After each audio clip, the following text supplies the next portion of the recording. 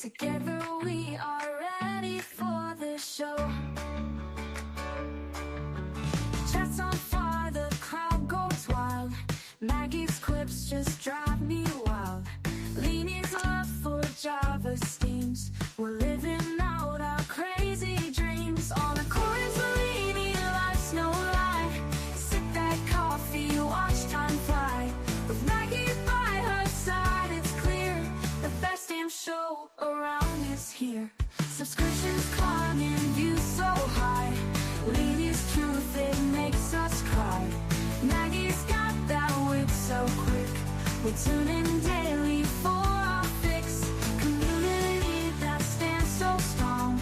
Laughing, chatting all day long. From sunrise to the longest nights. Leanie's tales put out our lights. On a coin to Leanie, life's no joke. Spark that cig and take a toke. With Maggie by her side, it's clear the best damn show around is here.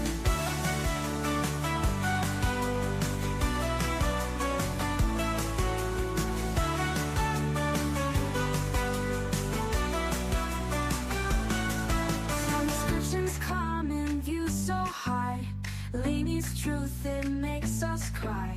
With Maggie by her side, it's clear the best damn show is always near. On a chorus, Leanie, life's no loud. Maggie's clips just drive me wild. Leanie's love for Java steams. We're living out our crazy dreams. On a chorus, Leanie, life's no lie. Sip that coffee, watch time fly. With Maggie by her side, it's clear the best damn show around is here. Best damn show is always here. The best damn show is always near.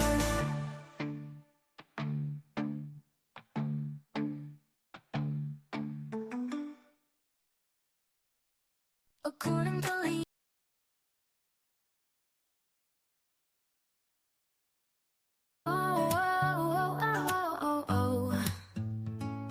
It started with a chat, just a few of us there, talking about life and the stuff we all share. From kids to chaos and the mess we make, we bonded over laughs and every mistake. From bad hair days to a joke or two, no topic was off limits, nothing taboo. We laughed till we cried, had each other's backs. A sisterhood formed in the middle of tracks. Sisterhood of the chat, we're strong and we're loud. From West Virginia, Liverpool, we're proud. From Texas to Australia, we've got the best. Lifting each other up, we pass every test. From the East Coast to the West, we cheer. From Indiana to New York, we're always here. From late night texts to early morning calls, we've been through it all, big and small.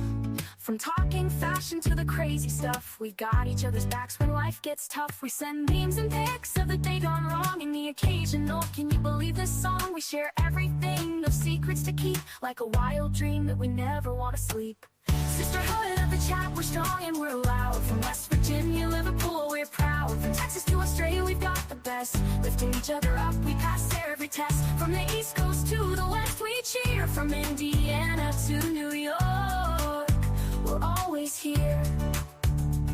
From Tennessee, where the music plays, to sweet tea nights and lazy days. From England's hills to the country roads, our sisterhood's a bond that forever grows. Sisterhood of the chat, we're strong and we're loud. From West Virginia, Liverpool, we're proud. From Texas to Australia, we've got the best. Lifting each other up, we pass every test. From the East Coast to the West, we cheer. From Indiana to New York, we're always here. Through the highs and the lows, we've been there. When the world feels heavy, we just don't care. We're loud, we're bold, we're a little bit wild, but always there for each other, with hearts so mild. Sisterhood of the chat, we're strong and we're loud. From West Virginia, Liverpool, we're proud. From Texas to Australia, we've got the best. Lifting each other up, we pass every test. From the East Coast to the West, we cheer. From Indiana to New York, we're always here.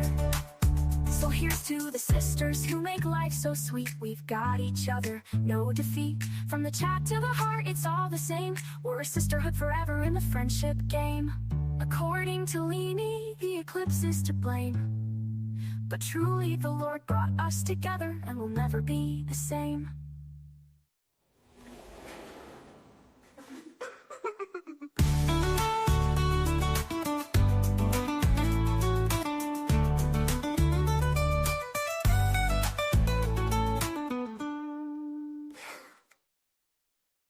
So here's to the sisters who make life so sweet. We've got each other, no defeat. From the chat to the heart, it's all the same. We're a sisterhood forever in the friendship game. According to Leany, the eclipse is to blame. But truly the Lord brought us together, and we'll never be the same. From the highs and the lows, we've been there. When the world feels heavy, we just don't care. We're loud, we're bold, we're a little bit wild. But we're always there for each other, with hearts so mild. Sisterhood at the chat, we're strong and we're loud. From West Virginia, Liverpool, we're proud. From Texas to Australia, we've got the best. Lifting each other up, we pass every test. From the East Coast to the West, we cheer. From Indiana to New York, we're always here. So here's to the sisters who make life so sweet. We've got each other, no defeat. From the chat to the heart, it's all the same. We're a sisterhood forever in the friendship game. According to Leany, the eclipse is to blame. But truly the Lord brought us together, and never be the same.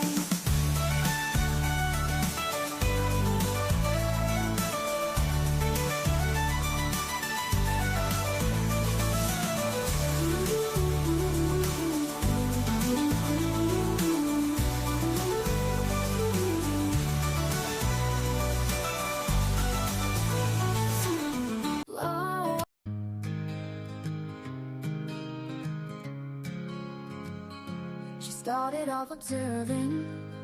She kept to herself her wording.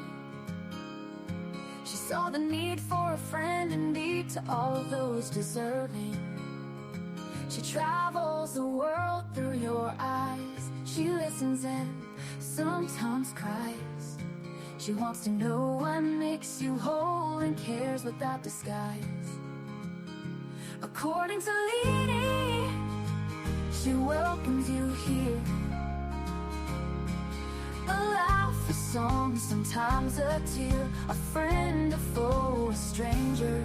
Your life story, your moments of glory. You're sad, you're happy, your dreams and your worries. She wants to know the ins and outs of all of you here.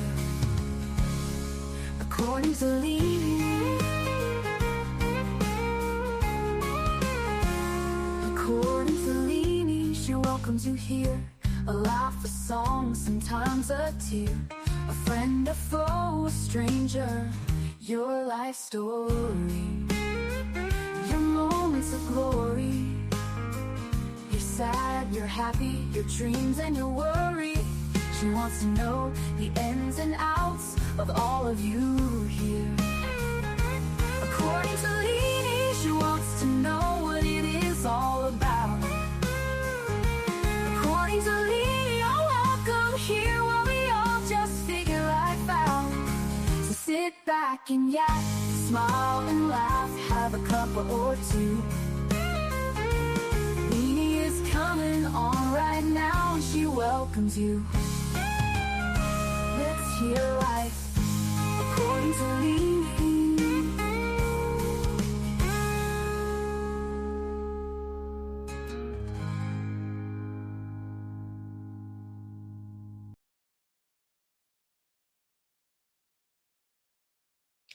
Good morning, good afternoon, good day, good evening. Wherever you are in the world, I'm just saying hello. Anyway, so let me shut this off. Here's a minute. Oh, we've got movement in the house. Oh, that was good timing, wasn't it? Represented by Attorney Kevin Martin. The Commonwealth is represented by Assistant District Attorney Jennifer Sprague and Assistant District Attorney Shannon Buckingham. All right. Well, good morning, everyone. Good morning, Counsel. Morning. Good morning, Ms. Clancy. Good morning, Your Honor. All right. So, are we ready for the jury? We are. All right. So, what we'll do is can I see Counsel just very briefly, just in regards to today's schedule? Okay, let me just check at this point that everybody can hear and everybody can see. Early for them, Gemma. Anyway, let me see who's in the house. Let me have a quick look. We've got Lisa Dodson in, Sharon Davidson. We've got all Lulu, Cooey Lou. We've got Melly Joe, the one and only Melly Joe. We've got the one and only Mary Jane Joe. That's all matching, isn't it? We've got, I've seen someone else before. Who was it?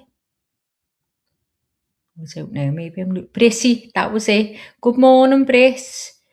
And Gemma, we've got Gemma. Gemma, why aren't you in work again? You're going to get the sack. Definitely going to get the sack.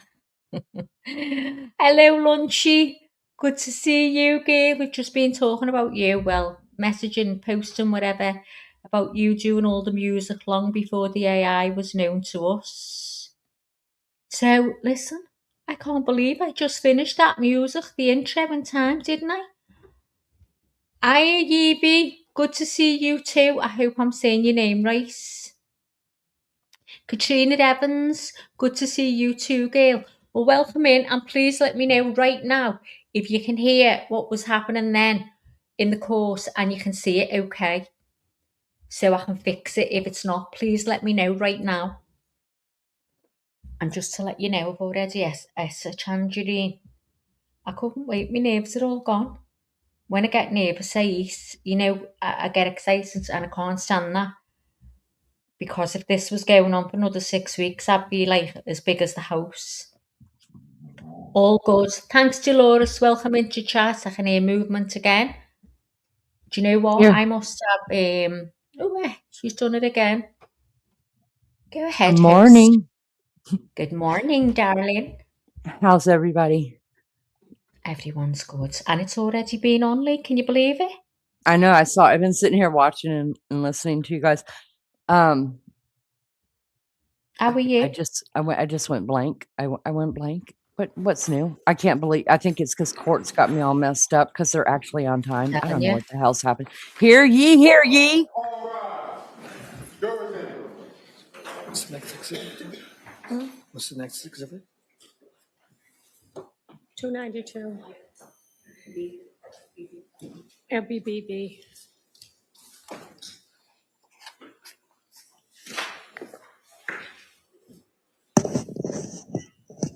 Mustn't it be terrible though, sitting there wondering about your face?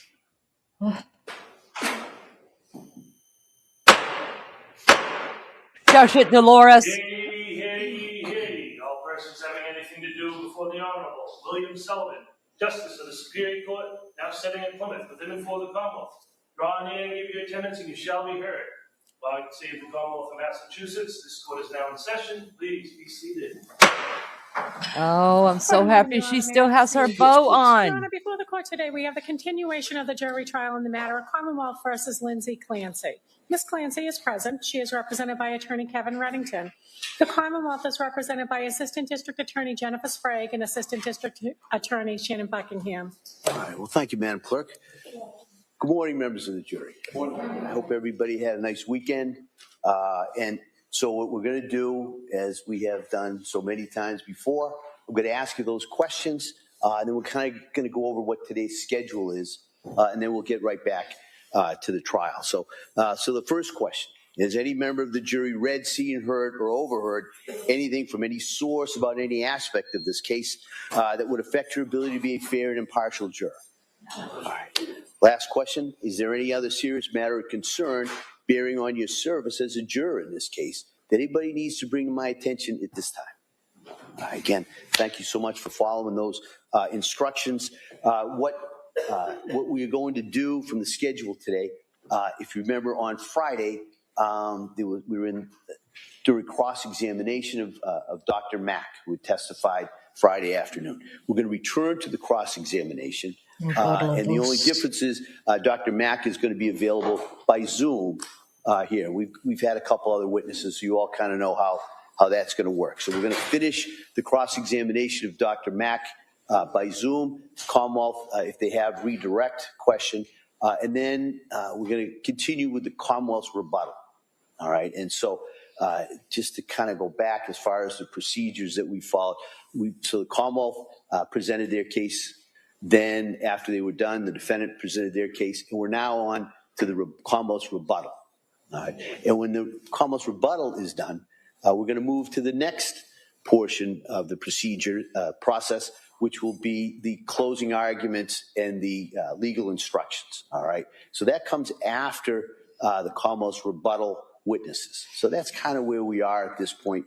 And so as we go through today, I'll kind of keep you up to date in regards to the schedule for going forward. All right. So that's where we are. So at this point, I'm going to, we'll get Dr. Mack on the screen, and then it'll be Mr. Reddington continuing cross-examination. Yeah. Dr. Mack, could you please raise your right hand? Do you solemnly swear that the testimony and the evidence you shall give to the court and the jury in the matter now pending between the Commonwealth and the defendant at the bar shall be the truth, the whole truth, and nothing but the truth, so help you God? I do. Thank you, sir. All right, Attorney Reddington. Thank you. Sir, how many times have you testified in courts on the issue of criminal responsibility? I would estimate 1 or 2. So if you estimate 1 or 2 times, would this be your 3rd time? By that estimation, yes. Okay, so it's not by my estimation, though, it's by your estimation, and you would know better than me, right? Yeah.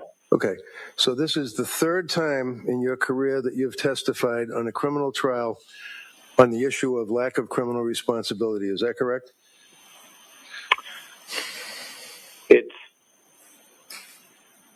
I know there are other times that I've created opinions. Oh, I'm sure. I'm not sure how many. I'm just asking about criminal responsibility. That's it. I'm talking about criminal responsibility. And I know there are other times I've created opinions, but I'm not sure that I've testified about them in the courtroom. So my question was simply, how many times have you testified in court on criminal cases regarding the issue of lack of criminal responsibility, and this would be your 3rd time, right? That is my recollection. Okay.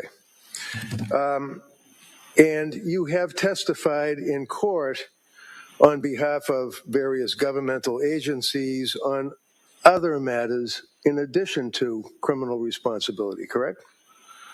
Yes. And you are operating under the umbrella, if you will, of the Park Dietz conglomerate of a lot of expert witnesses that, as I understand, would parcel out cases to different people. Is that right? There are times that I do cases through Park Dietz and Associates.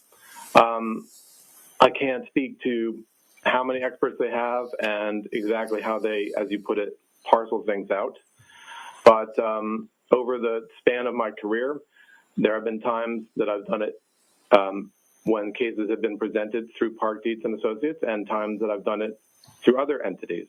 As I discussed the other day, I had a role for the state of Maryland, and at times, and in this case, there was a criminal responsibility trial that I was a part of when I had a role for the state of Maryland. So going throughout my career, it's been multiple different entities.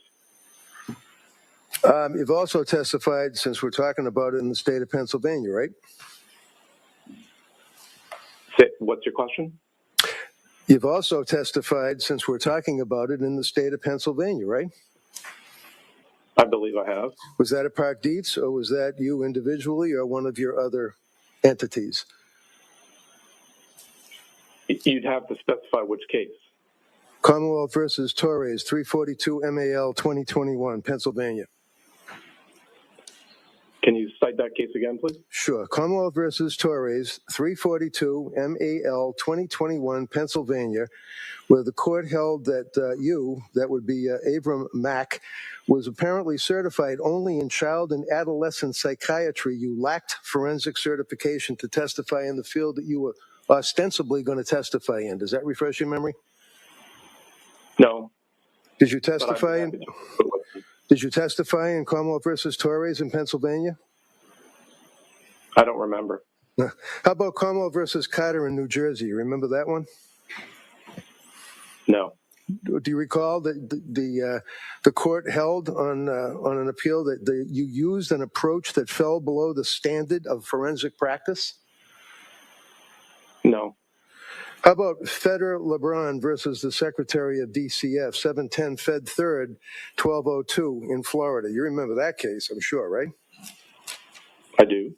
And in Feder, there was a gentleman, Mr. Feder LeBron, who was a Navy veteran, who was a single father and had a child.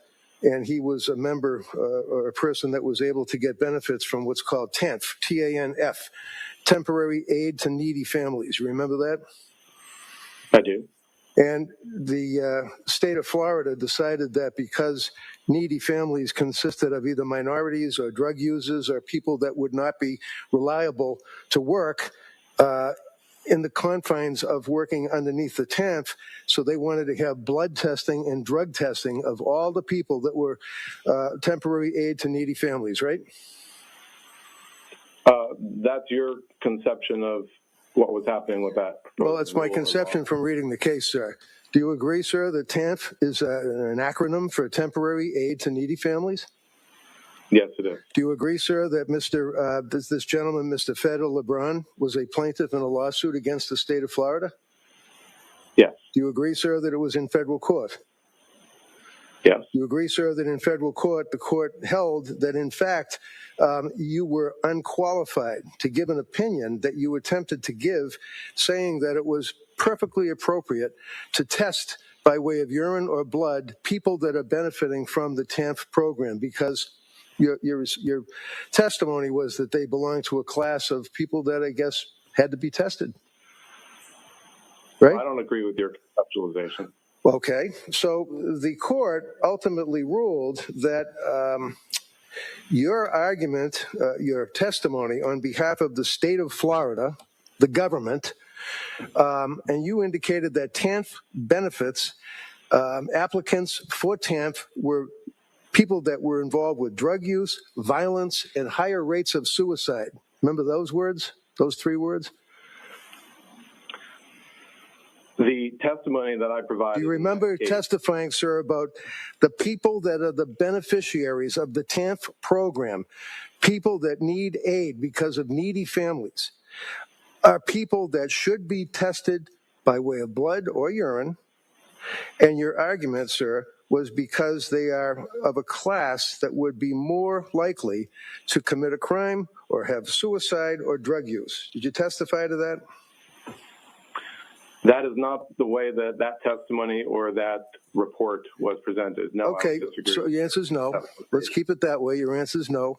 So you recall, sir, that there was an appeal, and in fact, on the appeal, it was determined that, yet again, you were not qualified to offer a relevant opinion because, number one, you never studied the TANF population. Recall that? No, that is not the correct conceptualization. Says you. Number two, that you did not survey any data. Recall that, sir? Specifically in Florida is the nuance on that issue. And number three, that you had no research whatsoever on the data that you based your opinion on. Would you agree with that, sir? No. Do you agree, sir, that the court held that you relied on other researchers' studies and didn't make any effort whatsoever to form an opinion based on your own research? Do you agree with that? I don't remember the specific language of the court. All right. Do you recall that ultimately your testimony was stricken? No, I don't believe that it was stricken. Okay. In any event, sir, you would agree with me that you have a memory of Avram Mack being subject to this attack, if you will, by the attorneys on behalf of the people that were involved with TANF, right? You remember that much, right? Yes, okay. I do. Thank you. Now, in summary, sir, you're here to testify in front of this jury regarding your testimony and opinion that you've given regarding Lindsay Clancy's state of mind at the time of the killing of her children. Is that correct? Yes. And you evaluated her in 2026. Is that right? Yes. So you really evaluated her about 3 years after the incident that occurred in January 22, right? January 2023. So you do recall the date that the incident occurred, 23, right? Right. So to answer okay, your the answer is right. Yeah. Okay. And in reference to your answer, sir, you would agree with me that there was a significant passage of time between the incident in 2023 and when you saw her about 2 or 3 months ago, right? Correct. Okay, and you drove out there with the guy that's going to be in here testifying in about an hour or so, Helbrun. Is it Helbrun or Heilbrun? When you say that I drove out there? I'm just asking the guy's name. Is it Helbrun or Heilbrun? You'll have to ask him how he likes to pronounce it. Well, did you know how to call him or what to call him when you were out there with him for 2 days at Tewksbury? Kirk, okay. And you met Kirk, I imagine, that morning that you were going to evaluate Lindsay? Yes. And what was the date that you evaluated her? Was it February date? I think the first date was April 10th. Okay. The second date was April 12th. And those were the 2 days that I was there. Right, because Kirk had to give her psychological testing on the middle day, right? Correct. Okay, so did you stay in a hotel or a van, or where'd you stay? You're asking me where I stayed? Yeah, I don't want to meet up. I just want to know where you stayed. I stayed in Massachusetts. Where? I believe in Wellesley. Where? Was it like a Holiday Inn? Was it a Ritz-Carlton? Where? A private home. A private home, okay. Kirk didn't stay there, did he? I don't know. You don't know? No, he didn't stay there. He didn't stay there, that's for sure. Okay. So in any event, you must have had plans to meet up with Kirk at Tewksbury Hospital, right? I did meet Dr. Halpern at Tewksbury Hospital, yes. Okay, I'm calling him Kirk because that's what you told me is that you refer to him as. But Dr. Hoffman, how do you pronounce it? I believe it's Heilbrun, but you'll have to ask him how he prefers it. Okay, I will. And then did you meet him in the parking lot of Tewksbury? Yes, I think that's right. And or in the lobby. Sorry, what'd you say? Or in the lobby. Okay. So when you went there on that date in April, the first day, you already had your information that you were able to form your opinion based upon. Is that right? At the time that I initiated the examination, I had reviewed records related to Ms. Clancy, but creation of the ultimate opinion. No. I'm asking about the records, sir. Real simple. The records that you reviewed. You had already reviewed them before you went to Tewksbury Hospital. Is that fair? Yes. Okay. And the records would be obviously cell phone extraction records, yes? I don't know exactly when I reviewed those cell phone records. How about defense expert forensic psychiatric evaluations?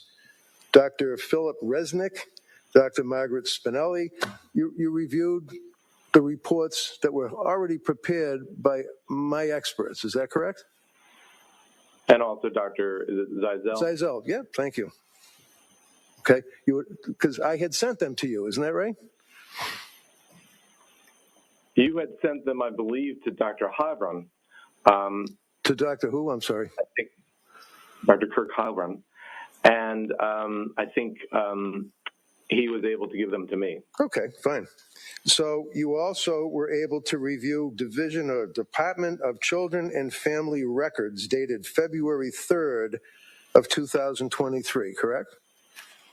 Correct. And those would be records that pertained, obviously, after the death of the children, but it was just an interview of Patrick, the father, and Lindsay's husband, right? That's what those were.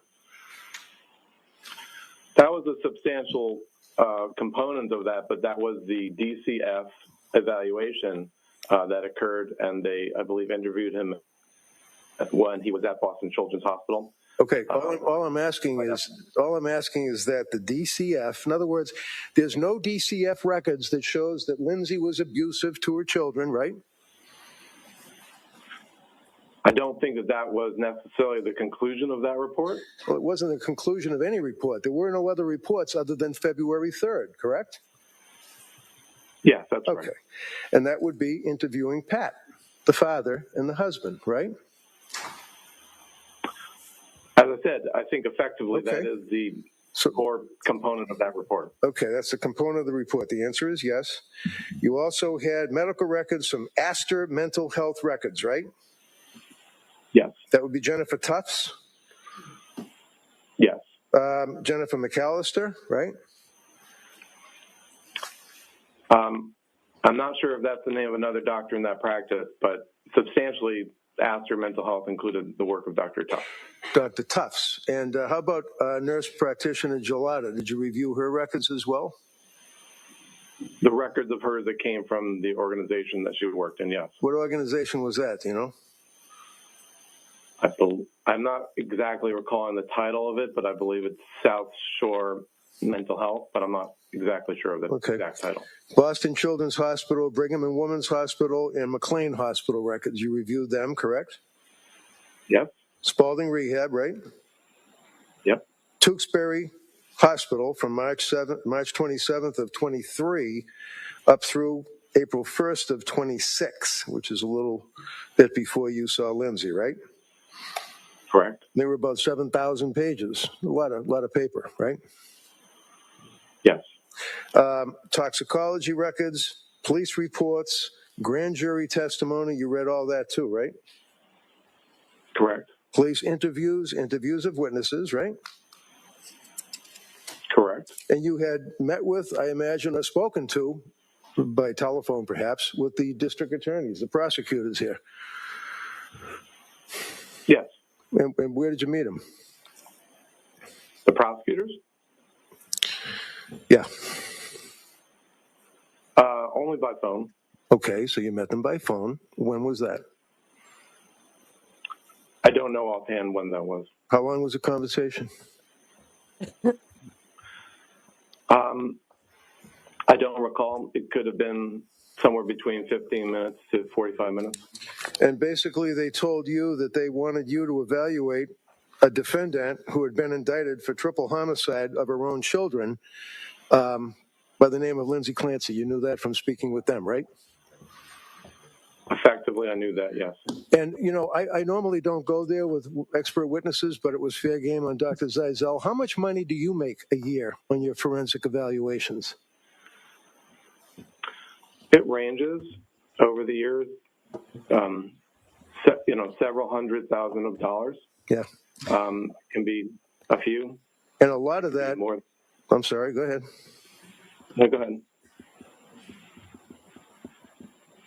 So a lot of that would be appointed cases or cases either from Park Dietz or some other warehouse that asks you to evaluate people and testify in the court, right?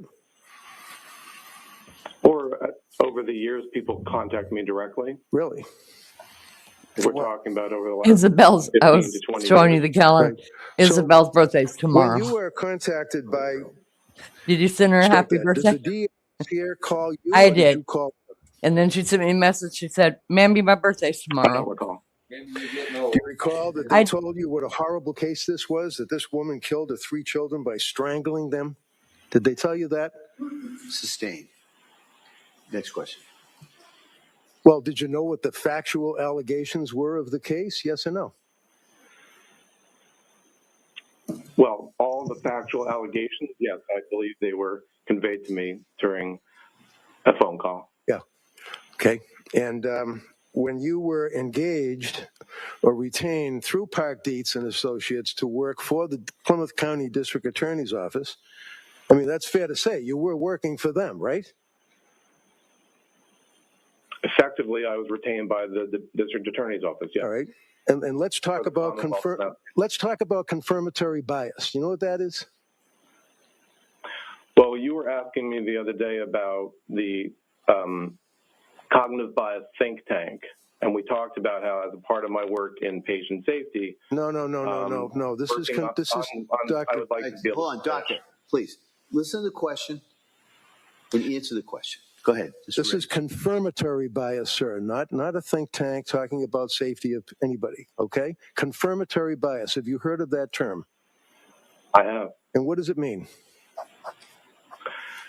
Well, if you're talking about the work in diagnosis in medicine, as I was getting at before, it refers to the idea that an individual has an idea as to what they're aiming for, and they gather information that accedes to that, and that brings that point together.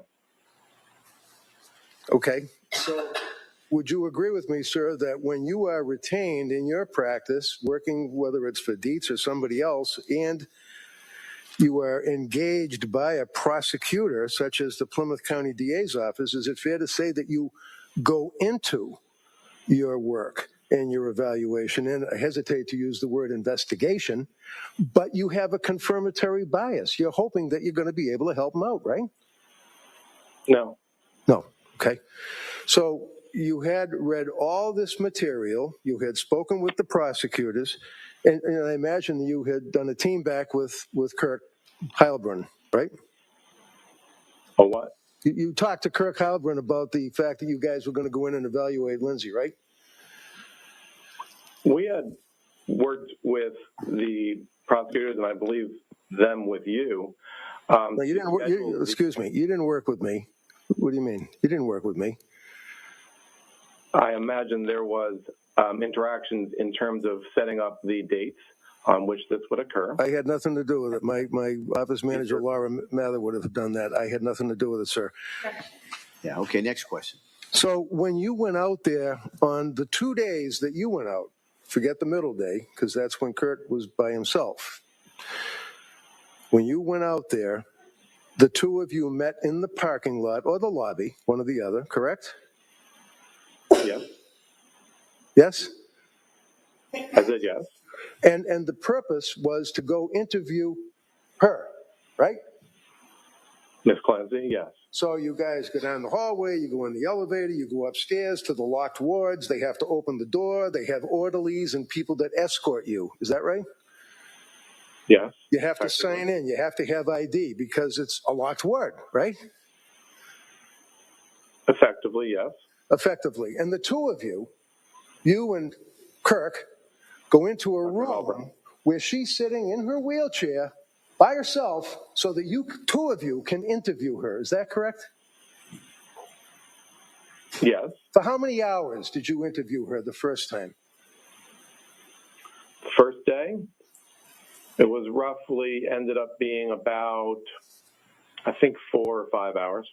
And have in mind, sir, as counsel has already elicited, she's incontinent. She has issues because of being paralyzed and had to have a break, didn't she? She did not ask for a break. Oh, she was able to power through the 4 hours? I don't know if that's the appropriate way to frame it. We took a break. During the interview, we discussed the schedule that she has for catheterization, if that's your question. So you and Kirk Heilbrunn sat down and you questioned Lindsay, the both of you together or one at a time, or how'd that work out? One would ask questions, and if another one had additional questions to ask about that particular topic, then the other would ask. And she was, fair to say, she was pretty cooperative with you guys, right? Yes. She was polite, she was affable, right? Yes. She answered your questions, right? Yes. And then when you concluded that first day, then the next day, Kurt Heilbrunn went on his own to Tewksbury and had another multi-hour interrogation, questioning, or whatever of Lindsay, right? He was there for a second day for psychological testing. So you're aware of the fact that he was there for psychological testing, right? Yeah. Now, a psychiatrist doesn't do psychological testing. The psychologist does, right? Typically, that's true. And there are a number of tests that are administered to people when they are being evaluated for purposes of a criminal case such as this, right? There is a number of different tests that test different aspects of an individual's psychiatric or psychological or cognitive functioning. Right. Like, for example, you want to determine, I would imagine, whether or not they're lying or exaggerating or minimizing their symptoms, right? That's always an interest, yes. And it's of interest because if a person is, in fact, masking or lying about their mind, trying to fake out an evaluating forensic psychiatrist or psychologist, when you say that's of interest, that's something that can be the test result that a jury could look at, right? Well, I'm not sure if there's a test that specifically states a person is lying. No. You ever heard of the MMPI? I have. Okay. You ever heard of the K scale? Yes. What is that? Well, the K scale is among the internal validity scales of the MMPI. The MMPI is an assessment of the individual's personality. Okay. So let's focus on the K scale, sir. When you say that let me ask you again, what is your understanding of what the K scale is seeking to find out? I answer this in the context of the purpose of the MMPI and what the MMPI is designed. What are you smiling for? This is not funny, sir. Disdain. Next question. MMPI, K scale, focus. What does it mean, sir? So the MMPI is an assessment of personality, and it is a set of questions that the individual responds to provide the test and to provide the user of the test to understand what is their personality like. The K scale is a set of questions embedded in the MMPI that are designed to see whether or not the individual is exaggerating in their responses, generally speaking. Okay. Or lying, right? They call the K scale the lie scale, right? Well, if you're simply referring to your own personality style, the issue is whether or not the answers are reliable or valid. It's not a matter of assessing if the person is lying on the MMPI. Does the MMPI assess to any degree whether or not a person is lying, in your opinion? No. No? So let's stay with Dr. Mack's opinion on the K scale. What would that do? It would determine if somebody is not being truthful about their symptoms or they're exaggerating their symptoms? Well, the MMPI assesses the individual's personality and their thoughts about themselves. So the question is how to get an accurate reading of the person's personality. If it is the case that they are having a deviation on the K scale, then you might not utilize the MMPI as a whole. But the MMPI is not designed in a sense as a lie detector. So what does that mean, sir, when you say if there's a manipulation of the K scale? What does that mean? I don't think I used the word manipulation. What word did you use? I may have said deviation. Okay. So if there's a deviation on the K scale, according to you, what does that mean? It may come to a threshold that the MMPI is not usable, and because the users cannot gather information about the individual's personality as a result. Because they're lying, and it's not a reliable test, right? That's the ultimate consideration, right? Right. So it's not saying that the person is lying. It's saying that the test is not reliable. Because the person who's the subject of the test is not being, let's say, forthright. Is that fair? I don't know that it's always necessarily a conscious act. An individual, it simply reflects the tendency the individual has when answering the questions that are on that subpart of the test. Okay, so if somebody has been indicted by the Plymouth County District Attorney's Office for triple murder, and you are working for the DA, evaluating whether or not they are suffering from a mental disease or defect, would you agree with me, sir, that there may be a tendency for somebody to exaggerate their symptoms to try to paint a positive picture of themselves? Overrule. Not necessarily. Well, how about a little bit necessarily? I don't know that there's a relationship. Okay. So you are aware, regardless, that when Lindsay took the test for Dr. Kirk Halbrun, that there was no indication whatsoever of any malingering, exaggeration, or anything along those lines in that test. Would you agree with that? If you're talking about the MMPI, correct. That's what we've been talking about.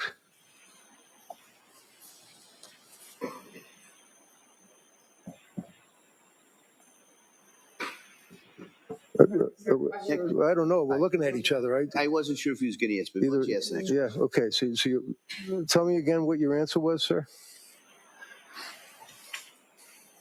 That effectively, that's what the testing elicited, that her K scale effectively, it was a valid test. Okay. Now, you, in your review of all of the records, Tufts, Gelada, McLean, you knew that one of the healthcare providers, which would be Gelada, was focusing on the possibility that Lindsay could have been suffering from bipolar 2. Is that right? I'm aware that that was on her mind, that was something she was concerned about, yes. And bipolar 2 is quite common, is it not, sir, as a precursor of a person who is suffering from postpartum depression or postpartum psychosis, right?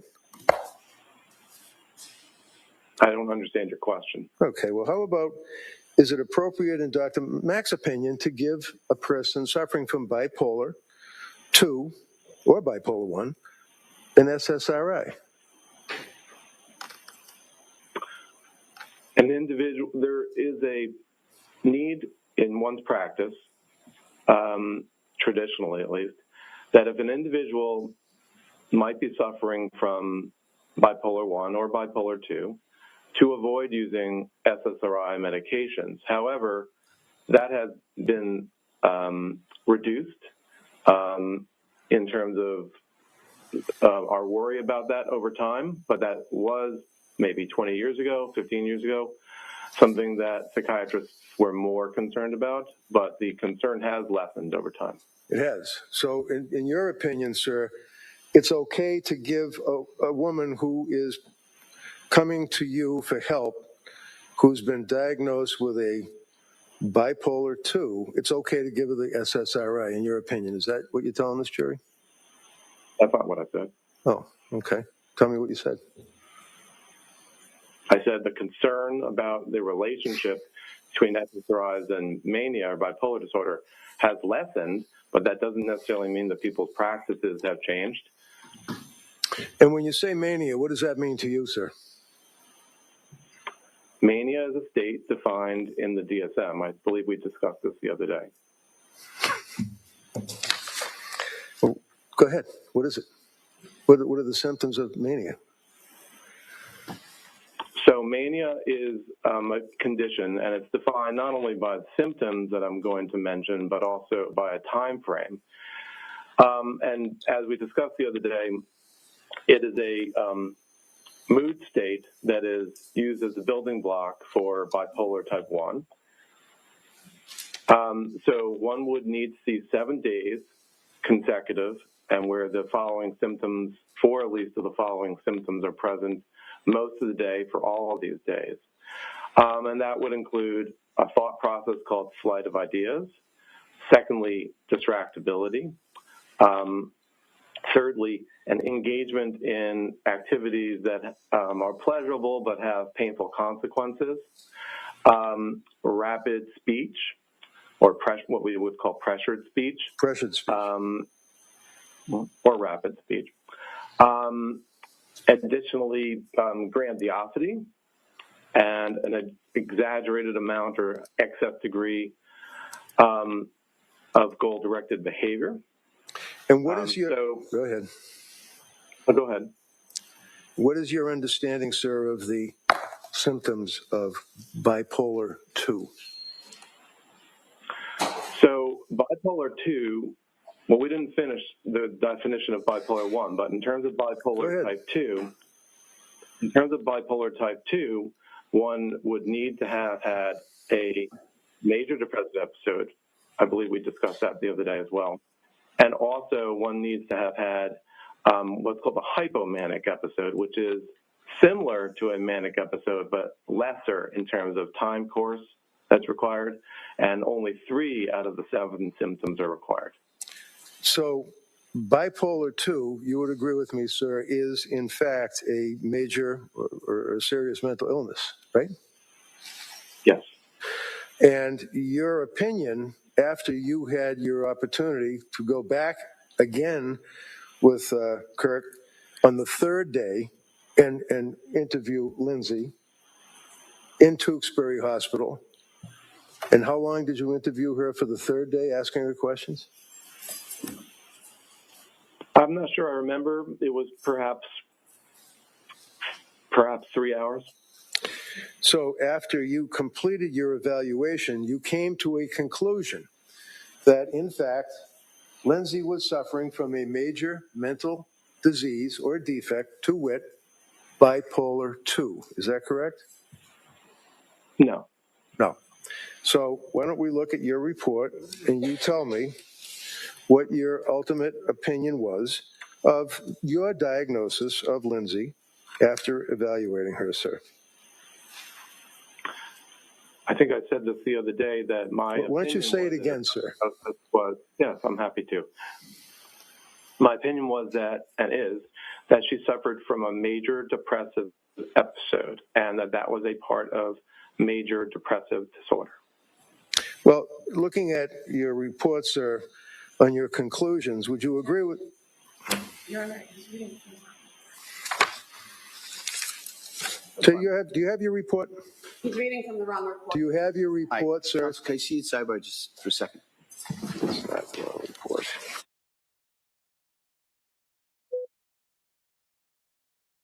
Ooh, back to sidebar. Get counting, peeps. I think Gemma's had to go, hasn't she, to do a bit of work, God help her. Listen, I'm quiet in the chat, and you know why? I'm doing a bit of crochet, because I've cracked on with that blanket. That's done now, that's out the way, thank God. But I'm trying to do, carry on with a child's hexie cardigan. I've done one side, I'm on the other side now. So I'm in my heaven, I'm in my happy place. I'm listening to a trial and I'm crocheting and I'm nosing at the chat. I've got the whole package. And it's brilliant. Is it all gabbers, isn't it, Lee? It's very brilliant. I wanted to say hello to, I think you pronounce her name more. I always skip these names. Mara. I hope I said that right here on screen. I love you too, Gemma. More, my eyes are going terribly. I need more. I think it is Mora. Manian. Oh, Mannion. Maura Mannion 675. Is that your name, Maura? Maura we Mannion. tr- I we want to try try. something foreign. Maura Mannion. We do try. I'm the worst than Lainey. Lainey, I have to ask Lainey for how to pronounce words. It's terrible. And then I have to Terrible. ask Pat sometimes too, because there's it's like you know how to say it in your head, but it won't come out of your mouth that way. At least that's the way it feels to me. Misty, thank you Hello, for the jewels. thanks for coming in. Oh, everyone, thanks for being here. Listen, I need to ask you, right, because I didn't have a chance this morning with these being early. I mean, you were 13 minutes late, but still, how did your weekend go? Was you, On page like, 35, Here we go. is that at the time of the incident, that Lindsay Clancy was suffering from a mental disease, and then you have the opinion, however, she retained substantial capacity to appreciate the wrongfulness or criminality of her conduct. Is that correct? Did I read that right? And the mental disease from which she suffered, in your opinion, was a mood disorder, major depressive episode. Is that right? Yes. And you further opined that she may have also had an anxiety disorder that preceded or continued to be present while the major depressive episode proceeded through January 24th. Is that right? Yes. Okay. Now, you're aware that she has been at Tewksbury under a particular diagnosis of a mental disease or defect, right? Yes. What is that? I believe it's adjustment disorder. Adjustment disorder. Is it not your understanding, sir, that she's suffering, according to diagnosis, bipolar disorder? I think well, you'd have to show me where you're referring to. So, did you have a chance to review Dr. Helbrin's report? I did. And do you know what Dr. Helbrin's opinion was of the diagnosis? Diagnosis. Yeah. What was it? I think he made a diagnosis of bipolar type 2. So, you have nurse practitioner Gelada, who, as a treating practitioner, indicates that the diagnosis possibly is bipolar disorder, correct? I don't know that she used those terms, but I know that she was concerned about the possibility. And you know, because you've obviously read and incorporated into your report Dr. Resnick's opinion, correct? Correct. And what is Dr. Resnick's opinion, sir, to your understanding? In terms of the diagnosis? Yeah. Bipolar type 2. Okay. How about Dr. Zeisel? You also had access to and incorporated into his report, your report, his diagnosis. What was that? No, offhand, I don't remember what his diagnosis was. How about Meg Spinelli? Did you have a chance to review her report and incorporate that into your report? I reviewed her report. Do you know what her diagnosis was, sir? I believe it was bipolar type 1. Right. So with all of the various healthcare providers that have an opinion of bipolar type 1, would you agree that that is a very strong indicator that a person could very well be suffering from postpartum depression?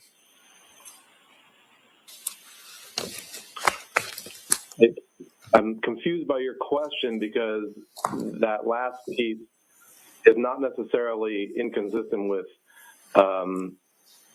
the diagnosis of major depressive episode. I'm asking you, sir, about your... I discussed the other day was when that specifier is able to be used, that would be a diagnostic question. So with the understanding that nurse practitioner Gelada is bipolar, or looking at bipolar, that Zeisel report, you don't know or recall what it is, but you incorporated it into your report. Dr. Resnick is bipolar too. You feel that this is or is not indicative of a precursor to a person suffering from postpartum depression? It's in the books. in the articles, right? Your use of terms, to me, seems apples and oranges. The question of postpartum depression would be, does the person have a mood disorder, and is it in the time frame following birth? I can't hear you. I'm sorry. So, I can't, can you say that again, please? we're talking about categories that are not aligned with each other. No, I'm asking you what your answer was, Diagnosis. okay? What's your answer? You'd have to restate the question. Okay. You recall Friday, sir, that you were talking about onset of postpartum depression symptoms occurring within a particular time frame. Do you recall that, sir?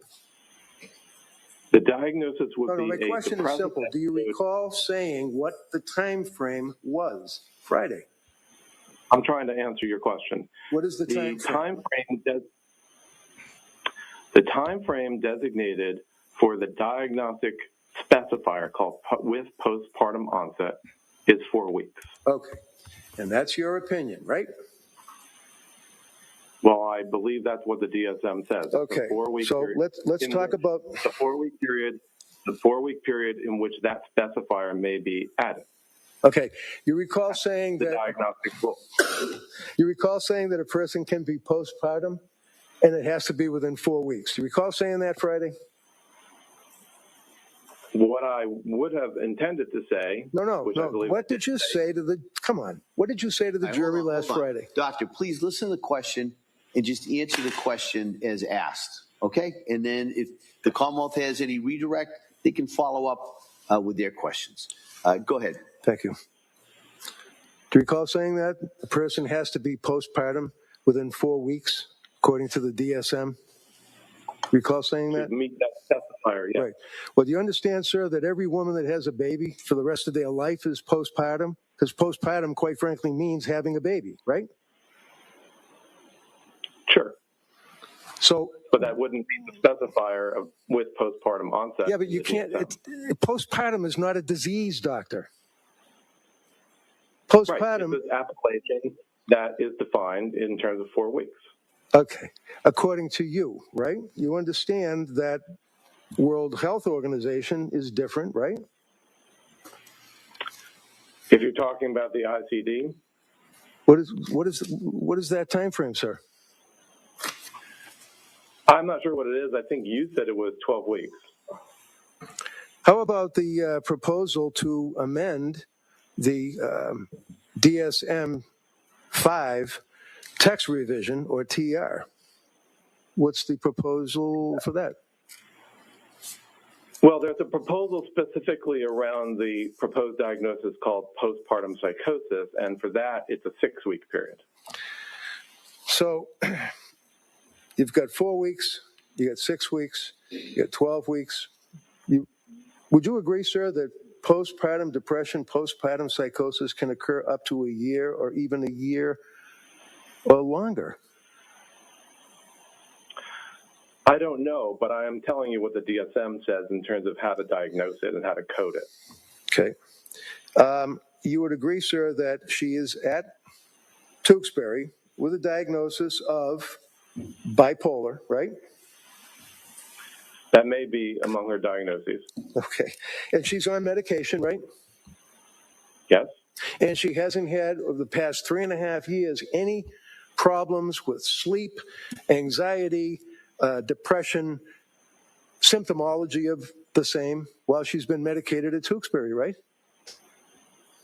Do you need your flash screen? She has not demonstrated any signs of mania. And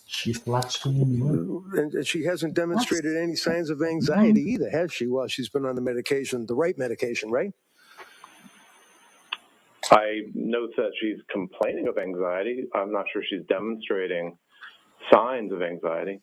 Other than the fact that she's paralyzed and has to be in a wheelchair, she's not exhibiting the inability to bathe, the inability to emote, to have feelings, to talk to people. She's able to communicate with people, right?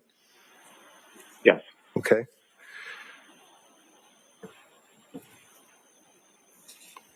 Do you know what medications that she's on while she's at Tewksbury? She's taking, I think we discussed this the other day, a low dose of Zyprexa, I believe clonidine and trazodone, and propranolol occasionally. Okay. Now, after you had a chance to review the medical records from Dr. Tufts, which would be from end of September of 22 up through October of 22, for example, initial prescription, right? I reviewed all the records from Dr. Tufts, yes. And you recall what the first prescription was that she got, right? Sertraline? And that would be what, 25? Yes. Was that increased? It was. And was there an issue or a problem, according to Lindsay, when that was increased from 25 to 50? Yes. And what was the problem that she indicated to the doctor? She wanted to sleep, but she was finding it hard to sleep. She was unable to sleep for a period in excess of 48 hours, is what she said, right? I think it was at that point, yes. And also, she indicated that there was, in her opinion, a symptom that she didn't really have a need to sleep, even though she had gone 48 hours without sleeping, right? No, she wanted to sleep. Well, would you agree with me, sir? She was tolerating, she described that she was tolerating during the daytime and functional sufficiently without the sleep, but she found that she was trying very hard to sleep and she couldn't sleep. Oh. And do you recall her indicating that she did not feel, regardless of 48 hours straight without sleep, that she had a need? She said she didn't feel like she had a need to sleep. Did you see that in the records? I'm not sure that it would be characterized that way. Did you see? Okay. Did you see anything in the records? Wanted to sleep. All right, one at a time. Go ahead, Mr. Reddington. Did you see anything in the records that indicated that she complained of the fact that she had gone 48 hours without sleeping after she was on the sertraline, and then felt that she did not need to sleep, even though she'd been without for 48 hours?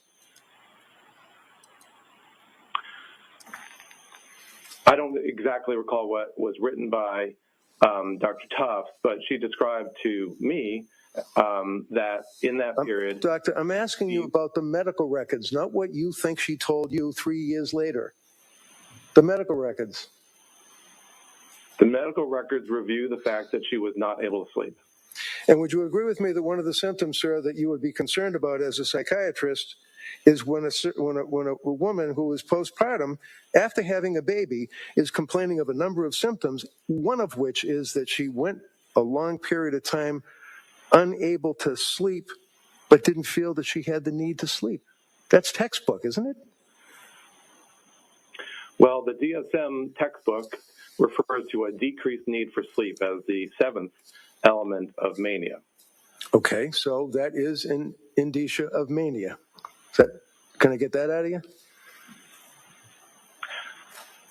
The way it's written is a decreased need for sleep. Okay. I don't know that she has decreased need for sleep. And then the medical... trying very hard. Go ahead.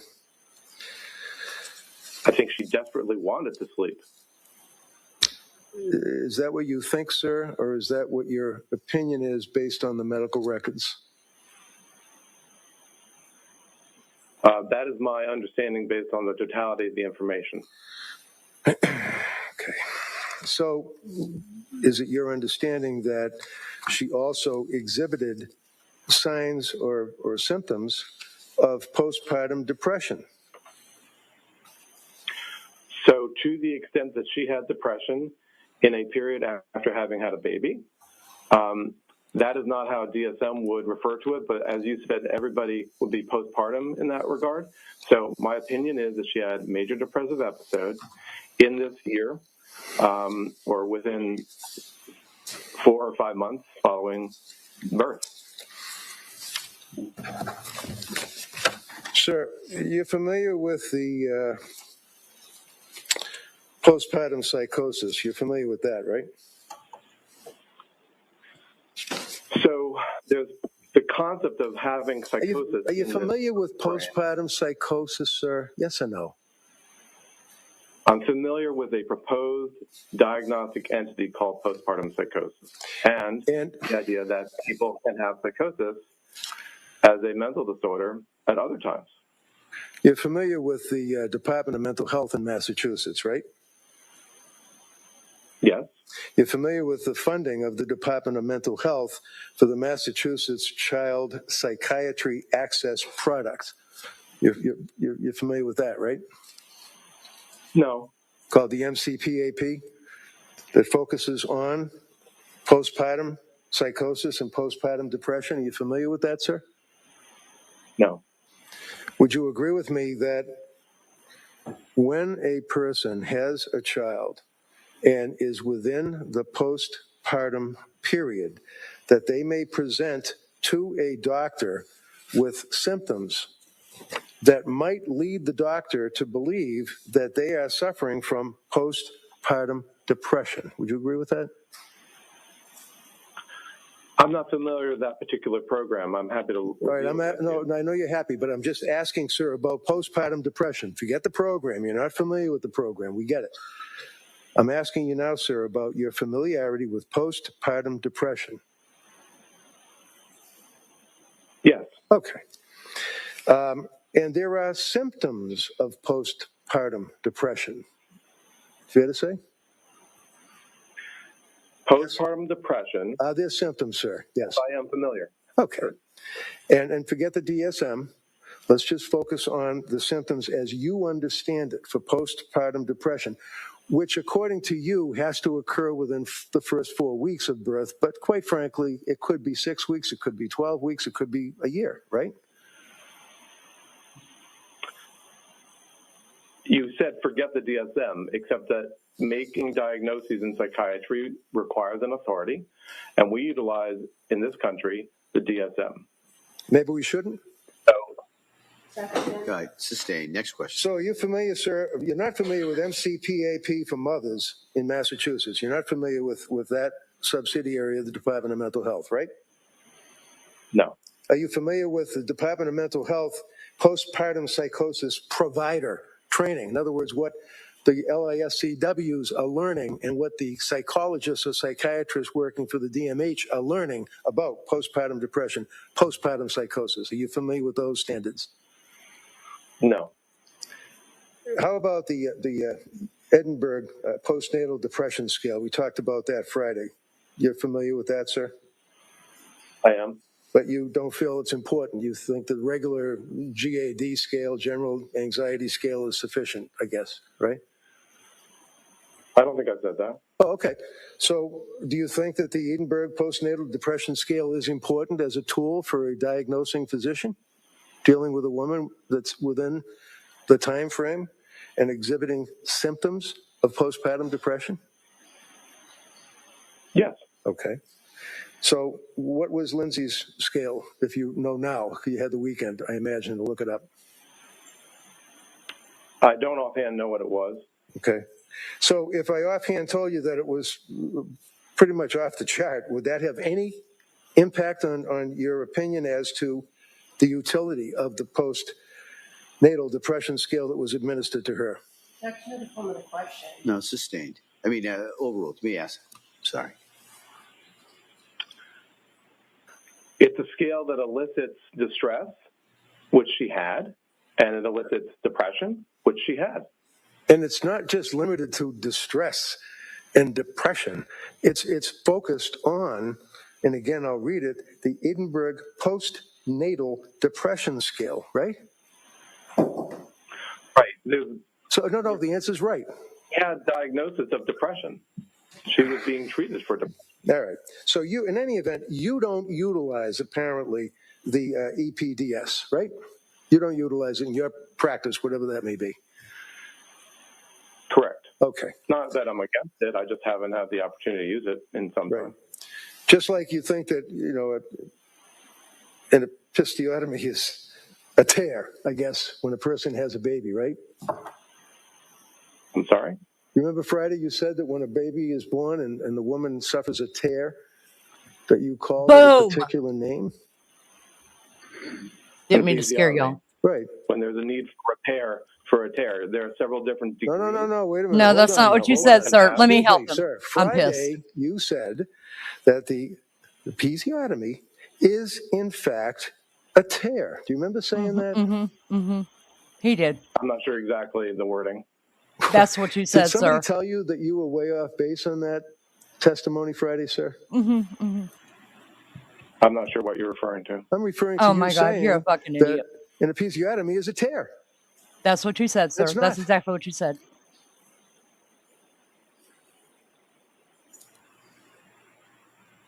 And, Your Honor, is there a question before the witness? I already asked the question. I'm looking at him staring back at me. All right, I want you The last, just hold on. Well, you can rephrase that. Do you remember saying Friday that episiotomy is a tear? Do you remember saying that to this jury, sir? I don't remember the exact words that I stated. Okay. Did anybody After a tear.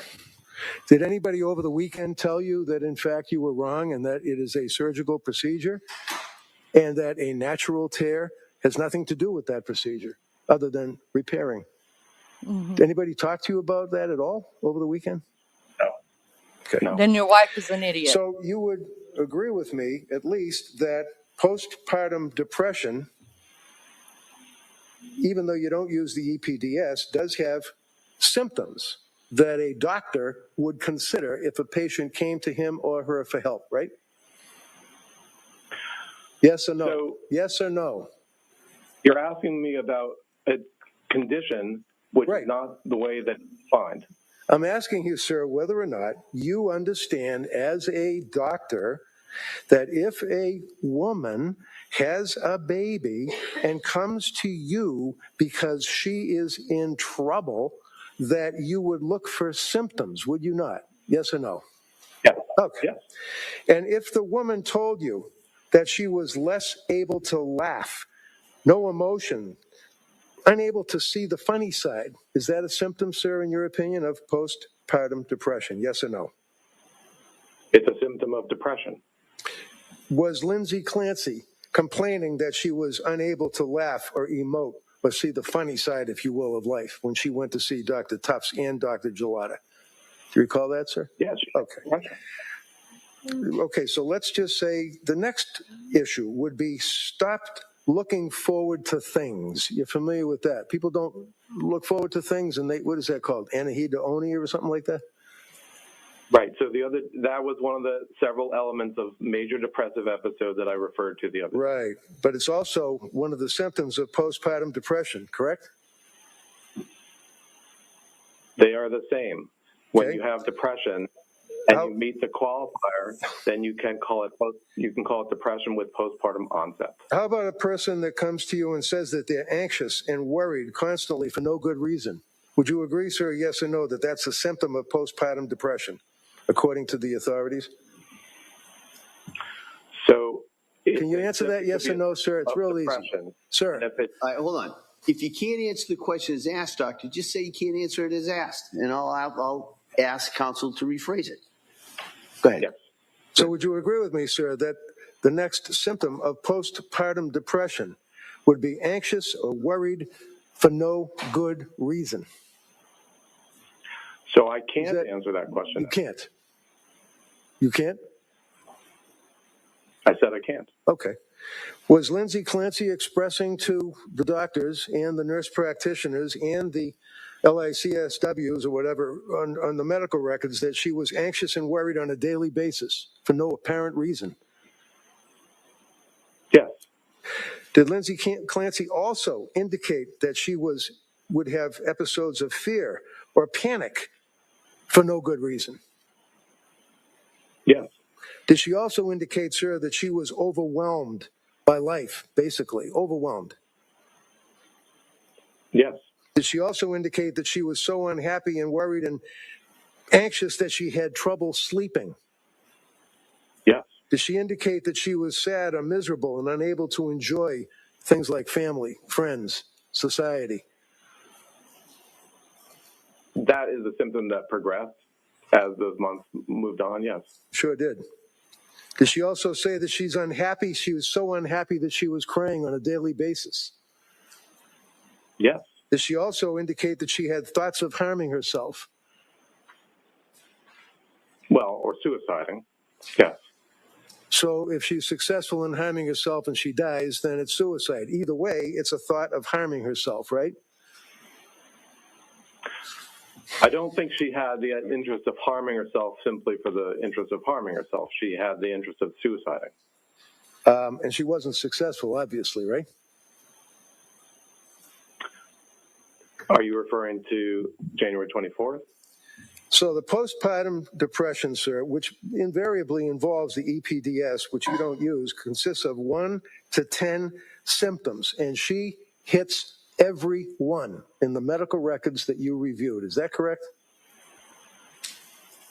First of all, I'm not sure what you're... Well, I can't answer the question as you've asked it. I'll put it... Let's talk about postpartum psychosis, because that is something that can follow postpartum depression. Is that right? You're using terms that make it that I can't answer your question. Postpartum psychosis, you can't answer? You know what that is, don't you? Are you referring to the proposed diagnosis that we referred to earlier? The one I'm referring to the fact that this young lady was suffering from postpartum psychosis when she killed her kids. Do you know what postpartum psychosis means? So there is a observation that a person may have psychosis, or there is the proposed diagnosis that we referred to the other day. Let's do this. Symptoms of postpartum psychosis. Number 1, hearing voices. Would you agree, sir, that hearing voices is indicative of having a symptom of postpartum psychosis? You're referring to a condition or an illness called postpartum psychosis, and I don't know that I can answer questions as a psychiatrist based on that. Would you agree, sir, that when a person is suffering from postpartum psychosis, you understand that term, do you not? When we elicit, do you understand the term postpartum psychosis? It's real easy. Do you understand that term? It's actually not easy. It's serious, but when we do elicit psychosis after a birth, we take it very seriously. Typically, who's we? Who's we? We take it seriously. Well, who's we? We psychiatrists. I, as a psychiatrist. Yeah. So, would you agree with me, sir, that when you are diagnosing, if you do, a patient that's coming to you for help after having a baby, so it's postpartum, and has been through, let's say, postpartum depression, and is now complaining of hearing voices or a voice commanding her to act, that is a symptom of postpartum psychosis, yes or no? Is it? That would be psychosis. I don't know exactly based on your hypothetical as to whether it would count as the proposed postpartum psychosis illness, disease, but it certainly would be a concerning symptom or sign. Okay, so if you had administered the Edinburgh test, that is something that may have assisted you in evaluating the claim that the person is hearing voices, because that's one of the things that you would be concerned about with a patient, right? You're always concerned if you're encountering somebody who's hearing voices, especially if they're new. Especially if they're a mother, right? Anybody. How about thought broadcasting? You ever heard of that? Yes. Okay. How about a patient that says that they're worried about hearing voices and they're worried that people such as teachers could hear the voices in their head? Is that something that would concern you? Yes. How about if the person was afraid that somebody is able to hear the voices in their head and would call the police or DCF and they'd lose their kids?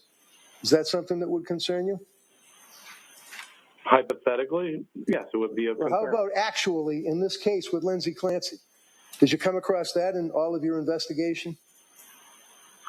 I came across, in my evaluation, a period where she worried that people could hear what she was thinking. That's different, first of all, from thought broadcasting. But in either event, as I've said, she was in a serious psychiatric state, and she was suffering. How about number 2, postpartum psychosis symptomology, delusional beliefs with distorted reality? Did she complain to Tufts or Gelada about having distorted reality, being disassociated? Things weren't real. Do you recall coming across that? So there were times that in the context of some of the medications she was taking that she felt that things weren't real, yes. Okay, so or that my question, felt sir, uncomfortable. my question, sir, is whether or not she complained of that to her health care providers. You'd agree with me Yes. that she did, right? Yes. Okay.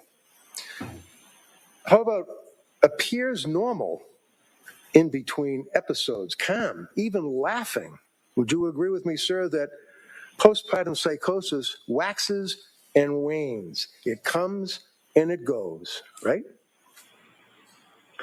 So are you referring to a particular I'm asking you a simple question. Do you agree that postpartum psychosis waxes and wanes, that it can come out of nowhere and then leave, and a person can appear normal? They can even laugh. Would you agree with that, sir? Are you referring to postpartum psychosis and illness, or the findings of psychosis in somebody who's postpartum?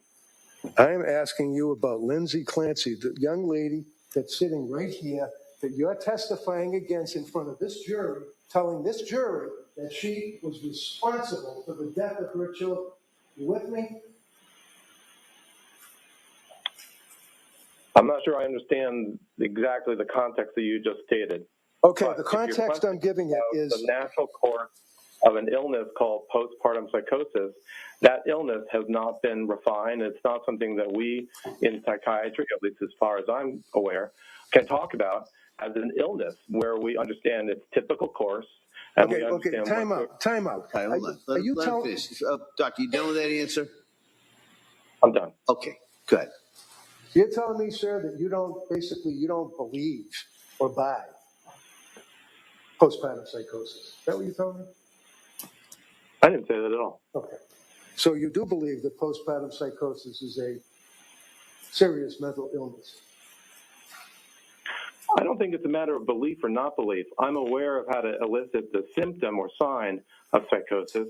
I am also aware that there's a proposal for an illness that would be recognized where we understand its typical course and how it progresses, that has been proposed and that has not been approved for use in psychiatry in the United States.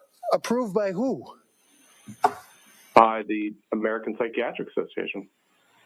The APA, so you're... Hold on. By the team that let me, if I can finish, by That's the particular body within the American Psychiatric. All right.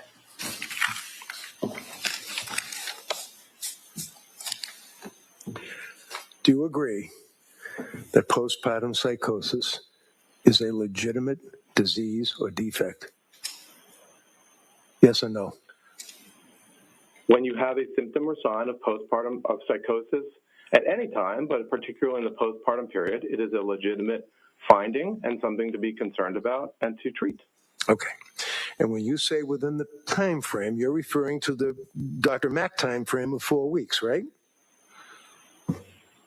No, I think, as I said, any time that a person has psychosis. Okay, so the issue about 4 weeks has to do with how we would diagnose it or what wording we would use to diagnose it, but that doesn't have to do with the reality of the individual. Okay, so any time that there is a psychosis, and if it's postpartum, you would agree that you can put the two words together and it's postpartum psychosis, right?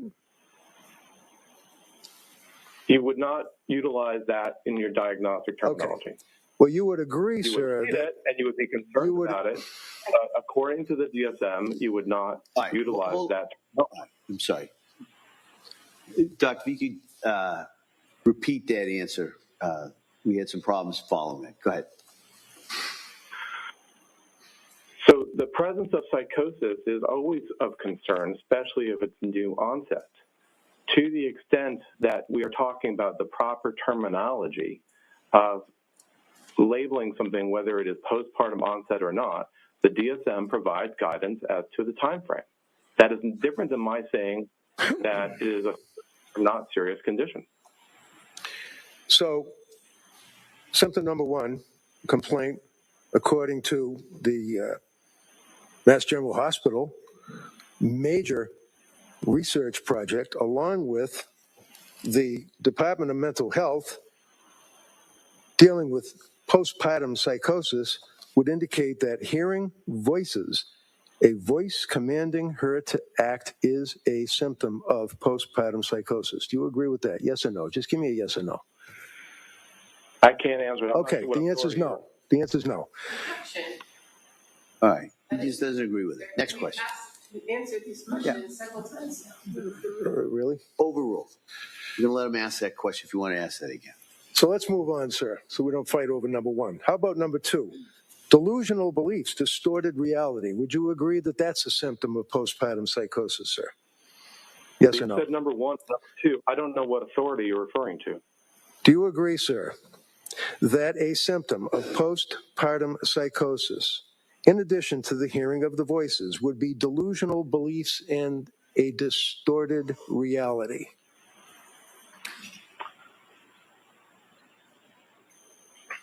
I can't answer because I still don't know if you're referring to the phenomenon of psychosis or you're referring to some illness. I'm referring to the illness that Lindsay Clancy was suffering that's in her medical record, sir, that you tell this jury you read. That's all I'm asking. Well, I didn't find any evidence of psychosis in her record. Okay. Other than was there any was there any indication that she was hearing voices? Did she complain about that, sir? Yes or no? She complained about intrusive thoughts. Okay. If that's where you're referring. How about the delusional beliefs and distorted reality? Do you recall her complaining about distorted reality, sir? Yes or no? I'm not sure she used those terms. If you're referring No, never mind what I'm referring to. Your answer is no, right? No, she did not display psychotic features. I didn't ask about psychotic features. I'm asking you about delusional beliefs and distorted reality, doctor. That is a type of psychosis. Okay. So I didn't see any evidence of any psychotic features throughout the medical records. So it's your understanding from reviewing her medical records that Lindsay never indicated that she was not participating in reality, that she was in a disassociated state, that she was out of touch with reality. You're telling this jury you never saw that? I did see that evidence, that component that you discussed with their physician. Great. I don't see that as a sign, strictly speaking, of psychosis. It may have been in some cases, but I don't see any signs of psychosis or delusions. Like in this postpartum psychosis, sir, you'd agree that delusional beliefs, distorted reality is a symptom, yes or no? Not waxing and waning with your answer, yes or no? Are you referring to an authority there? Doctor, you agree. Doctor, hold on. Here's the way this works, all right? You don't really ask a lot of questions. You answer the questions, all right? If I told you before, if you can't answer a question the way it's framed, just let me know, and I'll tell counsel to frame it in a different way, all right? So that's the rules. That's how it works here. So go ahead, Mr. Reddington. Thank you. Would you agree, sir, that a symptom of postpartum psychosis with a woman who is coming to a physician for treatment indicates that they appear to have normal periods between episodes of disassociation where they're calm, they're even laughing, and they can drive cars, they can talk to people, they can use telephones, all of that, right? It would be, that description may be of other things, but it's not necessarily of psychosis. How about Severe sleep deprivation, sir. Do you agree that severe sleep deprivation is a symptom when you're considering the whole of the patient complaining of various symptoms? Severe sleep deprivation is a symptom of postpartum psychosis. I can't answer the question the way you phrased it. Okay, so let's say postpartum psychosis, you're somewhat familiar with it, and would you agree that severe sleep deprivation is a symptom of it? I can't answer the question the way Okay, you you phrased can't it. answer it, okay. How about rapid mood swings? Would you agree that rapid mood swings are a symptom of postpartum psychosis, sir? I'm not sure I understand your question. Okay. How about a person saying that they're not herself? I want to be myself. I want to go back to being myself. I can't be myself. Is that a complaint that is a symptom of postpartum psychosis, sir? It might be, if the person has psychosis. Okay, the answer is it might be. Did Lindsay Clancy indicate that she wanted to go back to being herself? Yes. Now, did she also, was there any evidence, sir, of thoughts of harming her children?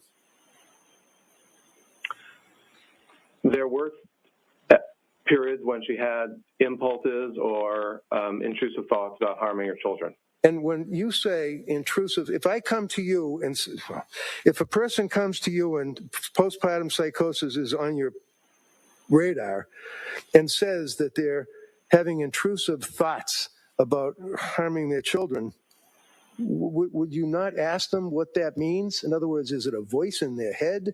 Is it their thought process? What is it? Do you ask that question? Of course. Did anybody ask that question when she was complaining about having intrusive thoughts about suicide, for example? Did anybody ask her what that meant? Voices in the head or thoughts? I believe that the clinicians at McLean, at Mass General, Dr. Gelada, Dr. Tufts all asked about or all made inquiries to understand the nature of her suicidal ideation. Do you believe that based on your review of the medical records and based on your review of the numerous cocktail of drugs that were prescribed to her that she received good medical care from Gelada and Tufts? No, ruled. I don't have an opinion on that. Did she complain that she was not herself and her family could see the change? Yes. Okay. Did she also complain of thoughts of suicide? Yes. Did she also have poor insight? I'm not sure that she had poor insight.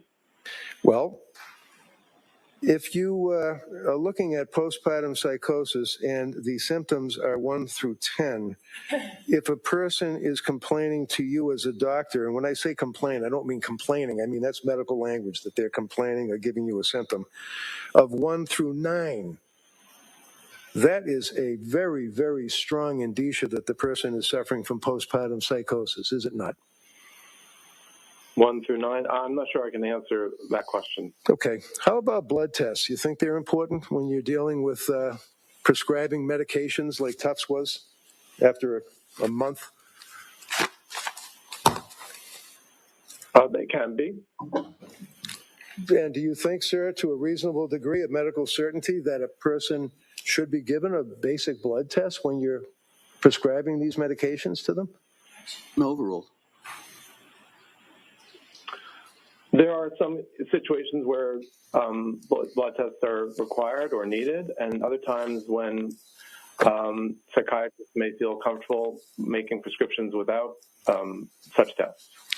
So there is a further test that can be given that would actually determine whether or not a person's enzymes are reacting to the drugs, the narcotics that are being prescribed to them. Isn't that right? You say narcotics? Well, drugs, you know, sure. like sertraline or... Can you say the question again? Sure. Prescriptions. When a person is prescribed prescriptions, it is well within reason that a competent physician would, number one, take a simple blood test, right? It's possible. Okay. And I guess that's up to the doctor that you're seeing, right?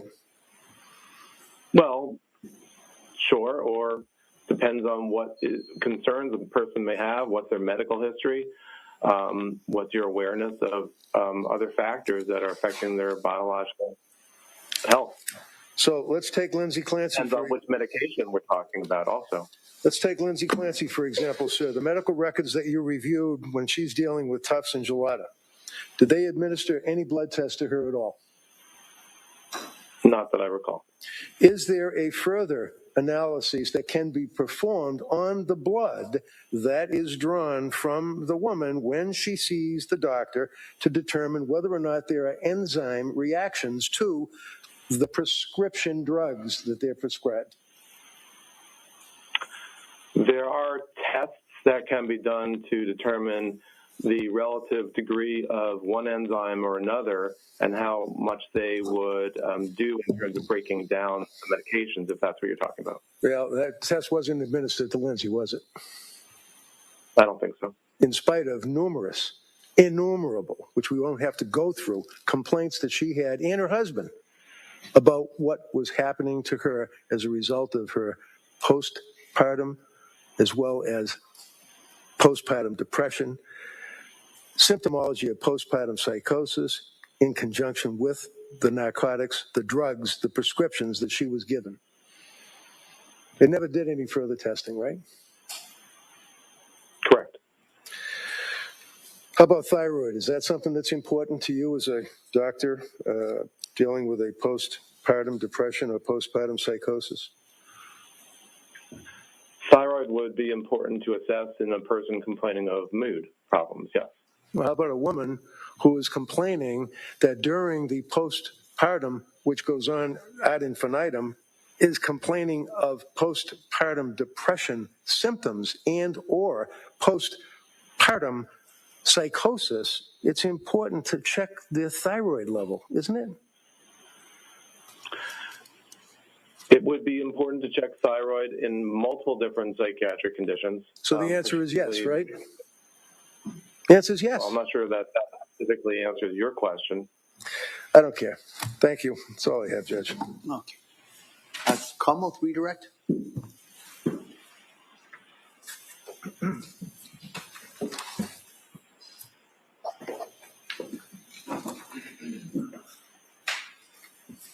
Good morning, Dr. Mack. Now, defense counsel kept referring to your investigation in this case. Do you see your role as an investigator when you're retained to do these evaluations? No. And in fact, you are evaluating for a specific question, correct? That's correct. And in your evaluation in this case, you were asked to focus on the mental condition of Lindsay Clancy at the time of January 24, 2023, right? So, excuse me, he's able to answer yes or no, but this is direct, so I'm objecting to the leading. I'm going to allow just to kind of focus to the area, and then we'll go from there. Go ahead, counsel. Thank you. You can answer that question. Yes. Now, were you provided the information that you reviewed? Yes. And were you aware where that came from, whether it was the court or the district attorney's office or from defense? I'm not necessarily aware of the origin of any of the documents that I reviewed, only that I did review them and I did possess them. And as far as the timing of when you were retained in this case, I believe your testimony on Friday was that your memory was early 2025 you were retained. Is that right? Yes, I would say that the initial discussion about it was at the end of 2024. I'm not exactly sure when the Commonwealth or the district attorney's office exactly made the retention happen, but I understand it to be early 2025. And you were provided a significant amount of information after you were retained, correct? Yes. And that information continued to come to you up until the point that you were going to meet with the defendant in April of 2026. Is that fair to say? That's correct. And were you able to set up that interview with her on your own? No. Is it your understanding that it had to be with the permission of the court and the parties? That's my understanding. And that date in April was a date that was provided to you as a date that you could go and speak with her, correct? Yes, the 2 dates, April 10th and April 12th. And in conducting these evaluations, is it standard or best practice to review as much information as you can prior to that interview? That's correct. And you were provided records from the Tewksbury State Hospital in the weeks prior to your interview. Is that fair to say? Yes. Now, when you're retained on cases, this case and any other, you're paid for your time and your work regardless of what your ultimate opinion is, correct? That's right. Can you explain to us the relationship that you have with Park Dietz and Associates? Yes. There are times that attorneys around the country go to Park Dietz and Associates seeking or asking if they have an expert in a particular field, and Park Dietz and Associates may be able to propose one expert or another who might be able to help that attorney or law firm. And so in your relationship with that company, you are simply an independent contractor, or are you employed by the company? Independent contractor. And fair to say, there's not kind of a group email that somebody can send out asking for experts on all these types of areas in which you testify, right? No, the Park Dietz and Associates would go to individual experts that they think might be appropriate for one or another case given the topic. Now, you were asked some questions about Dr. Halbrin, and I think last week on Friday you indicated that you didn't know him prior to working on this case. Is that correct? Correct. I had never met him. And so is he a name that was familiar to you in your area of general psychiatry? I knew that he was another expert that works with the Park Dietz and Associates group, but I had never met him. And in fact, he's not a general psychiatrist, is he? I believe he's a psychologist.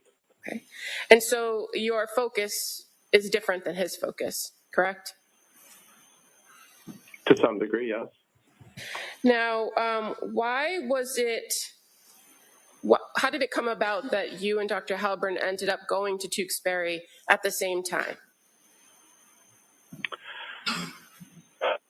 Well, my memory is that to the extent that he also had been retained, that there was a need to that there was only going to be one opportunity for an examination by the prosecution. And so rather than create two different sets of interviews for Ms. Clancy, it was better to overlap them and have them happen concurrently.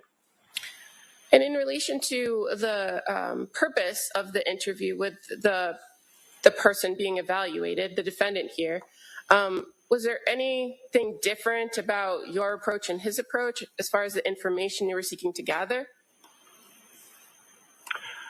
Generally, no. As has been mentioned, he went ahead and did psychological testing on the second day.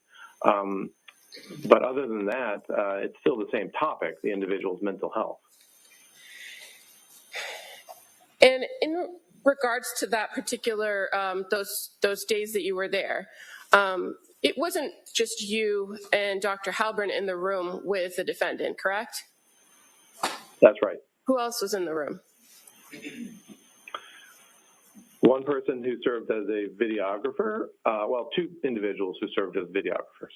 Do you know who retained the videographer? I don't. And you're aware that Ms. Clancy was also on a one-to-one. So was there a staff member from Tewksbury close by, if not in the room? close by, but not in the room. And the person who was conducting the video, they were in the room running the video the whole time? That's correct. And fair to say, as it pertained to taking breaks, you and Dr. Halburn offered the defendant multiple opportunities to take a break, correct? Yes. And we made it clear that we could take a break anytime. And she repeatedly declined a break, right? I recall that, yes. Okay. And that would be contained within the video that was running throughout the course of your interaction with her, correct? Yes. At this time, Your Honor, I'd like to present as the next exhibit the recorded interview of the experts. I see counsel at sidebar.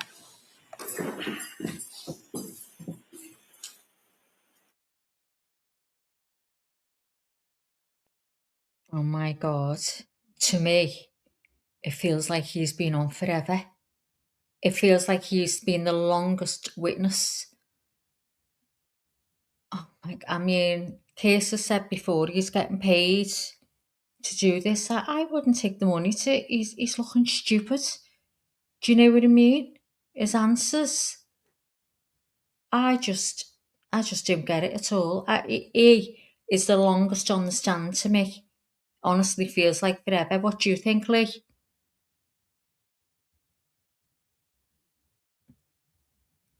Oh, I think Lee is out the room or she's doing something. Never mind. What do you all think? What do you all think so far? Is this draining you, this bit? Maggie, I am here. I will say, I want to kick him in the nuts. I'm just over him. I'll kick him with you, yeah, me too. I never seen, well, I said this probably every trial. I have never seen any, but that guy, the judge didn't do enough to shut him up. He just so the thing about this prosecution is we have heard time and time again, whenever it was the defense's witnesses up there, her saying just yes or no. And they would have to answer just yes or no. And hang on. Yeah, I'm just looking in chat. Sorry, carry on, Lee. And I mean, because it used to aggravate me when she said that, but now I get it. So now I wish old Red was just telling him just yes or no, and he didn't start doing that until the end. But I feel like he caught him out in a lot of his lies. Yeah. Just by him saying you either know or you don't know, and then he would say, "Well, I can't answer that." You know, I think that was brilliant. And I'm glad he did go back because I have never stopped one of our court proceedings because I was so pissed off. Never. We just let it play through. We don't interrupt them. I mean, who are we witnesses to, you know? But when he came out and was trying to talk about women's health and didn't know what the hell he was talking about, I was like, oh, it was making me so mad. Yeah, I know. And I feel like he's been on for days. What is the chat saying? I'm trying to get me some more coffee. That's what I was just asking, but I don't think it's what do you think on this witness, guys? What's your opinion? Yep. Lucy that says I struggle to believe he's an expert. I'm right with her. Auntie Laura says, "Oh, he's getting big bucks for this." But would you take that money as a doctor to do that harm to yourself? I don't think surely they really to God, cared. there's going to be people looking at this who could possibly have been treated by him or could possibly get treated by him. Must be thinking, now I'm not going to him. He must be losing patience for being paid to look like this. Do you know what I mean? Surely that is bullshit because it's just coming across like he knows nothing at all. So Maggie, I also wanted to ask, so that was another one of my big beefs was that they never checked Lindsay Clancy's thyroid before they started feeding her all this medication. But I got to thinking when he was being asked about blood work and if Lindsay Clancy had ever received any in psychiatry. Do they do blood work as a routine? Don't you think they should?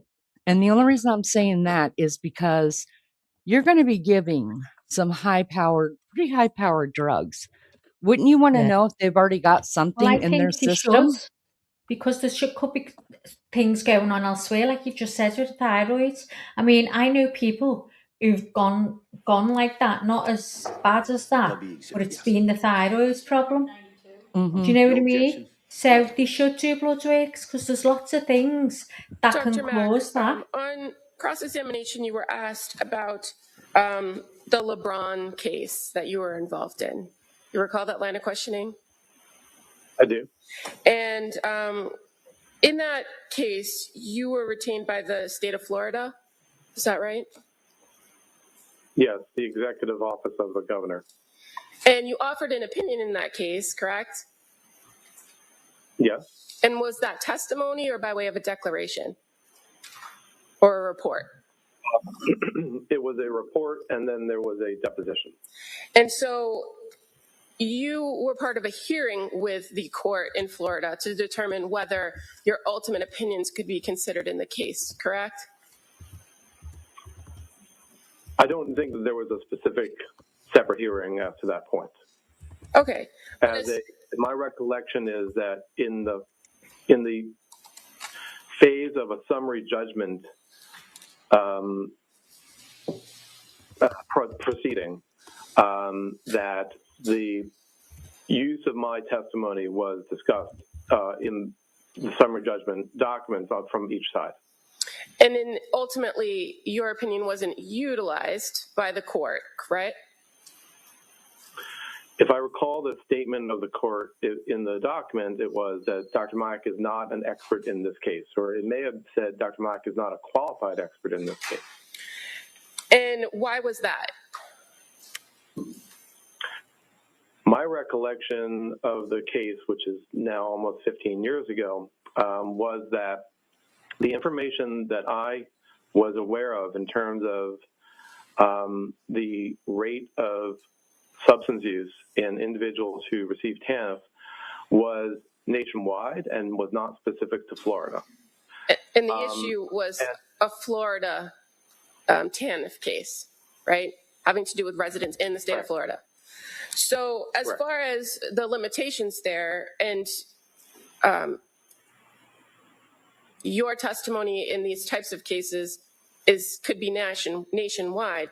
In that particular case, it was just that you didn't have enough information about the residents in that state, correct? Well, that was okay, if you can answer that, and then go ahead. My understanding is that that was one of the elements by which the court determined or made the statement that it did. Okay.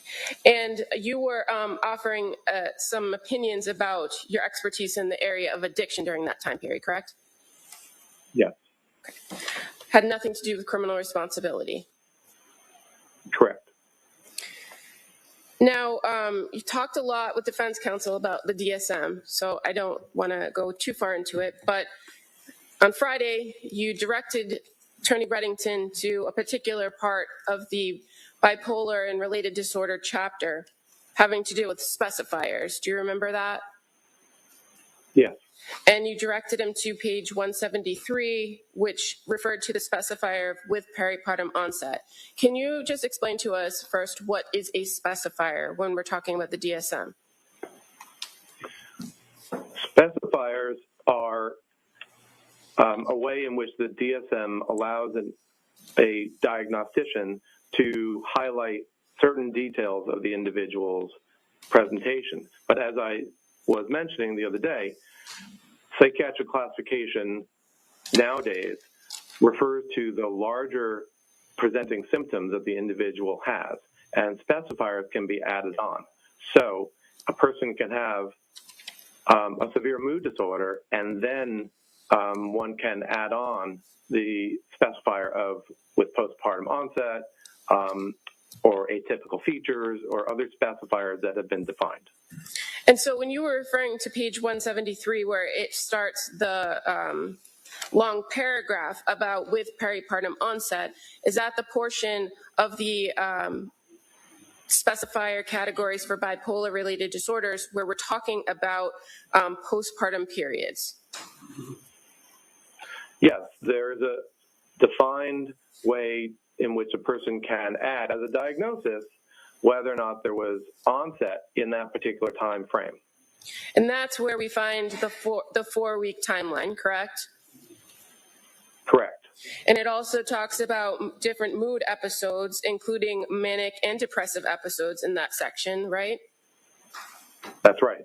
And that section also talks about the fact that it could present, mood episodes could present with psychotic symptoms and without psychotic symptoms, or psychotic features, I should say. Is that right? Right. Bipolar disorder is a disorder of mood. Abnormal mood is what the diagnostician observes and is aware of. And if there is a way to determine that it's a major depressive episode or a manic episode or a hypomanic episode, that will help to determine if this severe mood condition is bipolar or major depressive disorder. And so in that regard, the same specifier is also part of the major depressive category, correct? Right. As I said, the specifiers provide detail, but they are not the, so to speak, the major element of the diagnosis. The major element of the diagnoses in DSM are the observable major symptoms and signs. Well, I'm asking about just what's contained within those specifiers, because you and counsel went back and forth quite a bit on Friday about what's in there and what's not in the DSM when it comes to the peripartum onset. But as far as in both the specifier for bipolar and depressive disorder, there are a number of those features that you were discussing that is in the DSM as a specifier. Okay. Yeah. And those are presentation with psychotic features, the frequency of occurrence or reoccurrence of the peripartum onset for these disorders, right? That's in there. The description has that, yes. As well as the risk of postpartum episodes being greater when people have history of depressive disorders or bipolar disorder. That's within that specifier for each of those two chapters, is it not? Yes, that portion of the specifier is a description of what's been observed over time. It's not necessarily the criteria, but it's the observations that have been so commonly observed that they were able to write that in the manual. So this concept of a peripartum onset, or we've been using it as postpartum interchangeably, it's within the DSM-5, right? Yes, the DSM-5 provides a manner by which to make a diagnosis that provides this specification or highlights this detail of the individual's illness. And as far as your conclusions, again, when you're asked to do an evaluation, do you rely on other people's conclusions about diagnosis when making your own diagnosis? It's important to understand what others have observed and what they're concerned about. And then as a physician, one will make one's own diagnosis. And so in this case, you came to the conclusion that the defendant presented with a major depressive episode, right? Correct.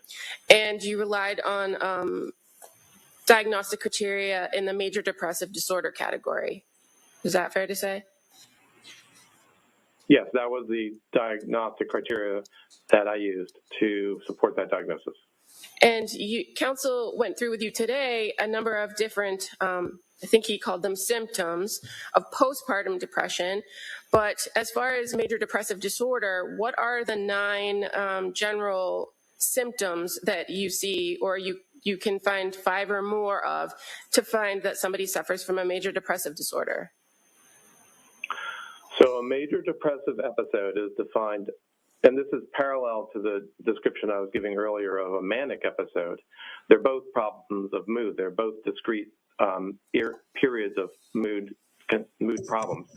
So a major depressive episode would be a 2-week discrete change in a person's mood And you have to have at least 5 of 9 different symptoms or signs, and it has to be persistent, and it has to be most of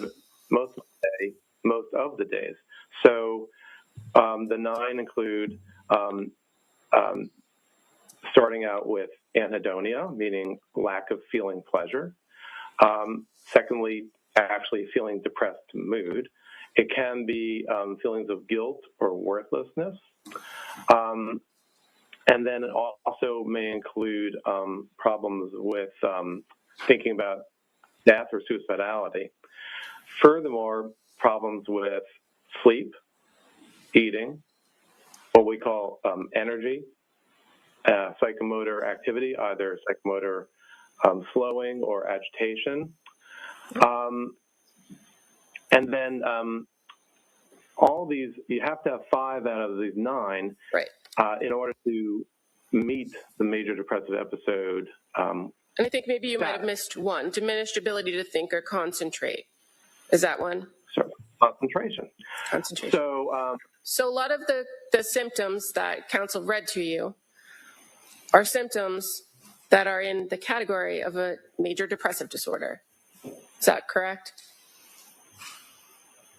Yes, this is the method of making the diagnosis of a major depressive episode. So when you were asked on cross-examination about postpartum depression, and you kept answering that you found her to have a depressive disorder, are those the symptoms that you were speaking of when you were saying you found a major depressive disorder? Can I object? No, overruled. Bleeding? Correct. No, overruled. I'll allow it.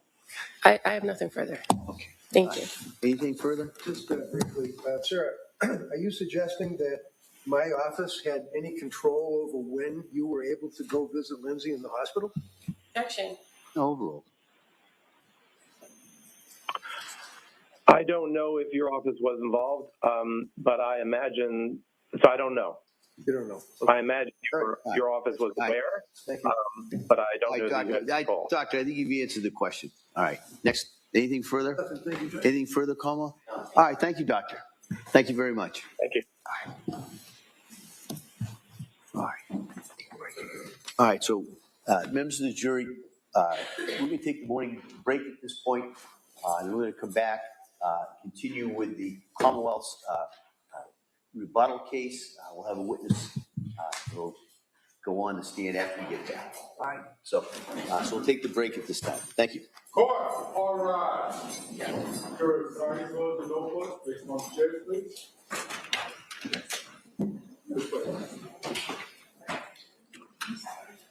Okay, so we're on a break. How long did he say? I missed that, guys.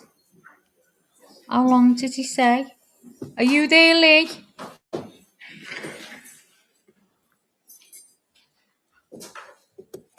Let's see what everyone's saying. Hiya, Flower. Good to see you, girl. Gemma Butler said, praise be to Jesus. So I agree. I think they're all drained. Look at them. They must be like, thank God for that. Anything we need to discuss before the break, Como? No, Your Honor. All right. So we'll be in the morning recess at this time. Thank you. Thank you. Lordy, hopefully this next witness isn't as disqualified. I think it was someone said, Lee, read your message in back chat, chicken. Okay. I think someone said he was getting paid to say all that. But is he like letting himself down? Whoever, I don't know. I don't have to say anything. I think everybody's under the same thoughts as I am. This guy, I'm shook that this was the prosecution's biggest witness, and they saved it till last, and he was the most stupid. I mean, I can't believe it. But anyways, I heard you ask, is this lunch break? This is a morning break. Yeah, 2 o'clock. They're coming back on the Sean has just said. Yeah. So that means 4. No. That's lunch break. That's lunch break. We're not on lunch break. We're just on a morning recess, which is supposed to be. We're just on a munch. Okay. Yeah, which is supposed to be just a 15-minute break. Now, one day we went 3 effing hours on. So you're saying we're only going to do 15 minutes now? Yeah. Yeah, Sean's just supposedly. said we're back at 2. No, because remember that would be another 3-hour lunch break because it's 11 o'clock here where they're at. So Yeah, this is okay. the morning break. It's usually about 15 minutes. And then we go to lunch at 1 o'clock my Okay. time. And that goes on till 2 because they're only supposed to have an hour lunch break. Okay. So Misty said he gets paid to give his assessment, as in he is contracted to give his opinion. Oh my God, he That's didn't right. even know what a That's right. tear was already. And I couldn't understand that. He didn't know that. Oh, That Shauna, it's so, okay, honey. yeah, what Sean and I tell Yeah. her the wrong things all the time. Did you I'd say read the your wrong things message, too. Lee? I did, and yes, of course. Okay. All right, I'll pass you over to Leanie, everyone. Go ahead, Lee. All right. Anyways, thank you guys so much for being here. We appreciate you so much. Listen, please hit the thumbs up or the thumbs down. It really makes no difference to us. It just lets the algorithm know that you interacted with this channel in some way or the other. Looks like Bo has got her sister beside her. They look so much alike. So much alike. And now I don't know this to be fact, you guys, so I'm speculating. I'm just making fun. But I did hear honestly somebody say, and I don't remember if it was in someone's chat or if it just came up, but I remember somebody saying that the reason why she's wearing a bow every day is because Cora Clancy, the little girl who was murdered, always loved wearing bows. In fact, I watched all right, it's not stupid. I was aggravated a little bit watching it, but I watched a one point, like 26-minute thing on Patrick Clancy's running the Boston Marathon with his kids on the back of his shirt. And I thought that was precious as well. And on one side of his, when he faced forward and he was talking to the camera, he had a bow on one side of his shirt right there. So I have heard some people say that the reason why she's wearing a bow every day is because she is honoring Cora. And some people were pissed off about it, and some people were just like, no. But I mean, I don't know that for a fact. Homegirl could be wearing a bow every damn day of her life, and it would still be wrong. I don't care. At some point, you got to take the bow out, and I think it's just too tight. I think it's messed up her brain a little bit. You heard that as well, Shauna. Yeah. Pamela says, did you see the speech at the kid's funeral? And you saw it too? Yeah, I know. I thought that we haven't even seen the funeral because everything I've looked at, it was private, and nobody even knows where the kids are at. So they haven't given out where the kids are buried and stuff like that. So no, I haven't seen any footage about the funeral. Patrick spoke at the I mean, you saw is there a video on it? Because they said that there wasn't.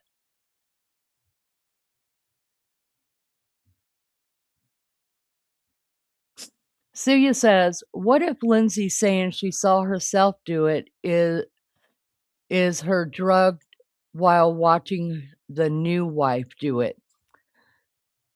Sadly, they're not on trial for murder. Sadly, not sadly.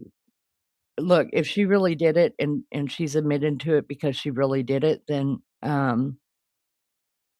the right person's on trial. But will we ever really know that? So because she admitted to it, and obviously, this lawyer, this defense lawyer is very, very, very highly sought out in Massachusetts. And so I would imagine that he believes what he is defending, that she actually did kill her kids. And he's trying to at least get her to stay out of prison for that. Oh, it was on last night. I did not see that. You have to send me the link so I'll know what to watch, if you don't mind. Or you can just put it here in chat. Tell me where you saw it. I'll go look it up myself, Pamela. Thank you. That's how court expert testimony typically is. They're typically subject matter experts, and their purpose is to conform to what people. Yeah, exactly. But you know what? It just irritated the fire out of me. First of all, because he plainly said on Friday when they were asking about his credentials and things like that, he mainly works with children. He works with children who are drug addicts, who are alcoholics, who have behavioral problems and stuff like that. And at first I thought, well, why? What's happening here? Why would he be a expert witness on this trial talking about Lindsay? And I was like, surely they got something up their sleeve, and then they'll make me understand it later, because sometimes, that happens. Sometimes I got a question and then later it'll be answered. And then when he started talking about women's health, you guys, and all that other stuff, and I was like, what the fuck is he talking about? Like, I could not Is he believe it. done with it now, Lee? Is he that it with him now? He's done. He's done. Yes, he is Oh, done. thank God. Yes. Did he feel like he was the longest witness to you? He may not have been the longest witness, but he sure felt the longest because we're exasperated. He was just totally Yeah, incorrigible. He was totally incorrigible, and he thought he was smarter than old Red. And the way Red handled that, listen, kudos to him, because I would have said, you know what, yeah, fuck you. I mean, I would have been thrown out. He's such. I mean, some may say he was a little bit tough on him and wouldn't let him answer questions. Well, the reason why I wouldn't let he him was answer smirking questions is though, wasn't because he? Like that no, smile on his face. the reason why he kept, interrupting him is because that wasn't what the question was. He's just Yeah, giving these long-winded things to make him look smarter than what he is. Just answer yeah, fucking yes or no. It's very, very simple. Or I don't know. It's very yeah. simple. Um, so there's that. Let's see. Hi, Owl. Um, there's many instances where people claim to be perpetrator and DNA later cleared them. Not saying this about this case, but it absolutely has and does happen. Agreed, 100%. And look, I'm not saying that happened to her. I'm not saying that. I'm not saying either way that somebody made her think she did it, or that yes, she did do it. I have to go off of how I do things, how I run things here is court testimony, unless we see something like we clearly saw in the last witness, where he was just full of shite. I mean, if they were talking about a child killer, maybe he would have, sounded like brilliant to me. But he knew nothing at all about what was going on with Lindsay Clancy. Nothing. Yeah, And definitely not postpartum. And it's not his thing. So why would he go look mhm, into it? If I was him, I would have spent all weekend long in some kind of psych book about postpartum. yeah. Something like that. That's what I would have done. Maggie, go ahead and go, unless you did. Yeah, I'm just waiting, just because it's hard in a break, isn't it? So wait till we go back to course, Oh, okay. and So, it's easy for you. Why were fingerprints not on the exercise bands? I just can't shake all these inconsistencies in the case. Well, I'm thinking because it was Patrick that took them from around the kids' necks, wasn't it? yeah. So his prints are going to be all over them now. Apparently, I could be wrongly. It was his DNA that was found on them and Cora, Mhm. not Lindsay's, which I'm thinking is a bit. Yeah, Surely I there's a mean, big bit of it. first of all, for those that are new here, thank you guys so much for choosing to spend some of your time with us. I appreciate it. I appreciate your views, even if you don't agree with me. Look, we don't have to agree. I just appreciate being an adult and respecting each other enough to uh, have an opinion ourselves, and that's what I always try to do. I love a good discussion. I love. How am I supposed to learn anything if I hung around with everybody that agreed with me on everything? Yeah. But you know, what I do wanna say, and I think I could speak for Mags as well, since this whole court case started, in fact, since we started ever doing, any kind of true crime on this channel, we always say, you know, we could have it completely wrong, and not all the time do Maggie and I Yeah. agree. Not all and Maggie has a We more co-host, so Liz. don't agree than Yeah, agree, don't yeah, and and so sometimes we agree, sometimes we don't agree. Some for 5 minutes we might jump on the same page as understanding, and then we're both like, "Wait a second, but this." So we're just as confused as everybody. But what I say I always go by is court testimony, what I see in the court documents, what I hear, um, uh, from family members, things like that. You know what I mean? And even then, you got to be careful because we all know they lie their asses off. Everybody lies their asses off, and you just got to find your what you believe the truth is somewhere in there. Yeah, And, I would hate to be a juror on this, but I will tell you right now, I would have to find her not guilty because I do not believe that, me too. I do not believe that the prosecution has proved with a reasonable doubt. I can give you, let's just say, 3 different things that say, "Yes, this was premeditated 100%." I could give you the same 3 instances on the other side that is a totally different argument for the same 3 instances that would make her look like she was in psychosis. So, it's tough. It's really tough when you're dealing with mental stuff. That's a whole it's a whole entity by itself. Um, so, yeah, that's all I have to say about that. I don't ever take nothing off the table except for, like, aliens. Yeah, I'm not dealing with the alien conspiracy, and, Mm, um, and I have to go with I know a lot of people believe that Patrick did, in fact, set her up, and he, is the yeah. one that murdered his We've been children. through it all. We've been through it all. Mhm. Celia, that's lovely of you to say. She said, I'm loving this channel. Seems like you're all pretty reasonable on this channel, and you know how hard that is to come by these days. Thank you for your time and analysis. Oh gosh. You're welcome, Celia. You know, everyone on here is okay. There's absolutely no bashing, and everyone's got their own opinion. Mhm. People come in all the time and can just be not nice, and it doesn't work. You know, if you come in, say hello, and give your opinion, that's great. You're welcome here anytime. We'd love to have you. Yeah, Thank you. absolutely. What is Absolutely. live? It's Laurie. She means we've got like 2 lives going. It's this a vertical. We've got a put. I always say the portrait and a vertical.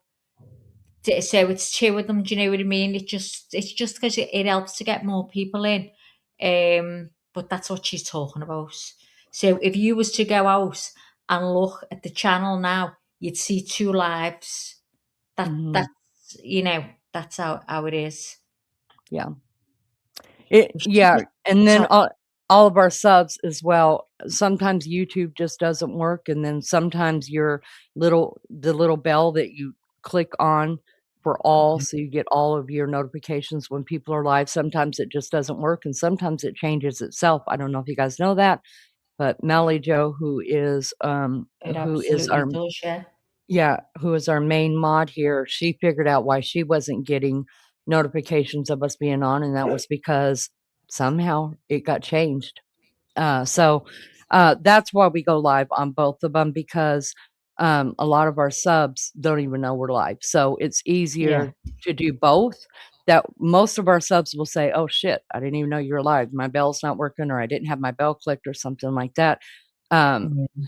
it just pushes. So if somebody types in Lindsay Clancy, they're not naturally going to take you to my channel, but they will take you to a channel that is going YouTube live. I don't know if that makes any sense, but that's just the way that it Yeah. goes. Hiya, Misty Nat. says her Thanks changed for too. coming So in. Oh yeah, Misty's got check mine did as well. So you redo it. It's doing it all the time. It's definitely something to do with YouTube. yeah, I Yeah, didn't Natalie said she didn't get any notification today. see. That's so what I do is when I found out that Melly's had changed like that, I went and looked at mine and mine was still on all because I have other YouTubers that I listen to, not true crime YouTubers, but you Yeah. know, cleaning Mine had and changed, not with organizing you and though, stuff like but that. someone else. But It changed. yeah, mine didn't change, but I still went ahead and clicked off and then clicked back on because I wondered if it YouTube has goes always by been how much something. you watch someone. I don't Do you know know. what I mean? I don't see. It was all right with your channel, but others that I'd watched, it changed on that. So I'm thinking, I wonder if it's what you watch the most. I don't know. No clue. Celia also says, the fact that there was no proper investigation the day of this tragedy just haunts me. I have to agree with that as well. Yeah. Yeah, I have to, and sadly, that happens a lot. I don't know about other countries, but here in the States, they just look at it, they see the mother laying out on the ground, there's 3 dead kids in the basement or 2 and 1 on his way. And it just, I mean, we'll take pictures, we'll do this or that, but I mean, this is to them, this is what I think. I don't know this for sure, but I think they just go like, okay, this is a pretty cut and dry case. Mom's out there. She tried to kill herself. That's what she told us.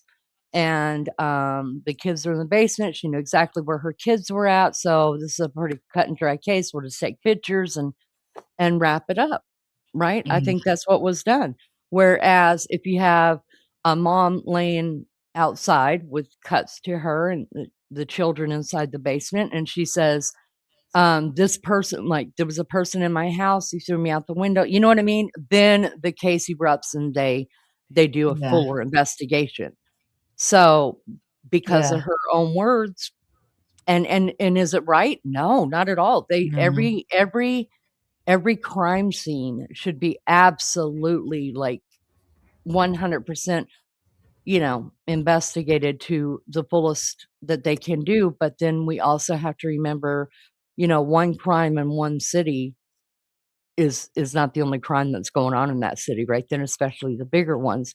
So, and the smaller your city is, the smaller your police department becomes, and that's why you have to ask for outside help to come and help you, like the Idaho 4 when that happened, but they weren't big enough to handle that, and they didn't have the expertise. So, a lot of cases go on like this because there are whodunits across the way, maybe. You know what I mean?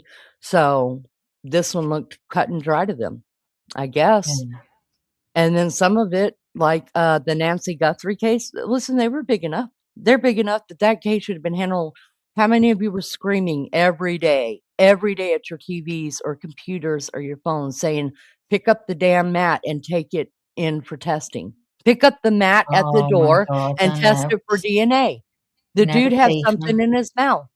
They never took it. No. So Can you post the other live channel for us? Can one of the mods post a link for Dolores? And Laurie's saying this one, the chat goes over the screen. What am I doing different? Can you answer that, Lee? I don't know. I'm thinking, Must hold be in on. the other live or I something. I think you're don't in the know. other I think you are in the okay, so you'll see 2 different lives. One of them will have a phone next to it. I don't think is everybody I don't even see Maggie and Well, I it looks like she's in here. Let's see. Maggie and I see everything different. Like Melly Joe doesn't look like she's on a phone to me. She looks like she's on a computer because she doesn't have the phone next to him. Misty looks like she's on a Oh, phone. yeah, they're Dolores all looks on like the she's on a phone. laptop or a computer.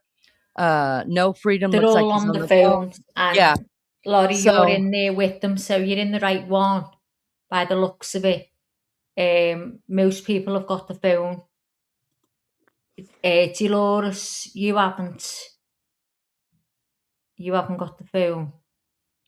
Misty says, my issue is medics testified she wasn't able to speak. So how did she tell Patrick where the kids were? I thought on that and thought on that and thought of that because we've had 2 different testimonies about that yes, she was able to speak and they heard her speak. And then we had some that said, I only heard groaning. And then you had other people say, I didn't hear her speak at all. Well, if you remember, so I'm going over this and going, all right, which one's lying? Because and I thought, well, maybe none of them are lying. Maybe when Mm, that certain person was with her, she was passed out. Because remember, she kept yeah, coming in and out and I know. in and out. And so maybe when she was with Patrick, she absolutely could speak. Maybe when she Yeah. was with that certain medic who said, when I was there, she couldn't speak. Well, maybe Yeah. they didn't ask her, did they?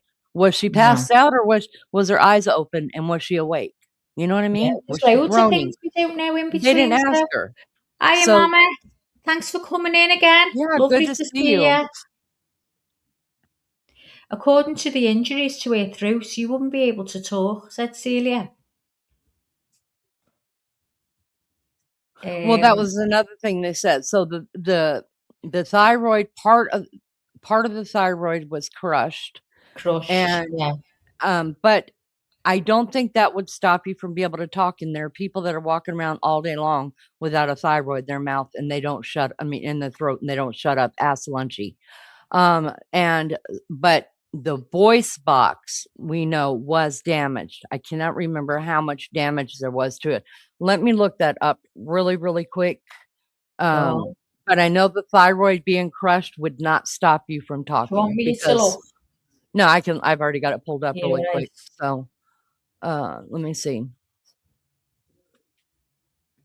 Shauna said that's what I heard as well. Her thyroid and vocal cords are damaged. Yeah, that's true. It was crushed, wasn't it? Only Patrick was the one said she spoke. Yeah, he told her the kids. She told him he asked where the kids were, and she told him in the basement. Oh God. Thank you again for answering my questions, Celia. We'll answer anything that we know. Do you know what I mean? What we've heard. But So thank you for coming in and taking part in the chat. So, I just put in, can you speak if your voice box is damaged, right? It says, yes, you can often still speak or communicate if your voice box, your larynx is damaged, but your voice will change. How you speak depends on how bad the injury is and what parts are hurt. Now we would have to go back and pull up what the doctor said, what they found in her throat. So you would have types of voice changes would be mild or partial or severe loss. Ways to speak after severe damage. So let's just say her voice box was tore up. She could still mouth things. She might be able to still whisper, but not have, you know what I mean, enough air or whatever to and play to work the voice box right, because it's broken. I guess that's the easy way to put it in layman's terms. And then like when you, I'm not even going to bring that up because that's going to be confusing. But yeah, so because Patrick wasn't asked, how did she speak to you? Like, what did she sound like? Yeah. Was she whispering? Did you read her? Did you read her lips? What? How did she speak? No, there's so many. That's why we all have these questions, because they did not ask the right questions, and that's why we're all still sitting here going, but what Don't about know. this? What about that? Yeah. But you know what that means? They have not proven beyond a reasonable doubt Yeah. that she was not in a psychotic state when she killed her kids. Can I All ask these. you know the way you can go and pull court documents up and it tells you Mhm. everything? Can you do that on this?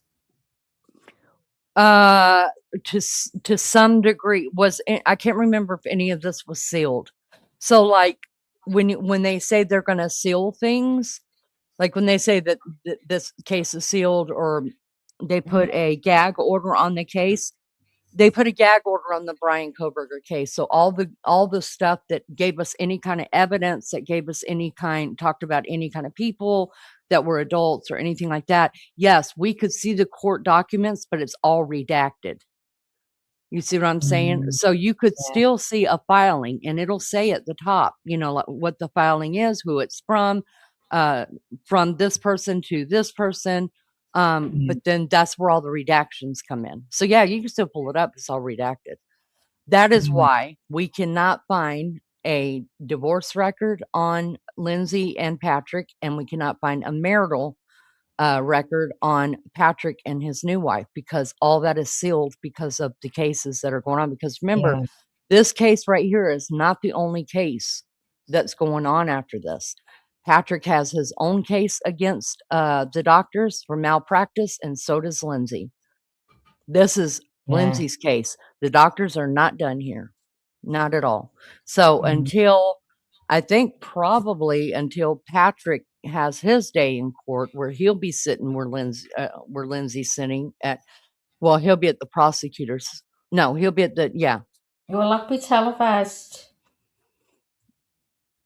I don't know. It depends on what's going on. There's some big cases out there right now, but I still think this is the biggest one that's going on. Yeah. But I think it just depends. And of course, it's not going to be this big. You know what I mean? It's against doctors, so you might be able to find it on some local stations or things like that. I absolutely would love to hear Patrick's test. Because I think more shit will have to come out. Like, when did he get married? Because the defense is going to use all that shit against him. Well, we knew when he got married, didn't we? In April. Yeah, but what I'm saying is when they'll ask him when he met his wife, and because they're going to try to, the doctor's lawyers are just going to try to just like discredit him and beat the hell out of him. Like, what was your responsibility in this? Where the hell were you? Oh, you were out golfing with your girlfriend or running a 5K. You know what I mean? So that's when all his shit's going to come out. Yeah. I need to put my hair up. It's actually hot in here now. I know. So I need to know the weight. That's all I'm doing. This and the 2-pack major trial, I think, are the biggest that I know of. I tried watching some of the Tupac stuff last night, you guys, and I just got sick. I was like, I'm not doing this. I'm not getting into this. You're all fucking liars. Every one of you are fucking liars. You sat on this shit for that long. You're all gangbangers. Every one of you had a hand in it. You're all lying. Yes, DNA does put that guy there, but I'm telling you, when you're in a gang, when you're in gangs like that, and you're that big of a person, kind of like P. Diddy, there's not just one person who did it. No, that's why they have a gang. And so I can't sit and listen to it when it's just total lies from everybody all the way around. Cops, the whole thing. The cops are lying. They're lying. Everybody's lying their asses off. And I don't deal with liars. At Leanie, I answer you on the other page. The kids got cremated before anybody could see them. They have a headstone with their picture on it. If you Google it, it will show you and tell you what town. So I did, and they said that was. Let me look it up again, Dolores. But I did, and they said that was just a memorial for them in the town or something. Nobody knows where exactly they're buried at or who's got the kids. I knew they had been cremated, but they didn't know where the ashes were at. Let me see that. Oh. Imagine that, wanting to put flowers on or stuff like that. That's going to be hard, isn't it?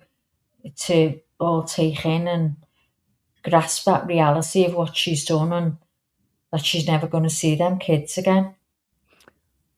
All right. So what this says, I don't know when this was released because I looked up all of this already, and it might be released now because, and this even on the Finder grave, murder victim along with her brother's dog. No shit, that just had to come out because I already looked through Finder grave and all that. It says the 3 Clancy children, Cora, Dawson, and Callan, were laid to rest following a funeral service held on February the 3rd, 2023 at St. Mary's of Nativity in, I'm going to mess this up, guys, Scituate, Massachusetts. Their final resting place is associated with St. Mary's Cemetery in that word.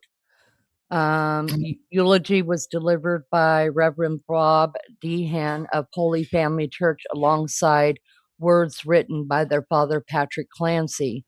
The community memorial, a dedicated public playground in memory of the children, was unveiled at Wadsworth Field Park in Duxbury, Massachusetts.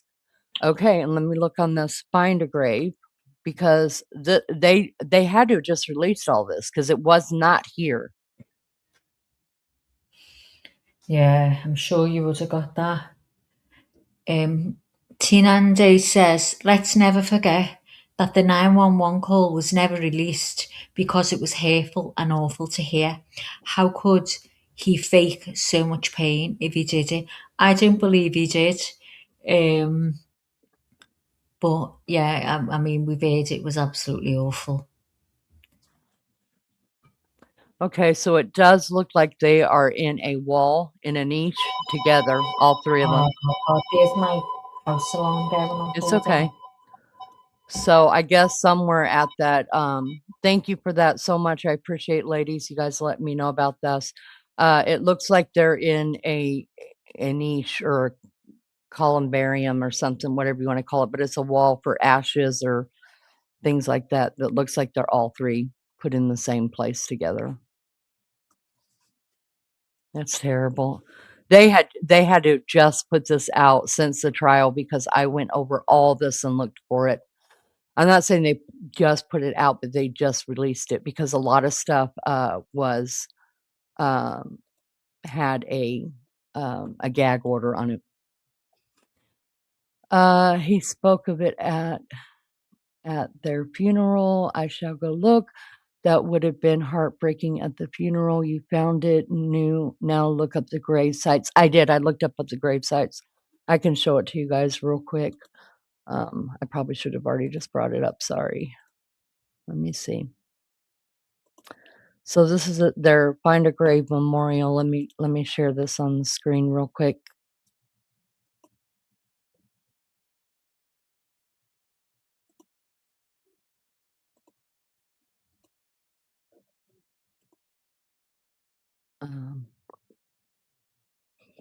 Hold on, I gotta take this off.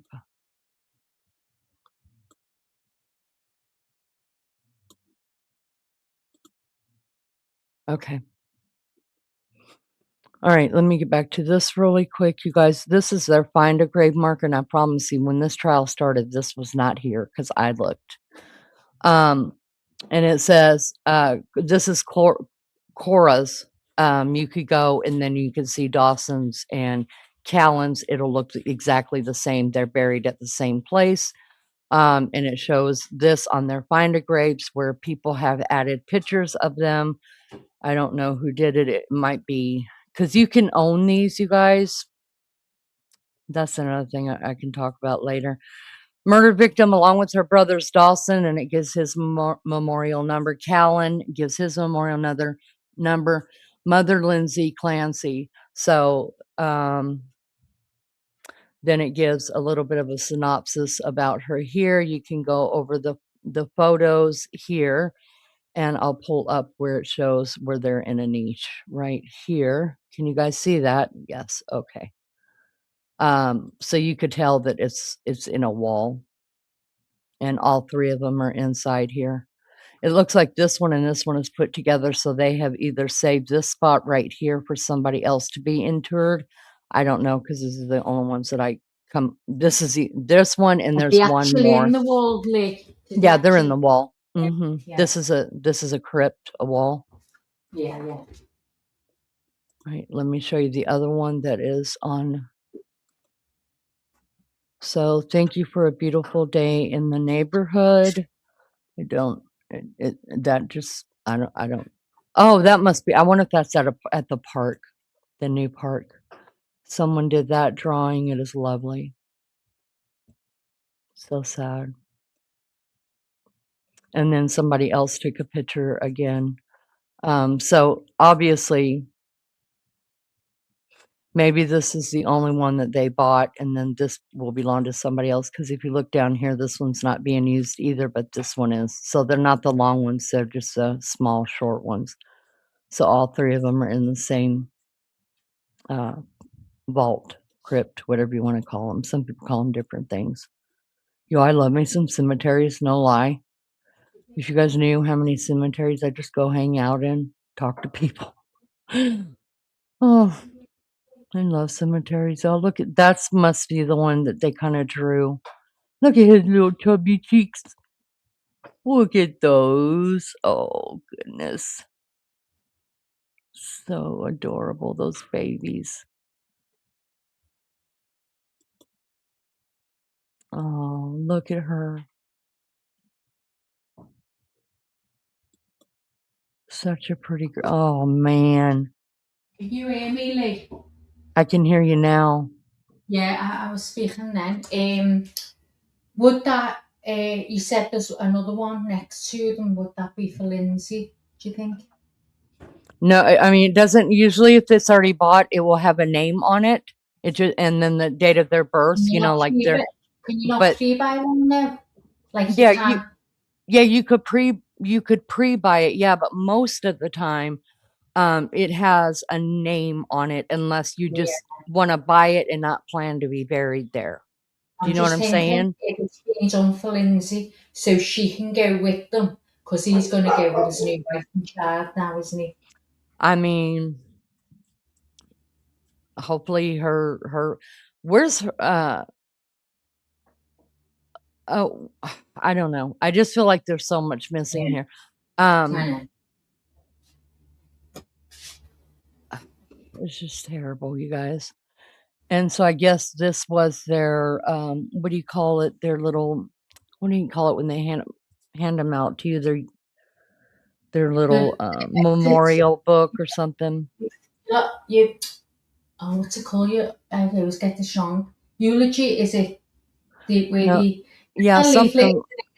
and they speak about them inside. It's like the order of the mass. Yes, and it just says on the outside, in Yeah, loving memory, Cora yeah, Marie, Dawson, William, and like a Callan keepsake, Patrick. isn't it? Yeah, Yeah. funeral keepsake. Mm. It's just Oh, shameful. It's shameful, you so guys. sad, Look, isn't it? Can you imagine little a dimples. recollection of that?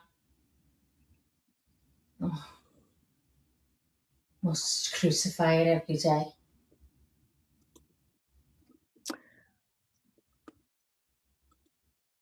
Of course, you guys. Of course. How long has it been now? Are they just going to take another lunch break to go with it? Who knows? Who knows?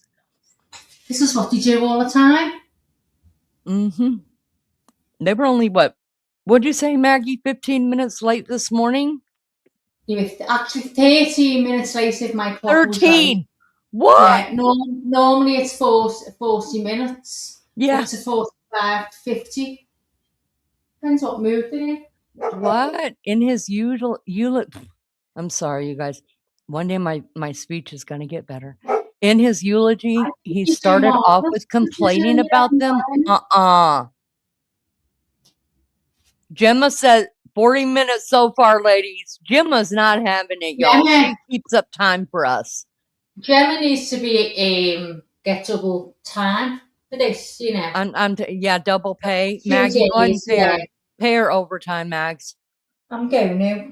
Anytime it comes to money, don't talk to me either. Go to Maggie about that. Yeah, I don't come deal to with me. money I around pay here. the mods and that. I'm the pay. Pam says, I can't imagine. We'd have 600 mods if we were paying them. We'd have no mods. Do that. Do you know when there is channels, say big ones, that get loads, that actually pay the mods because they do really good? Listen, do what they want. If we could pay our mods, I definitely would. Yeah, I definitely would. I think there's big channels that must do that to pay for them to do a good job because they can, because they get that many people views and everything, so they get good money. Mm-hmm. Do you know if that was me, I'd have to feel like give back to my mods who were looking after me. Mm-hmm. I'd have to give them something. I couldn't just take, oh, thank you at the end of the day, and that's it. That's right. You girls all deserve a wage, and if I had the money and Leonie did, we will pay you. And we'd make it known so no one can say, oh, yeah, well, we do, yeah. Pam says, I can't imagine how sad she has to be 24 hours a day. You know, if in fact she was in psychosis because her own lawyer said that she's not that way anymore, because she's on the right medications now. I can't imagine, Pam. I just can't imagine, like, if she truly was in psychosis when all that happened, and then now being able to think straighter. I don't know if it's completely straight, but straighter. than what Yeah. she was able to, it's got to be a living hell to know that you killed your babies, You can especially see that when in your mind's eye every night and every day. Just, can you imagine reliving that over? And I was bad enough over Jessie, so God help her, or anyone. It's horrific. yeah, and Celia says, honestly, if she did this, then it is exactly the life she deserves, but it might be unpopular opinion, but despite her admitting it, I don't think she did this. Well, you're welcome to your opinion, honey. You're not going to get any. Listen, it's not like the only reason I take it off the table is because she did admit to it, and that's what I'm supposed to do. You know what I mean? I have my own opinion. I believe she did do it. I 100% believe she did do it, but that doesn't mean I'm right and you're wrong just because I believe it. I mean, who am I? I wasn't there. I wasn't there, and I absolutely do know that there are people that admit to doing things that they haven't done before for whatever reason. I think it has to do a lot with some kind of mental problem. But in this case, I do believe that that she did it, and here's why: because of the lawyer she has. I think if she didn't do it, and I'm sure he checked into it, you guys, because he's jam on it. I mean, he's deserving. And I think we're going Take back this into off. we're going back Yeah, into take court right this now. off. Are you taking that off, Lee? Yep. I'm going. Hey, Lolly. Go off. Why won't that go off the screen?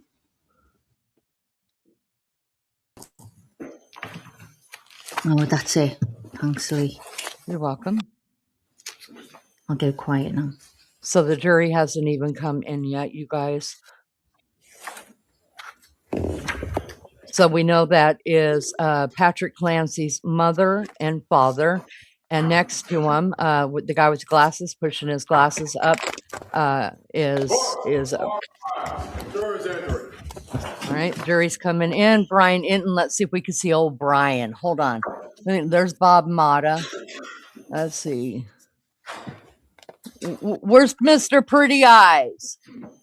He's probably hiding in a corner somewhere. You guys might recognize him. He said he was only going for a while, didn't he? Doesn't that look like Koberger in the middle there? Koberger better not be there. Return back to the trial of Commonwealth versus Lindsay Clancy. All parties are present, including the defendant and including the 18 jurors. All right. Thank you, Madam Clerk. Attorney Spray, you call your next witness? Thank you, Your Honor. The Commonwealth calls Dr. Kirk Halvern. All right. I think this is the last person who is supposed to testify, you guys. Let's hope. Let's hope. Let's get on verdict watch.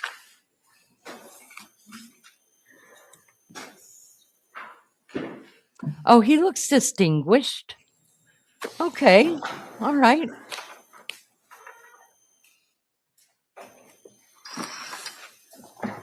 Now remember, this is a defense. I mean, this is a witness for the prosecution. And she shall get to the court and the jury the matter now coming between the Commonwealth and the defendant. Give it to the whole truth and nothing but I do. Thank you, sir. You can have a seat. Watch your step, please. All right, I will check out. All right. Good morning, Doctor. Good morning, sir. All right. I'm going to ask you to keep your voice up so the jury can hear you. And with that, Attorney Sprague. Thank you, Your Honor. Good afternoon. Can you please state and spell your name for the record? Yes. My name is Kirk Heilbrun. That's spelled K-I-R-K, and then H-E-I-L-B-R-U-N. What is your occupation? I'm a psychologist. I am in the Department of Psychology at Drexel University in Philadelphia. And as part of that, I run two clinics. One is a clinic where I conduct psychological evaluations for, thanks, sir. Sorry, guys, I don't know what happened here. Attorneys, and the other is trying to get it back. The reentry project, where we provide assessment and treatment services to individuals who are either returning from federal prison or under the jurisdiction of a federal mental health court, or have been exonerated following a false conviction. And do you specialize in certain areas of psychology? Yes, I do. I'm a forensic psychologist, and that means that I take the application of clinical psychology and I apply it to legal proceedings in criminal and civil matters. Can you describe your training in clinical psychology? Yes, I can. I received a doctoral degree from the University of Texas at Austin in 1980. And as part of that, I received training in various sorts of assessment and treatment and therapy and research and things like that. And then as part of that, I was involved in a full-time internship between 1979 and 1980 at the University of Texas Health Science Center at San Antonio. And did you receive specialized postgraduate training in forensic psychology? I did. I received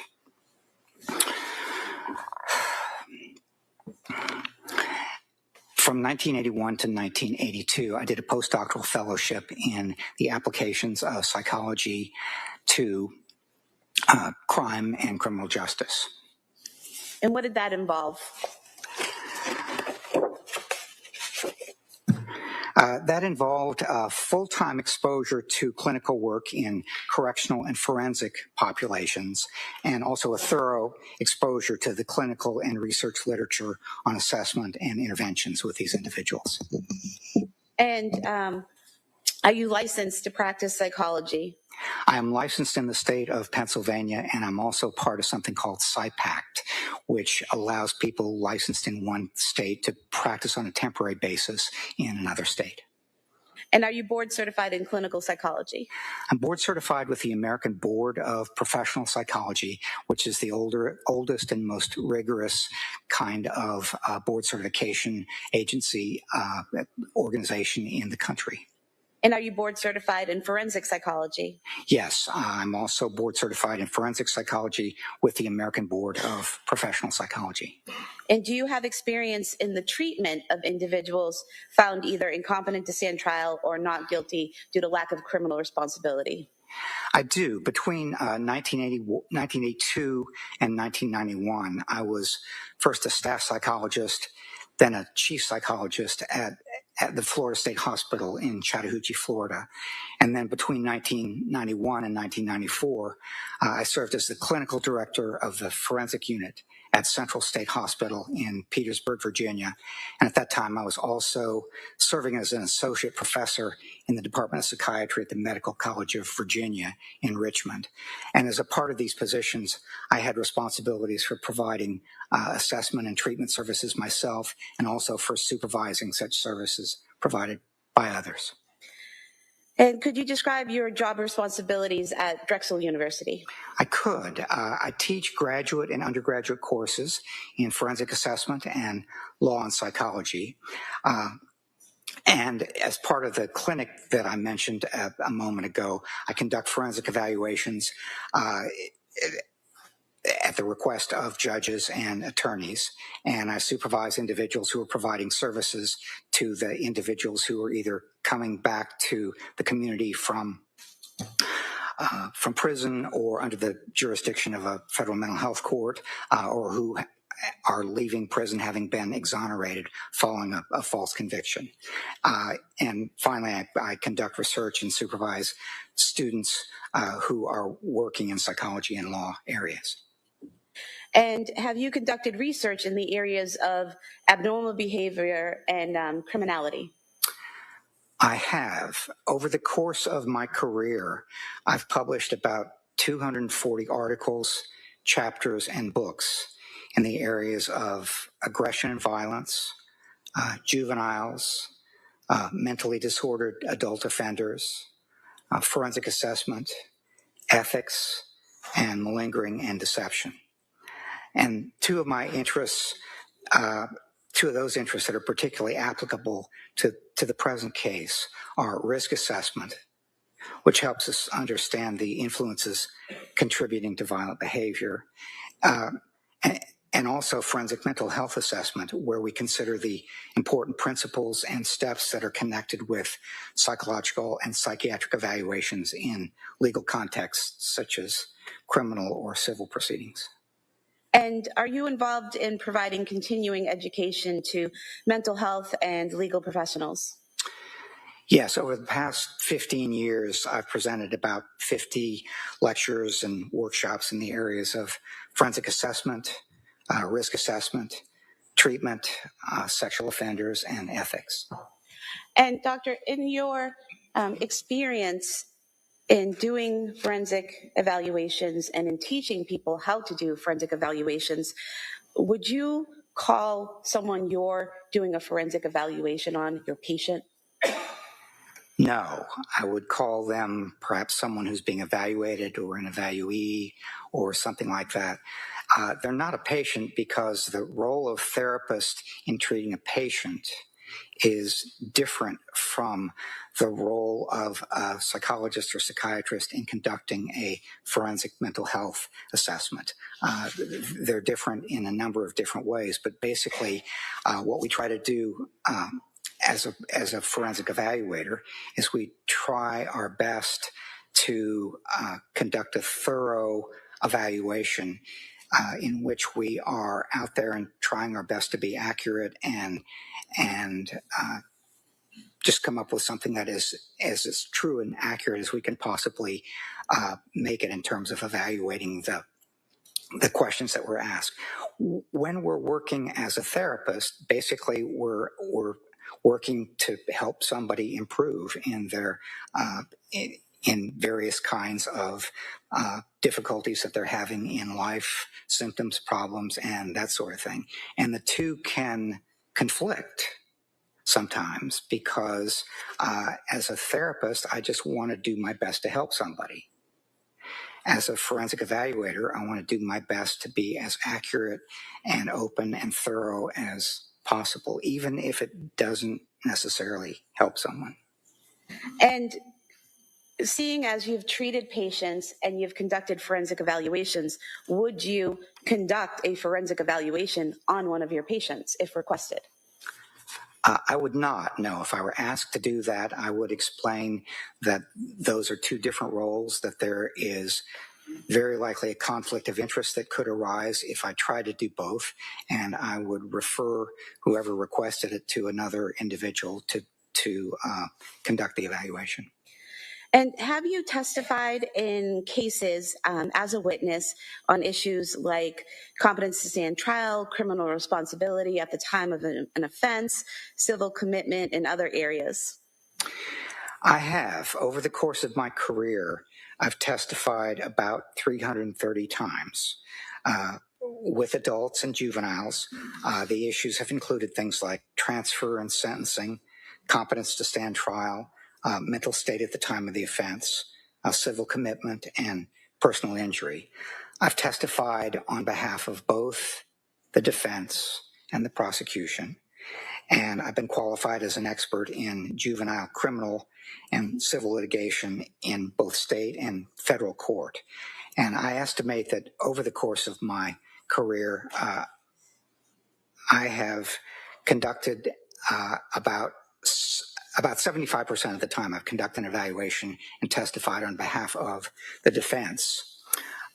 And the remaining 25% have been conducted and have testified on behalf of the prosecution or by order of the court. And have there been times in that 25% of your casework that you've been retained by the prosecution, say for a criminal responsibility evaluation, where you find that the defendant is not criminally responsible and you have to tell the prosecutor that? Yes, that happens with the prosecutor, and it also happens with the defense. And it's just something that we have to be able to do if we're in the profession of forensic psychology, because if we try to be thorough and accurate and impartial, then sometimes the results will favor whoever asks us to conduct the evaluation, and sometimes they won't. And what they have to hear, if my findings don't favor them, is that they're probably not going to want to use it. And is there something called retention bias? There is. That's something that's been discussed, particularly in the last 10 or 15 years. And there are a number of different kinds of biases that the field has paid particular attention to, potentially, over the last 20 years or so. And retention bias is the bias that is a part of what we can experience when we want to or inclined to favor the side that asks us to conduct the evaluation. And that's an important consideration. And I'm aware of it, and I try to guard against it as much as possible by talking with others, getting multiple sources of information, and a variety of other ways of doing that. So when you conduct a forensic evaluation, you're actively guarding against having that retention bias? Yes. Now, have you specialized in any particular diagnosis or type of offense or legal question? I have not specialized in that way. Most of my forensic evaluation experience has been with criminal and juvenile matters, and they have often included alleged crimes of violence, but I haven't specialized in any particular kind of mental or emotional disorder, any particular kind of crime, anything like that. And when you say criminal and juvenile matters, are you referring to adults as the criminal portion and juveniles as juvenile? I am, yes. Okay. And do you find that there's a benefit to not focusing in on a particular illness or diagnosis or type of offense? Yes, I do. Among the biases I talked about a minute ago, there's something called confirmation bias. And basically that's if you make up your mind earlier or incline toward one particular diagnosis or anything like that, then there can be a real problem, because when you get conflicting information, that is information that's not consistent with that decision that you've made or lean toward early on, then the problem becomes you pay attention to the information that's consistent with it, and you stay away from the information that isn't. And so in some ways, for me, not specializing gives me an advantage, because what I can do is come in and not be inclined toward any particular diagnosis or possible answer to a particular set of questions or a particular hypothesis or anything like that. What I can do is do my best to look at the different possibilities, and when there's evidence favoring one or supporting one, I'm inclined toward that. And when there's not, then I set it aside. And have you had leadership experience in your field? I have, yes. I served as the chair of my department at Drexel for 15 years. And I've also served as the president of two national organizations, the two that are most strongly associated with forensic psychology in this country. One is the American Psychology Law Society, and the other is the American Board of Forensic Psychology. And I'd move to submit Dr. Halbern's CV as the next exhibit. That may be admitted.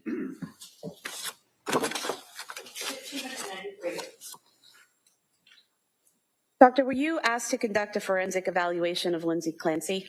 I was, yes. And what did that entail, that forensic evaluation?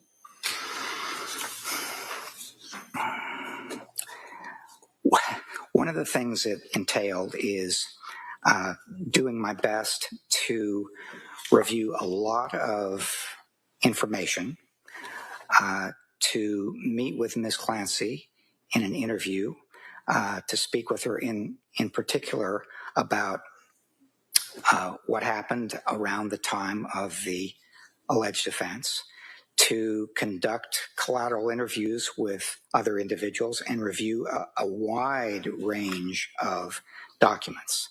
And so I have been reviewing documents since January of 2025. I had the opportunity to meet with Ms. Clancy in April of this year, 2026, and at that time spent 3 days with her along with Dr. Avram Mack. One of those days, which was video recorded, we talked about her background and a lot of information like that. The second day, where I met with her myself and did not video that because some of these psychological tests are private and they should not be videoed. So we did some psychological testing during that second day, and then on the third day, back with the video, back with Dr. Mack, we talked with Ms. Clancy about the things that she was thinking and feeling and doing around the time of the alleged offense. And so I mentioned that I reviewed records. I've got a report sitting in front of me, and those records are spelled out over 4 pages, so I'm not going to run through the whole list with you. But those records did include things like cell phone records, the defense expert forensic psychiatric evaluation reports by Dr. Resnick and Dr. Spinelli, some Department of Children and Family records, digital forensic records, including texts and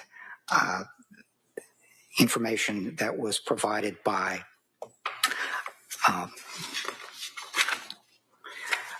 the watch that she wore, the Apple Watch, and the phone. Variety of medical records, police investigative records, police interviews with many people, and grand jury proceedings, as well as surveillance footage of the Clancy family going to various places, Museum of Science visit, Cape Cod, CVs, that sort of thing. And in total, all the time that you took to review these documents, look at the evidence, interview and test Ms. Clancy, approximately how much time have you spent on this case? About 180 hours prior to coming to Plymouth. So most of that was spent in reviewing records. About 10 and a half hours was spent in meeting with Ms. Clancy and doing the testing. And then another hour and a half was spent in collateral interviews. And who did you interview in collateral interviews? I interviewed her former husband, Patrick Clancy, and his mother, Ms. Clancy's mother-in-law, Sue Clancy. And did you also request to interview Ms. Clancy's mother and sister? Not her mother. I did request to interview her sister, and I think she decided against that. Now, you mentioned that when you interviewed Ms. Clancy on the first and third days, you were with Dr. Mack, correct? Correct. Why is it that you two were interviewing Ms. Clancy together on those days? Well, that's something that I do sometimes, conduct a joint interview. That's done in training contexts, for example, a fair amount. And in this case, many of the questions that we were going to ask her, a large number of the questions that we're going to ask her about her background and her history were going to be similar. So we were able to conduct those, ask those questions in a way and save some time, keep her from having to go through and ask and answer them twice. Then the third day, again, many of the questions that we were going to ask had to do with her thinking, feeling, and behavior leading up to the time of January 24th. And basically, it involves kind of a step-by-step process, going very slowly, getting a lot of detail. And we expected that many of those questions, sort of step-by-step detail, were going to be things that we would be able to work on, or there were going to be things that we could ask twice, or we could ask once and see it on the video. And in terms of your interviewing Ms. Clancy together, after that was done, did the two of you come up with a joint opinion on a diagnosis? We did not, no. Although we were interviewing her together on 2 days, we took that information and we each independently came up with our own report, our own review of that information, our own analysis of what it meant, and so on. So, no, we wrote separate reports. We actually did not agree on the diagnosis.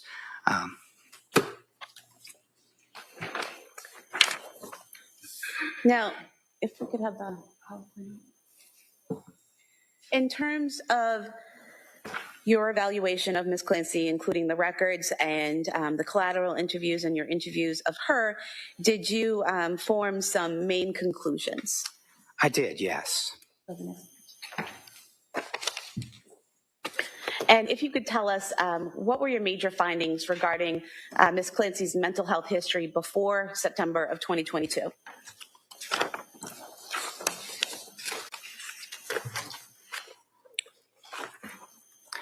She had a fairly limited mental health history before September 2022. She did experience some anxiety related to achievement. She's a very strong student in school, and she got straight A's, basically.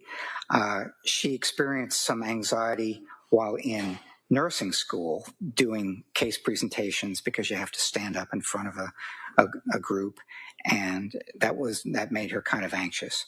And then she had some anxiety connected with her 3 pregnancies, some in the beginning about the ultrasounds and so on, and some sort of as she was returning to work. So after each child, she'd have some time off with a child, and then after several months, she would return to work. And on each of those occasions, with Cora and Dawson and Callan, she had some anxiety because she didn't like to leave her children.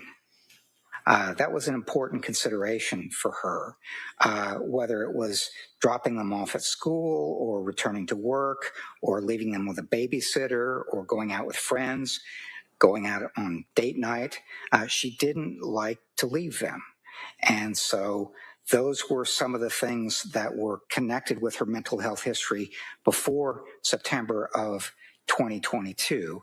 And this was in the context of her growing up as a highly achieving individual, getting very strong grades, competing in sports and competitive cheerleading.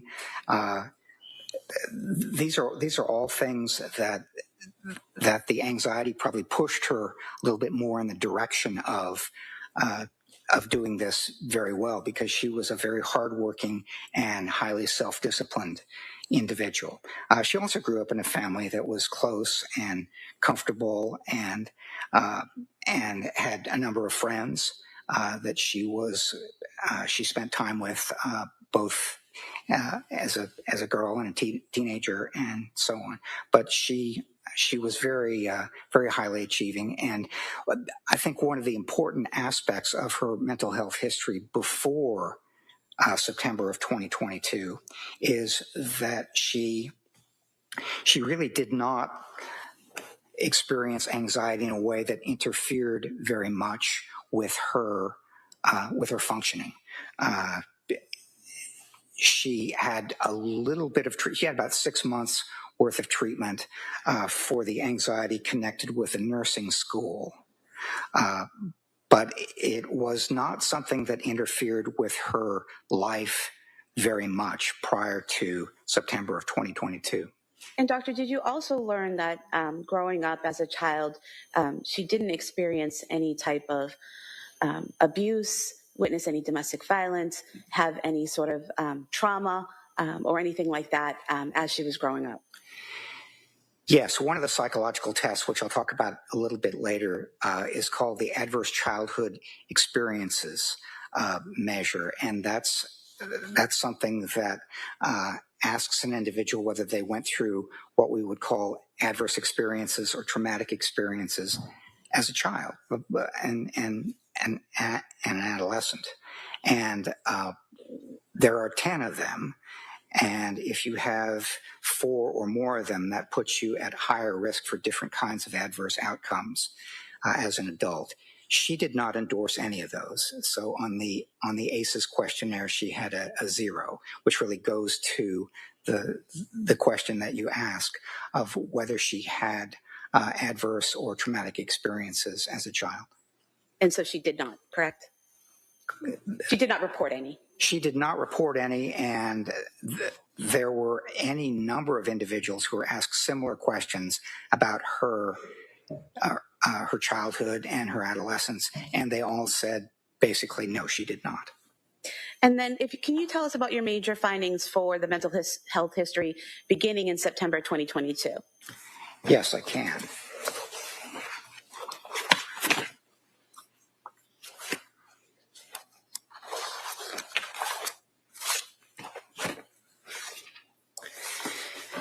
So it was about 12 weeks after her son Callan was born, and she was feeling very anxious and sometimes depressed about having to leave him when he went back to work.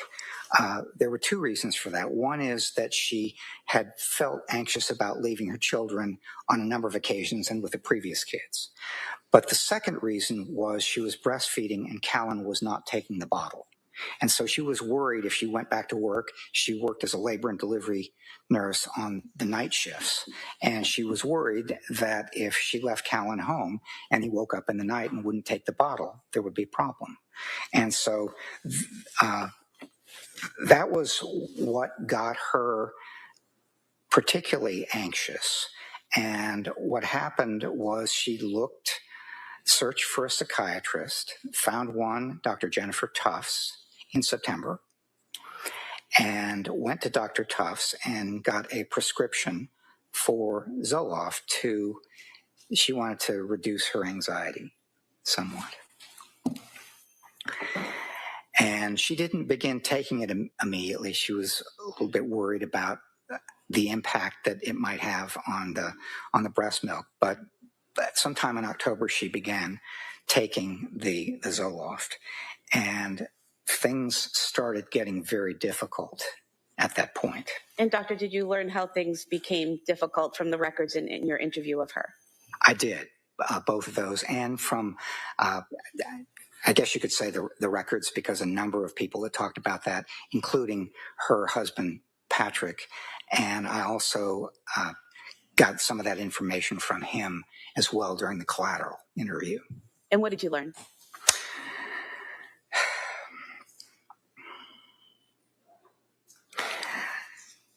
What was happening toward the end of his 12-week paternity leave is that she was getting more anxious when she started in mid-October taking the Zoloft. She immediately began to have some difficulty. The anxiety did not get better. In fact, it got worse. There were some symptoms of depression. She immediately started having some really difficult insomnia and felt a lot of stress and so on. And so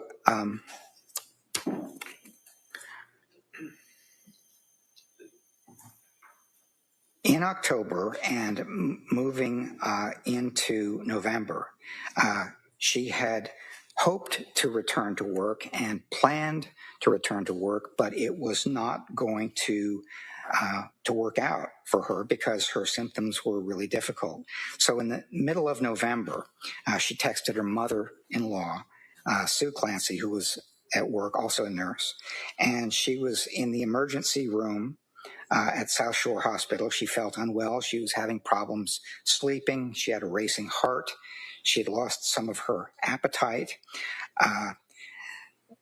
Continuing into November, she was struggling with anxiety, severe insomnia, palpitations. She was just having a lot of difficulty with the thought of leaving the baby, racing thoughts, feeling overwhelmed and things like that. So moving further into November, into late November, she was just having real difficulty with sleep disruption, and she had concerns all along, starting in mid-October, about the impact of the medications. It was her thought that the medications were giving her some of these adverse reactions, because it was really difficult for her to look at this and say, I wanted to get some improvement in the anxiety, and I did not. Instead, it got worse. And so late in November, she was still having a lot of trouble sleeping. She thought that she was close to what she called the end of her rope. She was feeling off and disconnected and sort of like a zombie. And she began to report panic symptoms, concerns about being addicted or dependent on the benzodiazepines, some kind of disoriented and forgetful and disconnected from her body. So she was having a lot of difficulty with what she thought were the medication that was resulting in this kind of impact.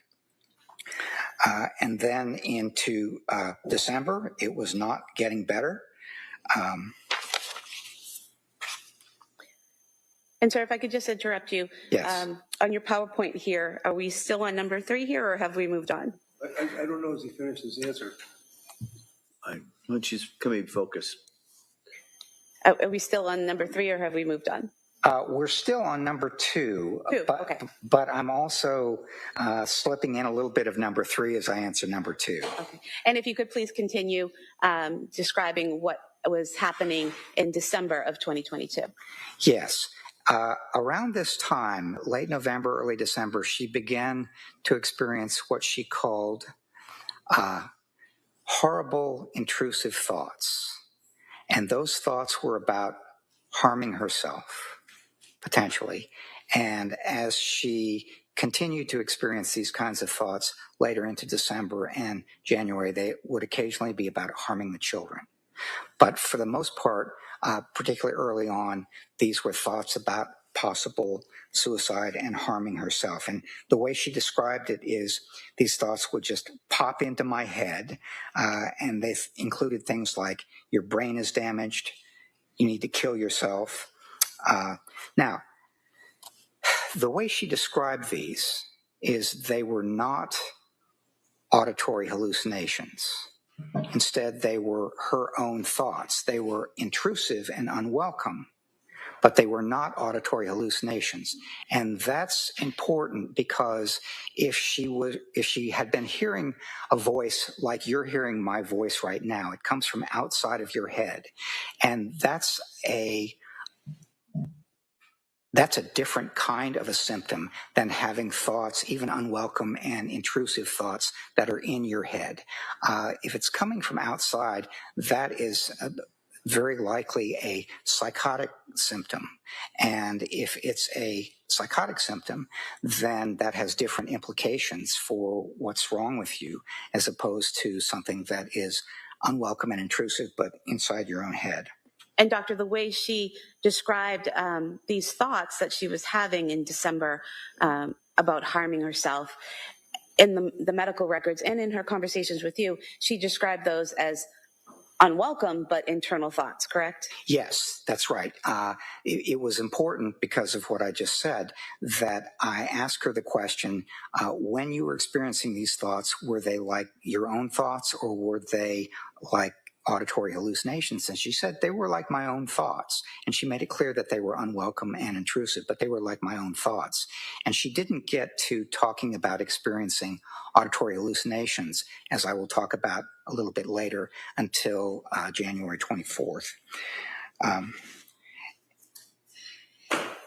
And so she continued to have real difficulty with various kinds of problems. She had lost about 15 pounds, not intending to.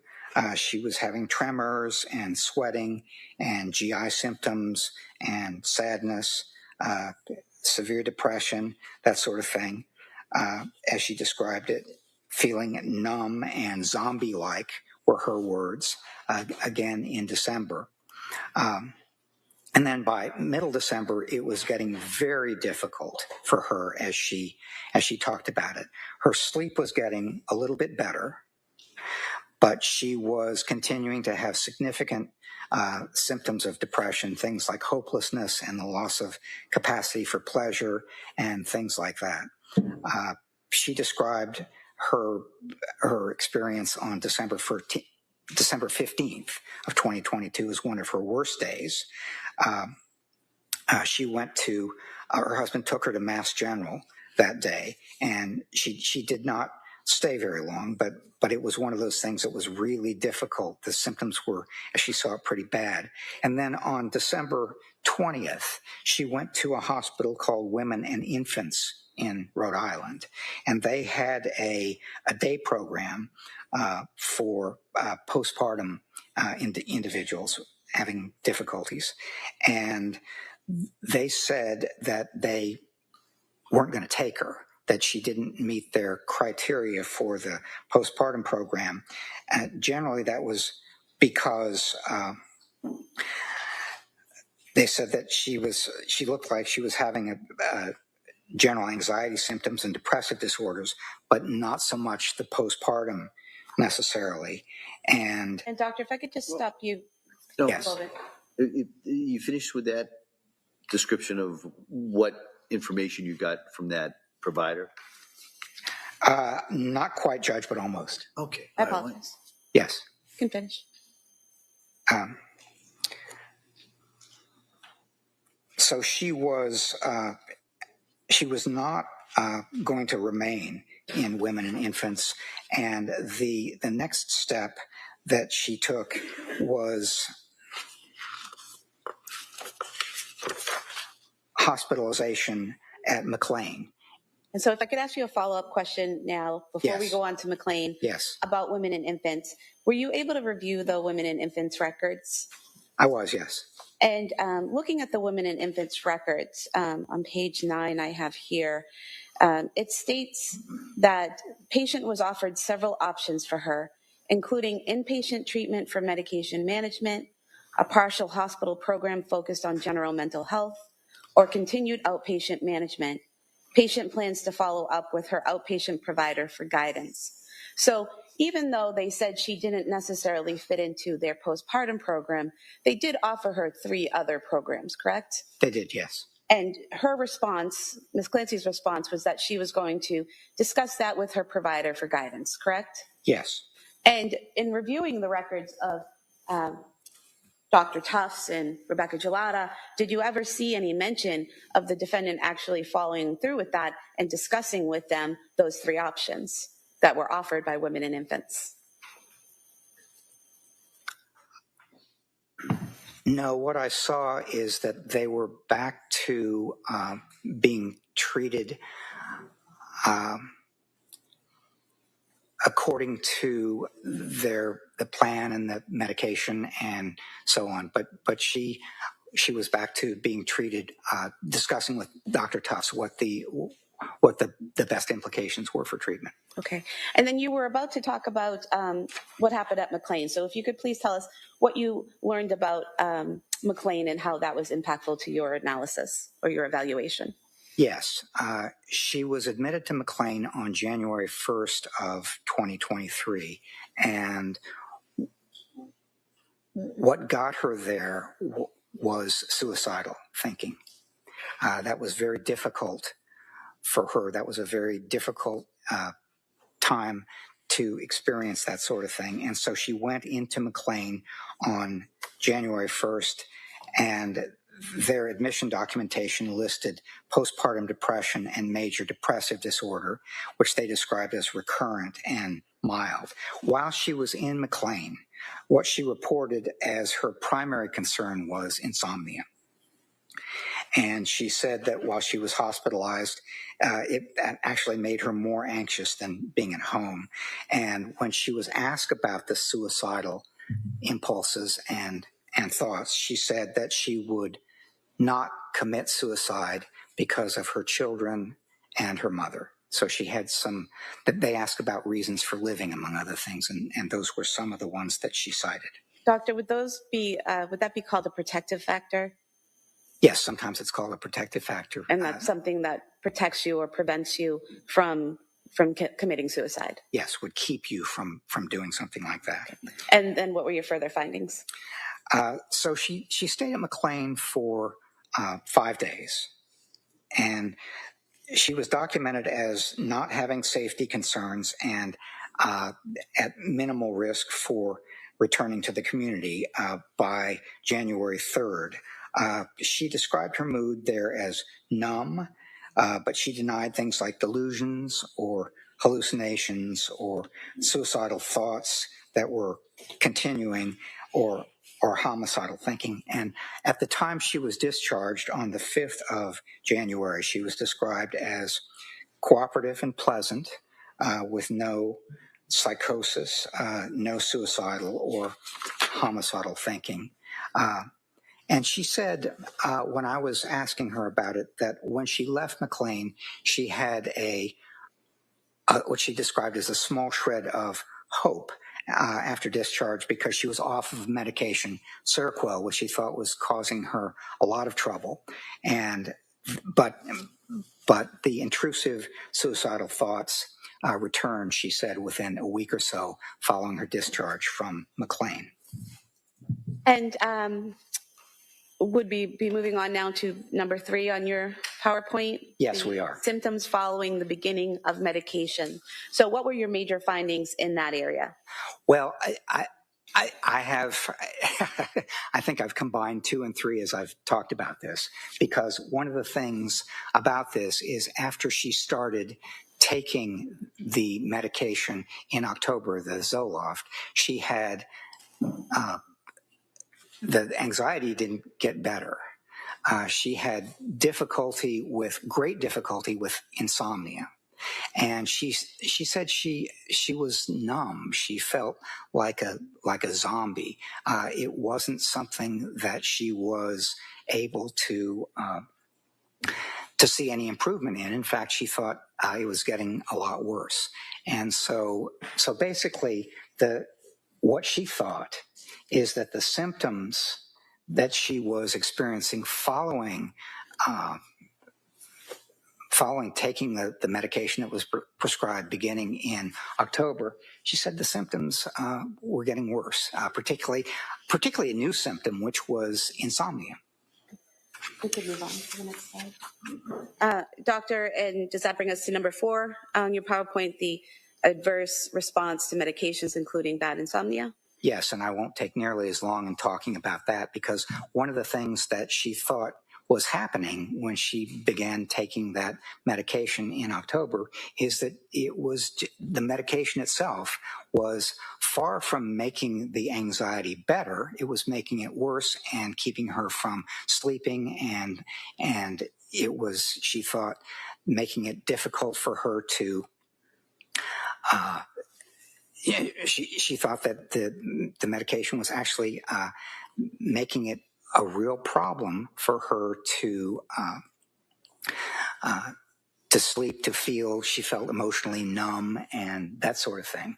And so accompanying the bad insomnia with the apparent adverse responses producing the insomnia and other things was a real problem for her as she saw it. And it's one of the things that she continued to emphasize to providers, whether it was Dr. Tufts or Ms.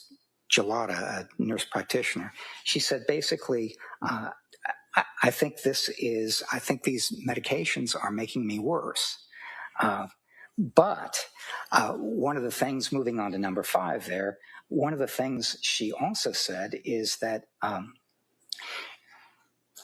she was focusing on helping the anxiety get better through medication. There was a little bit of counseling going on with Ms. Gelada, but one of the things that she did not really have was, say, a cognitive behavioral therapist or something like that to help her work through the problems. She thought that medication was going to try to help, and it really did.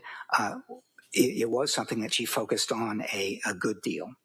And when you say she was focused, the defendant was focused on medication resolving her problems, would that include talking to doctors about different medications to try, researching medications on her own, asking friends and family for tips on medications, things like that?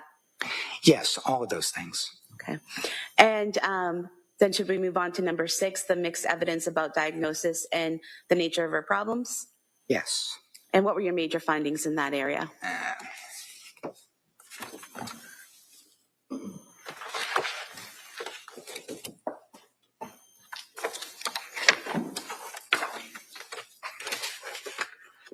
Excuse me just a moment.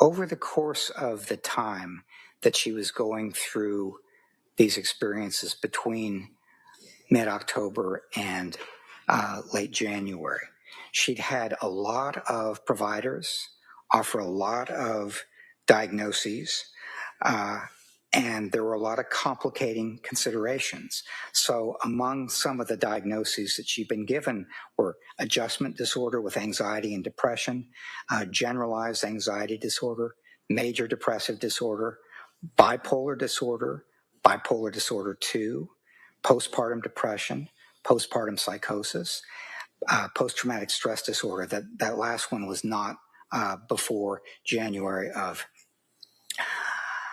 2023, but it's something that she has right now. And in addition to those diagnoses, which sort of implies that she has a disorder and she has symptoms, there were complicating factors. She had psychotropic medication with apparent adverse reaction. She had serious sleep deprivation over a 3-month period. She had between 5 and 8 months after the birth of her third child. She had anxiety about returning to work in the fall of 22.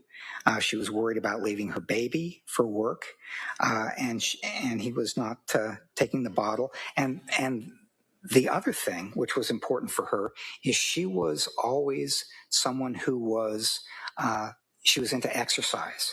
And she stopped exercising sometime in October when she started having these adverse reactions. But it's one of these things that it was a real difficult thing for her to handle when she couldn't do the running or the yoga or the Peloton or other things that she used to keep her anxiety managed.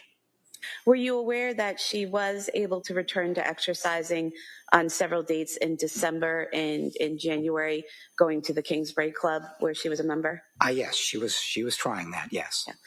And is that something that, as putting on your clinician hat for a moment, is that something that you would recommend to a patient that they, in this situation, that they try to do things like exercise to complement medication and therapy?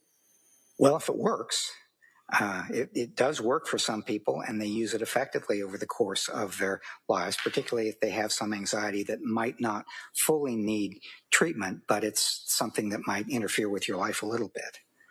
And what were your next observations? Well, if we could move on to the next slide, please. So here we have number 7, your diagnosis, bipolar 2 disorder. So was that your diagnosis of Ms. Clancy? It was, and it was hard because of all the diagnoses in the records and all the symptoms that she experienced and so on. To make a diagnosis of bipolar disorder or bipolar 2 disorder, which is a kind of a less serious way of experiencing bipolar disorder. You have to have identifiable mood swings, and one is a period of depression, which she certainly had, but a period of depression, and that was something that made a big difference over a certain period of time, and depressed symptoms and sadness and not having much or not having much motivation and things like that. But you also, for a bipolar diagnosis, need something where you have an identifiable period where the mood is much greater. It's much. One of the things that I might say is that one feels during a manic period sort of high, jumpy, decreased need for sleep, racing thoughts, sort of flight of ideas, thinking really fast, excessive appetites for different kinds of things, not getting tired, feeling important and powerful, and things like that. And I was having a hard time finding something that looked like it was a manic episode. There were times when she felt, as she described it after the birth of different children, she felt good, she felt on top of the world, she felt really close to them, her husband and her kids, and so on. But it's also something that it didn't look like a manic episode so much as it looked like she was really feeling good and getting back into exercise and things like that. So it's one of those considerations where the thing that sort of gave me pause for a while in diagnosing a bipolar disorder is that I didn't see that manic episode. But what really convinced me is that she's been at Tewksbury now for more than 3.5 years. And the diagnosis of record at Tewksbury is bipolar disorder. And they are, as I read the records, very careful about what they prescribe and how much, and various other kinds of considerations. And one of the things that the records reflect is that when she was on some medication that's prescribed to help stabilize her mood, and it was discontinued for medical reasons, she had a kind of immediate response to that, which is to say, she noticed it, and that's a consideration as well. So I ended up with making a diagnosis of bipolar 2 disorder, which is a slightly less, not slightly, it's a less severe form of bipolar disorder. And doctor, why did you diagnose with bipolar 2 and not bipolar? Because bipolar, as I said, is a more severe kind of diagnosis. It's more noticeable. And if you had a bipolar diagnosis, then I would want to see something that clearly and definitely looks like a manic episode. And I did not see any evidence of that before January 24th of 2023. And there were some incidents that have been described by witnesses who have testified and in the medical records, things like the defendant cleaning out her garage with her husband at one point in time. Was that something that you did or did not see as manic, and why? Well, there was some indication in the records that some people thought it was manic. I did not see it that way. She did not describe, when I asked her, whether she did not describe that as a manic episode. She didn't think it was. And when I talked to Patrick Clancy, he said he didn't think it was either. And basically it was cleaning out the garage and getting a lot of stuff into 20 trash bags and so on. But one of the things he said is, they were both working hard, but it wasn't all her out there putting stuff in 20 trash bags and he wasn't a part of it. He said he was definitely a part of it. Okay. And would it be accurate that bipolar disorder requires that period of mania for, I believe it's 7 days, where bipolar 2 requires hypomania for 4 days. Is that right? Yes, that's right. Okay. And so did you see signs of hypomania? Well, that's something where it's less clear that it's manic, and that's one of the things that inclined me toward bipolar 2 is I just did not see signs that were clearly manic episodes, but it looked like something that it possibly could have been a less serious or less severe manic episode. And in terms of this diagnosis, this bipolar 2, is there a way to determine whether she always had this disorder or if it's something new, and if it's something new, when it appeared? It's a disorder that typically comes on in adulthood.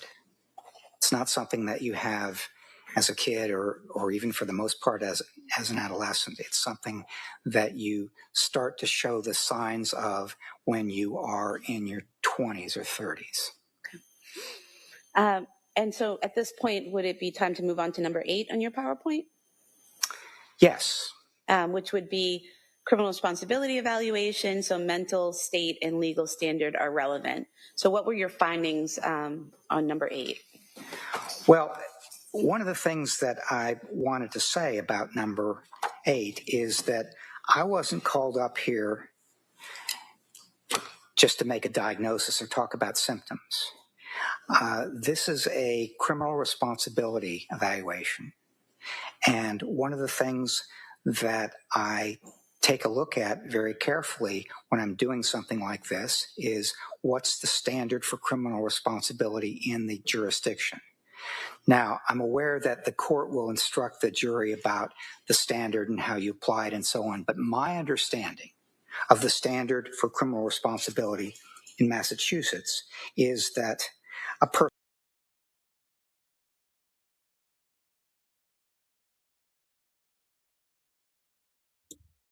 Uh-oh, don't know what happened there. Let me pull it back up. Hold on. Give me just a second. We can back it up just a little bit, so.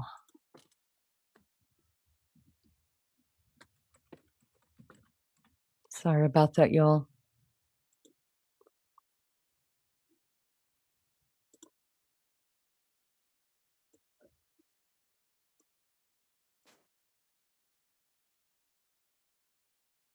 do is take those symptoms and see how they affect somebody, in this case, Ms. Clancy's capacity for knowing that something like this was illegal or wrong, or how they affected her capacity for conforming her conduct to the requirements of the law, which I think of as kind of controlling her behavior.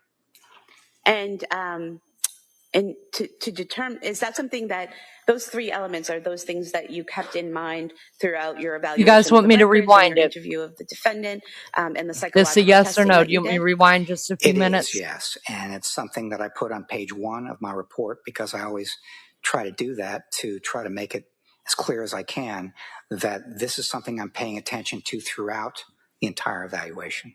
So that's your mindset when approaching the evaluation of Ms. Clancy? Okay. It is, yes. Okay.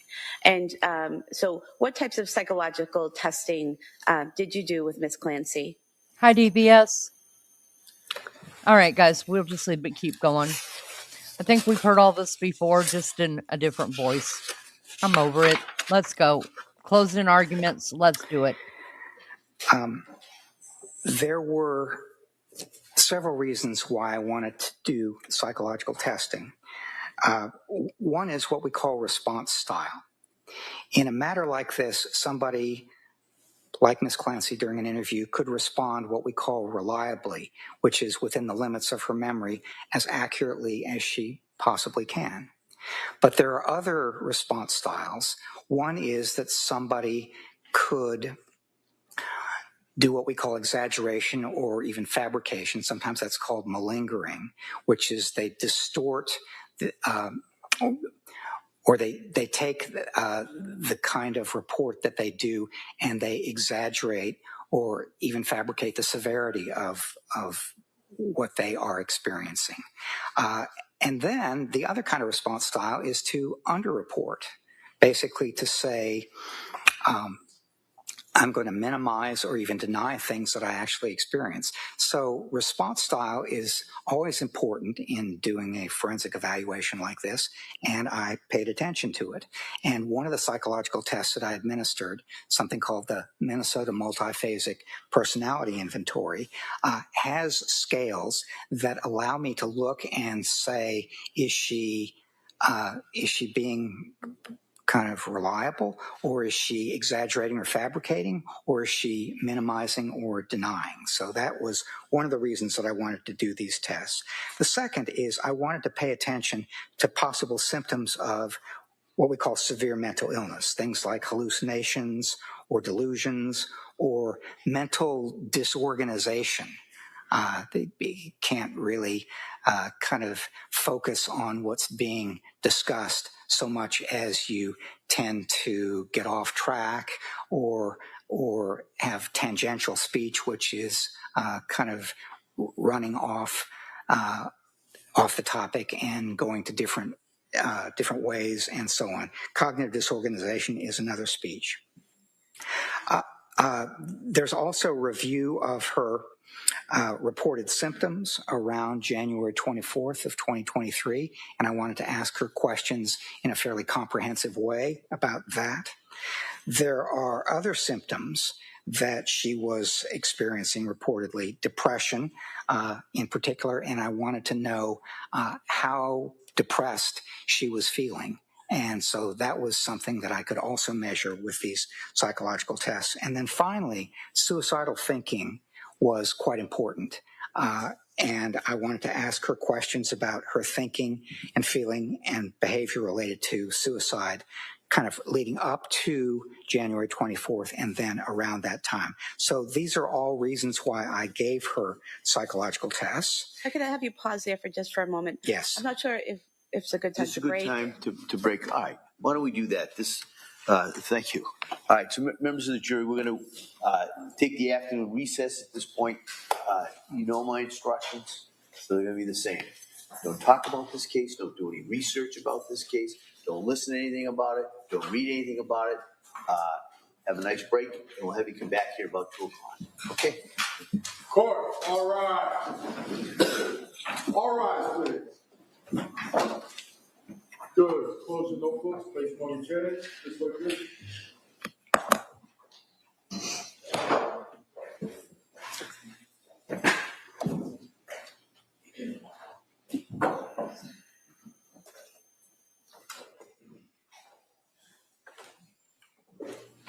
I just want to hear if we hear anything else from the judge or open mics, because sometimes those open mics, they're interesting.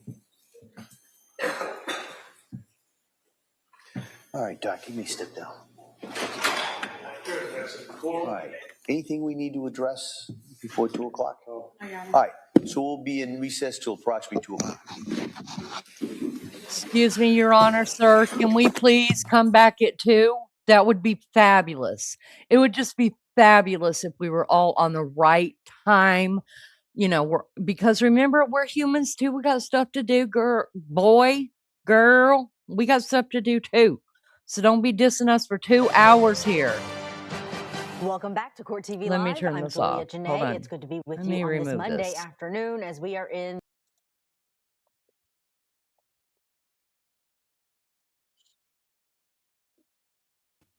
No wonder you can't hear me.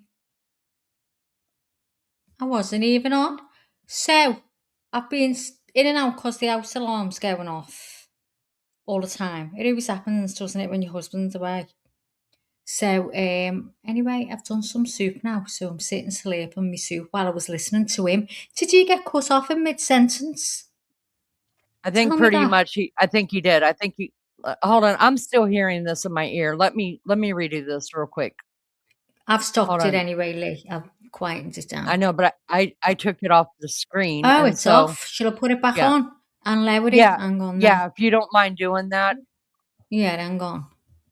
Okay, so I'm back here. I can hear. Yeah, I think he did get stopped mid-section through something. Yeah, he Something did, yeah. happened there. They were over talking each other for sure, and then he was like, I "Let's think just that stop right there." judge was fed up listening, to be honest, because he was Yeah. like a broken record. I was like, oh my God. Every answer was like forever, wasn't it? Well, it's But I something that we thought, even though he was going on forever, I couldn't absorb what he was saying. It was just that, I'm talking nice, and then he was, I don't know, Lee. Might be me. No, I think one, it's nothing we haven't heard before besides a different diagnosis. Everybody's got their own diagnoses. And Yeah, so it's that, and then if they ramble, instead of just giving the yeses and the nos, and we don't need all of this shit. I mean, look, I love visual effects too, I really do, but yeah, this is too much. Like, I yeah, don't need to sit here in this. I mean, if she was getting this much, what do you call it, treatment and therapy when she was asking for it, we may not be here. But obviously, they're taking more time on the stand than they even took with her. So I'm yeah. gonna be the one to say it. Y'all are just done with listening to him. Something we haven't Oh, heard I'm telling before. you. I know. Over it. Absolutely. I'm over it. I'm Seriously. really over it. Thank God these are the end ones, Lee, because I'd have been like that watching this. Oh my God, don't tell me we've got like weeks of listening to things like this. Mm-hmm. I couldn't have coped. Hiya, Supermom. How are you, love? Good to see you Hi, there. Supermom. Oh, We have Flowers done as well. we Flowers have. done. Everyone's Flowers is done. here. Everybody's done. I know. Listen, we are on break for an hour, so they say. Mm, We know how that goes down. yeah. So they say. So if you've got to get up and stretch, do that. If you need to get yourself something to eat, Oh, do you that. better If you're getting yourself something GBT. to drink, do that. If Mm. whatever you got to do, you do it. This is the last witness, I believe Is so, it? Charlotte. Oh, I hope Yes, so. and it will get turned over to Can I have it closing in writing, argument. Lee? Oh. No, I don't trust this. I don't trust what's happening at all in this jury, and I mean in this courtroom, other than I know that we're here and the jury's here. Nobody else is expected to be here on time. That's all I know. Okay. We also have an Emma Jones here. She is from the UK as well. Maggie, I already Hiya, informed Emma. her that you were from Liverpool. She's only about an hour from you, and Oh that you my are God, gonna where is she? and that you were gonna love me. I mean, she was gonna love me more than you because you're mean, and I'm Yeah, not. well, she will love you more because we love to hear the Americans talk. So she'll be Oh, sitting fuck there. off, Maggie. That's exactly what I tell you. The Americans love No, you I'm more telling because you we. now. Well, she's going to love you more if she's from the UK. She's not going to love me, is she? Stupid I hope brooch. not. Emma, can you, can you, can you sort this bit of a fight going on here between me and Leanie? Are Listen, this you is going to love her more than you love me, Emma? probably. Mm-hmm. I love you, Maggie. Oh, Emma, don't say that, but you love her more, don't you, Emma? Otherwise, I'm going to have a terrible life. She won't get shit to be murder. Oh my I know you love God. me, Emma, and I love you already for saying you love me straight away. Do you know what I mean? But where are you from? And you do love Leanie, do you? You love to listen to Leanie talking more than you would me. Let's be Don't try to honest. fix it now. You're already on my shit list. Don't try to fix it now. Dolores says, Emma's just laughing. Dolores says, I think he covered everything. That was the first 17 days. Oh They my should have God. just put him on first. That's exactly right. Exactly right. I hear expert and I shut down these days. You know, the first couple ones, once we hear from the coroner, once we hear from lead detective, once we hear from the hospital who receives them and gives everybody, um, some health care and stuff like that, like all this other shit, I would have loved to hear more from what Say was that, Lee. Say what that word, Emma. Say that word Emma's put there. Shropshire. Shropshire. Shut up, Maggie. I knew she was going to say that. Shropshire. Shrop. Like shop, but Shropshire. shrop. With shop with an R in it. Go on, you love your R's, do it. Shropshire. Shropshire. Oh, Emma, get on here, R's. They get one for a week. I love them. They get one for a week. The Americans R's. Everything's Look at what Misty said. Misty, you bish. Don't worry, Emma. You will soon realise they are both dumbasses. Dumbass.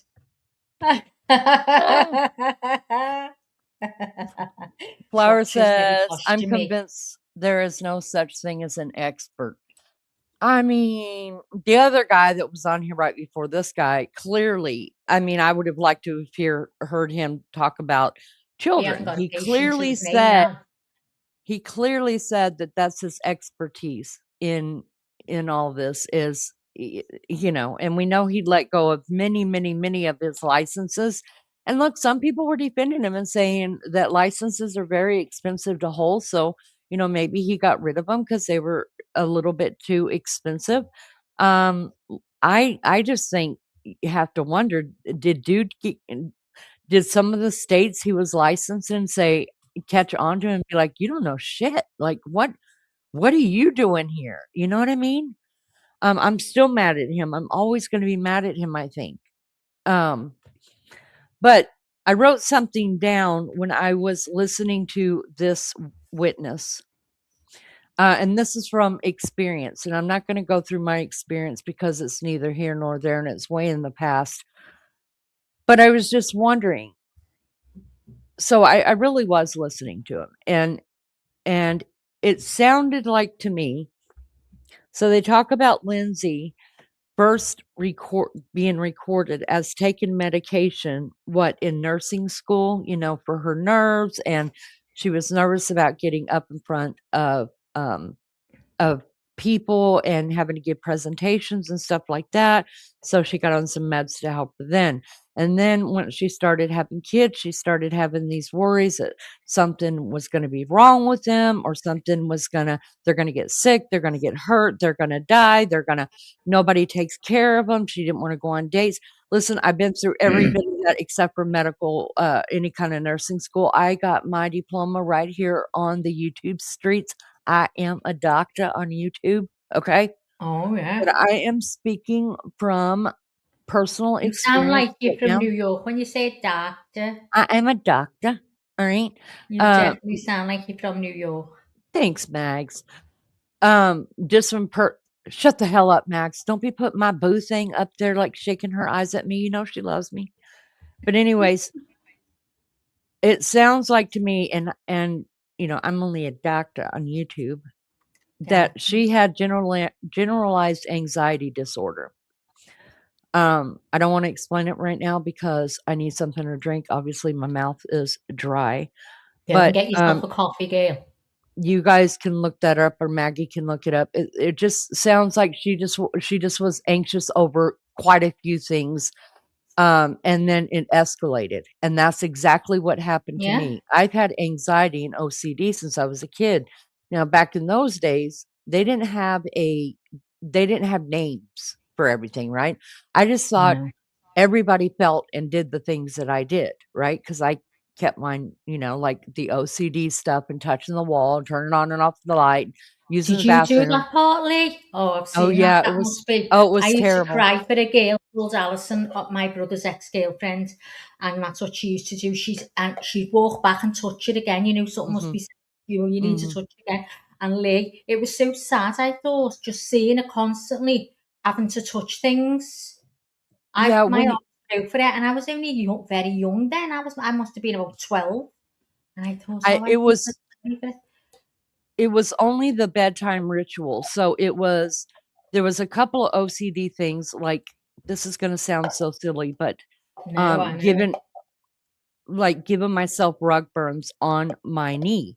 When I was a kid, we used, kids, we all would sit on the floor to watch TV because we had a console TV that was sitting on the floor, right? So us kids would lay down and just watch TV while our parents were up on the couch or whatever. And I would have these overwhelming urge, like it would not go away until I rubbed my knees on the carpet to give myself a rug burn on both of my knees. So, but I didn't tell anybody because I didn't know that was abnormal. And then like when I go to bed, like I always had to touch the wall, turn off the light. So I would go to bed, right? Light, everything is still on. I would get in the bed, cover up, then uncover up, go to the bathroom, use the bathroom. You know, I have to go to the bathroom, Oh. touch the How wall, old turn off was the you light. then? I was young, Maggie. I was probably in kindergarten, first, second, third Oh, grade. Yeah, it was. really? Yeah, I now Wow. know what it's from. I do now know what that. Yeah, I yeah, think I know, what it's from, and so, yeah. and then because when I moved away from when my parents got divorced and we moved away from my dad, all that stopped. Like I Can I never had just to. ask, did you think if you didn't do it, something bad would happen? Because I was having a No, conversation with someone else about that. no, I never No. thought past.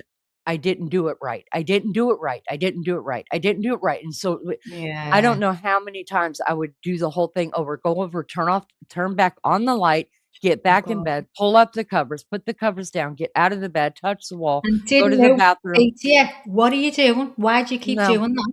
no. And do you know, I never had my own room. So my siblings watched me do this and nobody said anything to But me. you know what? Do you think it could have been they didn't know any difference? I Because they think grew maybe up with so. you?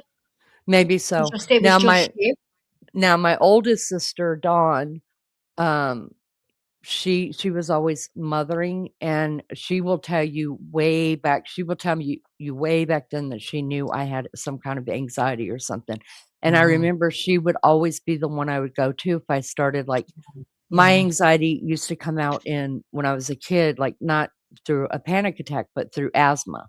So I would Mm. just go into an asthma attack. Well, my mother realized that when I got upset Very that much the I same now, though. yeah, I would have an asthma attack, and so she caught on to that, but nobody was saying, "Well, it's 'cause she's got anxiety, we gotta figure out." Yeah. But I'm not kidding you, the minute my parents got divorced and we moved back to Texas and Alley, California when I was 12, that's when all that stopped. So Then it's I got really married. anxiety. Oh. Mhm. Then I got married when I was young, and he was in the military like my dad, and so his brain was military-brained, and the OCD turned into something else, like Oh. the cleaning, the constant moving, the worry Oh. about my kids, so this, so that. It was just nuts. So a lot of what I'm hearing her say is that she too thought she was normal when she was younger. And Yeah. then probably in nursing school, everybody was like, let's just, they're passing around stuff to keep you awake. What is that stuff for ADHD that people take? I Oh, forget I what don't that's know. called. And they do that for parties to stay up all night to keep drinking and partying. Anyways, I Oh, don't know what that stuff's called. uh, um, It's for ADHD. I don't What is know. that I've never called? heard of that, then, Lee. I've never heard Yes, of a drug they take for you ADHD that keeps you up all night. yeah. What's I it? thought that I know if they took a somebody. drug for ADHD, it'd calm you down, I imagine. Somebody, and no, it keeps you Adderall. Thank you so much. I knew they would know it. It's Adderall. It keeps you focused, but it also will keep you wide awake. And so I know people in Well, stressful that's situations in basically what I know about colleges and stuff, they will take hang on. Adderall. Oh, no. Oh, no. I'm looking. It's all right. So, I thought that was starting, then it's not. Obviously, it's just No. looking back on it. So they will take Adderall, and then also they have figured out, if they take Adderall while they're partying, they can stay up later and party more. It's the whole thing. Anyways, Supermom, she said she was addicted to, what was that drug she said she was addicted to? Like, Adderall, was it? Binace. Yeah. Well, Adderall, yeah, there's she a lot said of she people was addicted to addicted to it. that. Is it? How long do you have to be on that Mhm. to be addicted, you know? I And think is it's that given I just for think people, I don't bipolar? know. I don't Is know. it given for bipolar people, is it? I haven't got a clue about these names. You see, we've obviously got them, Leanie, but they'll be called There'll be something different names, yeah. different. Yeah, I mean, we've got Prozac. I think you call Prozac as well, don't you? Yeah. They So good to see you, Leanie. TLC is me. TLC is me. Oh God, hello. You know, see someone come in and just said Leanie and never said Maggie. And I feel well, dead because left out. you weren't here when she came in. She said she's been watching every day while working. We appreciate You that, still knows I'm TLC. here. Nobody cares, Maggie, calm it I'm a down. bit is. Anyways, I wanted to ask Chat. I didn't mean to go into all of my dumb shit. I wanted to ask I think Chat, it's interesting. You should. can you see back to, like, if you have any kind of disorder like that, Can you see back to like where it started, and did it start out as generalized anxiety disorder? And because there wasn't any help, like when I was a kid for that, and I thought everybody was like me, right? That it just escalated over time until you either had a nervous breakdown or you became psycho or whatever happened, and then you Yeah. got I mean, there was diagnosed with no something. talk of ADHD. No one knew what it meant, or Mm, autistic, or we didn't have a clue. This all was all new to us, nope. you know. So all these people who are older now, my age, have all suffered for years and didn't know they had a disorder. You know, it's sad, isn't it? Yes. Misty says a lot of these conditions are brought on through trauma, and that's true. I know exactly where mine came from. Yeah. And listen, I still have OCD. It's just something's always going to be Yeah. with me, but not nearly You don't as bad as touch I the, used. the lights or nothing, do you, Lee? No, that It's not all good. stopped, like having to put rug burns on my knees every day. Every day, the Oh, minute I touch the carpet. And well, everyone notices that. Wow. and then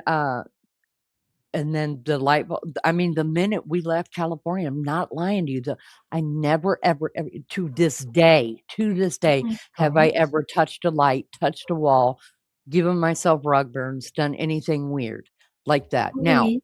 I do have pica, so I do crave stuff like dirt sometimes and weird stuff, but that's a whole different Yeah. thing. That's not a mental thing. That's really something that is a disorder, but it's a Hmm. lack of nutrients, iron, and stuff like that.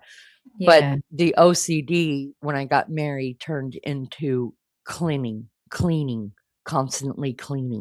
Oh. Like, and you guys know that. It still seems like to you guys that hang out with me all the time know that I'm Yeah, like, she I does got to do over the floor. I clean. got I'm to when do I'm the on floor. the video with her.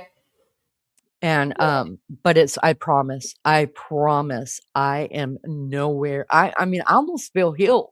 I feel like the way that I clean now is so normal that, like, if nobody else is cleaning like me, like, you're You know, abnormal. if I That's had the way it that, feels I'd like to me. be a cleaner. I'd be a cleaner if I had that. That's what my job would be.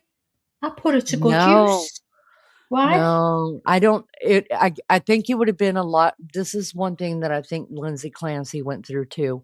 And I said it way back early on in the trial that my heart breaks because, listen, we know raising kids is a stressful thing. All Oh, of us yeah. have more stressful moments than others, and we have different triggers than others, but all of us as parents can tell you that there were some stressful times. And sometimes the best thing for that is to walk away. Like, so go to work, right? Go to work, and then you go do Yeah. that, and then you get sick of work, so you're able to come home and chill at home, right? So it's two different environments. You're there at different times of day, so you're able to Yeah. walk away from it. Lindsay didn't get to walk away from that. If she No. went to work, she was with kids. If she came Yeah. home, she was with kids. Yeah. So I Um, cannot that would be like for me, like the cleaning stuff, and sometimes when it gets when did out it of get better to the stage you are now, Lee? when I got on different medicines, I have to switch. So, like, just because that's the medicine I started on, when I start feeling things getting out of control, Have you ever then had suicidal thoughts, if you don't mind me asking, just because of this case? Or you can't talk about it, in fact, don't. no, no, but mine was due with thyroid. Yeah, I did, but mine So was you did, but it was a you have thyroid problem. yeah, And so did you blood works on your face? Sorry, I'm not interrupting you, Lee. I just want to know before you answer that. Did you get blood works, and that's how you found out that it was a thyroid problem? So and I always tell people this, especially women, because thyroid problems run with women more so than with men, but men Yeah. do get it. And when they do a regular panel of blood, say you go see your doctor and they're checking a CBC and they're checking for this, and unless they have a reason to check for thyroid, they're not going to check for thyroid. It's just one of those things that aren't going to be checked. So yeah, I was having blood work done. The freaking doctor was, now mind you, I was in the military. And I didn't have the doctor I have now. So you just got whatever doctor Yeah. walked in the room with you. So this doctor was sending me to a psych and saying, this is all psychology. You need to go talk to them. The psychologist was like, nope, this is all medical. You need to go back to they just, but nobody wanted to deal with me. I was that terrible. I was terrible. You guys, I was terrible. And so, I mean, I was a nutcase, seriously a nutcase. And then How did you cope and having the babies as well? I'm telling you, it's only God. And then one day I went back to the doctor. I was at the doctor's like at least 3 times a week trying to get help, just like Lindsay. Just Dr. like it, yeah. Google. I went crazy. I went and talked to my mom. I talked to older women and they were like, I think you're going through the change. I'm like, I'm in my 30s. I'm like 31. And they're like, well, you could go change that. They're like, you just sound like you're going through the change. And so they're like, this sounds totally hormonal. Well, nobody talked about the thyroid back then, right? So I had another doctor's appointment. I was losing my freaking mind and they had me on all these medications that weren't helping. And I went in and I saw this one doctor and he was like, he had my chart in front of him and he was looking through it and he looked up at me and he said, I'm going to ask you 10 questions. He said, it's either yes or no. That's it. And he reached behind him and he put a book on the table, like a medical book. And there were 10 questions he asked me, like, are you hot or cold most of the time? Cold. Do you have trouble losing weight even when you try it? Yes. Does your hair fall out in clumps? Absolutely. Oh my Things like God. that. I had 9 yeses and 1 no. And I don't even remember what the 1 no was. He shut the book and he said, honey, he said, you've got hypothyroidism. I'm telling you right now. And I was like, what? What's that? And he said, well, I'm going to go ahead and do blood work. He said, but today I'm putting you on thyroid medication. He said, I'm going out of town. He said, I'm going out of town tomorrow. He said he was going somewhere. His son was getting married. And he said, but I'm going to put a note on this that they are to call my personal cell when they get, if they end up getting the results by the time before I come back, because I want to up the medication. If in fact it does. And he said, I'm telling you right now, you have hypothyroidism. That's what's wrong with you. He said, if you stick with me, I'm going to help you. And that was the first thing anybody said to me. They were just like, you got to figure out what's so wrong in your life. I was like, I thought I was handling life pretty damn good. I mean, it's not great, but I thought I'm dealing. And he called me from his son's reception because he put a rush on that. He's the only person that ever checked my thyroid. My thyroid was out of control. And he said, Flower said, well, what? Oh no, I thought she was asking you questions. Sorry, Lee. I've forgotten what thyroid was. I thought she said what was thyroid. Everything. It puts off 3. You need to look into it. It puts off 3 different. I'll let Maggie go ahead and read it because I need to get a ciggy. So Maggie, if you can read it, listen. I'm telling you guys, if sometimes you just think that you've got this kind of hormone imbalance, your thyroid puts off 3 of them. 3. And it controls your body temperature and it controls your metabolism. It controls your metabolism. It controls almost everything in your body and it will kill you if you do not get help for it. Go ahead, Maggie. I'll let you read the symptoms for it. I'm going to smoke. Let me get it up then and I'll get some symptoms. Hang on. Just got my phone now. So my laptop died before, guys. I was listening in the headphones while I was doing my dinner. And the next thing it just went off. I thought, so what's going on? Because the alarm had been going off on the house. So I come in and the laptop was dead. I thought, shit, I hope that doesn't move, that the live's gone off because I started it. But no, Leanie was there, so it was made up. So hold on, so I think I've got this now. I think because all them symptoms she's just said then. Thyroid, but isn't it underactive and overactive? So let's see. I don't even know how you spell it. Thyroid symptoms. Okay. So, thyroid symptoms depend on whether your gland makes too few hormones, which is hyperthyroidism, or too many hyperthyroidism.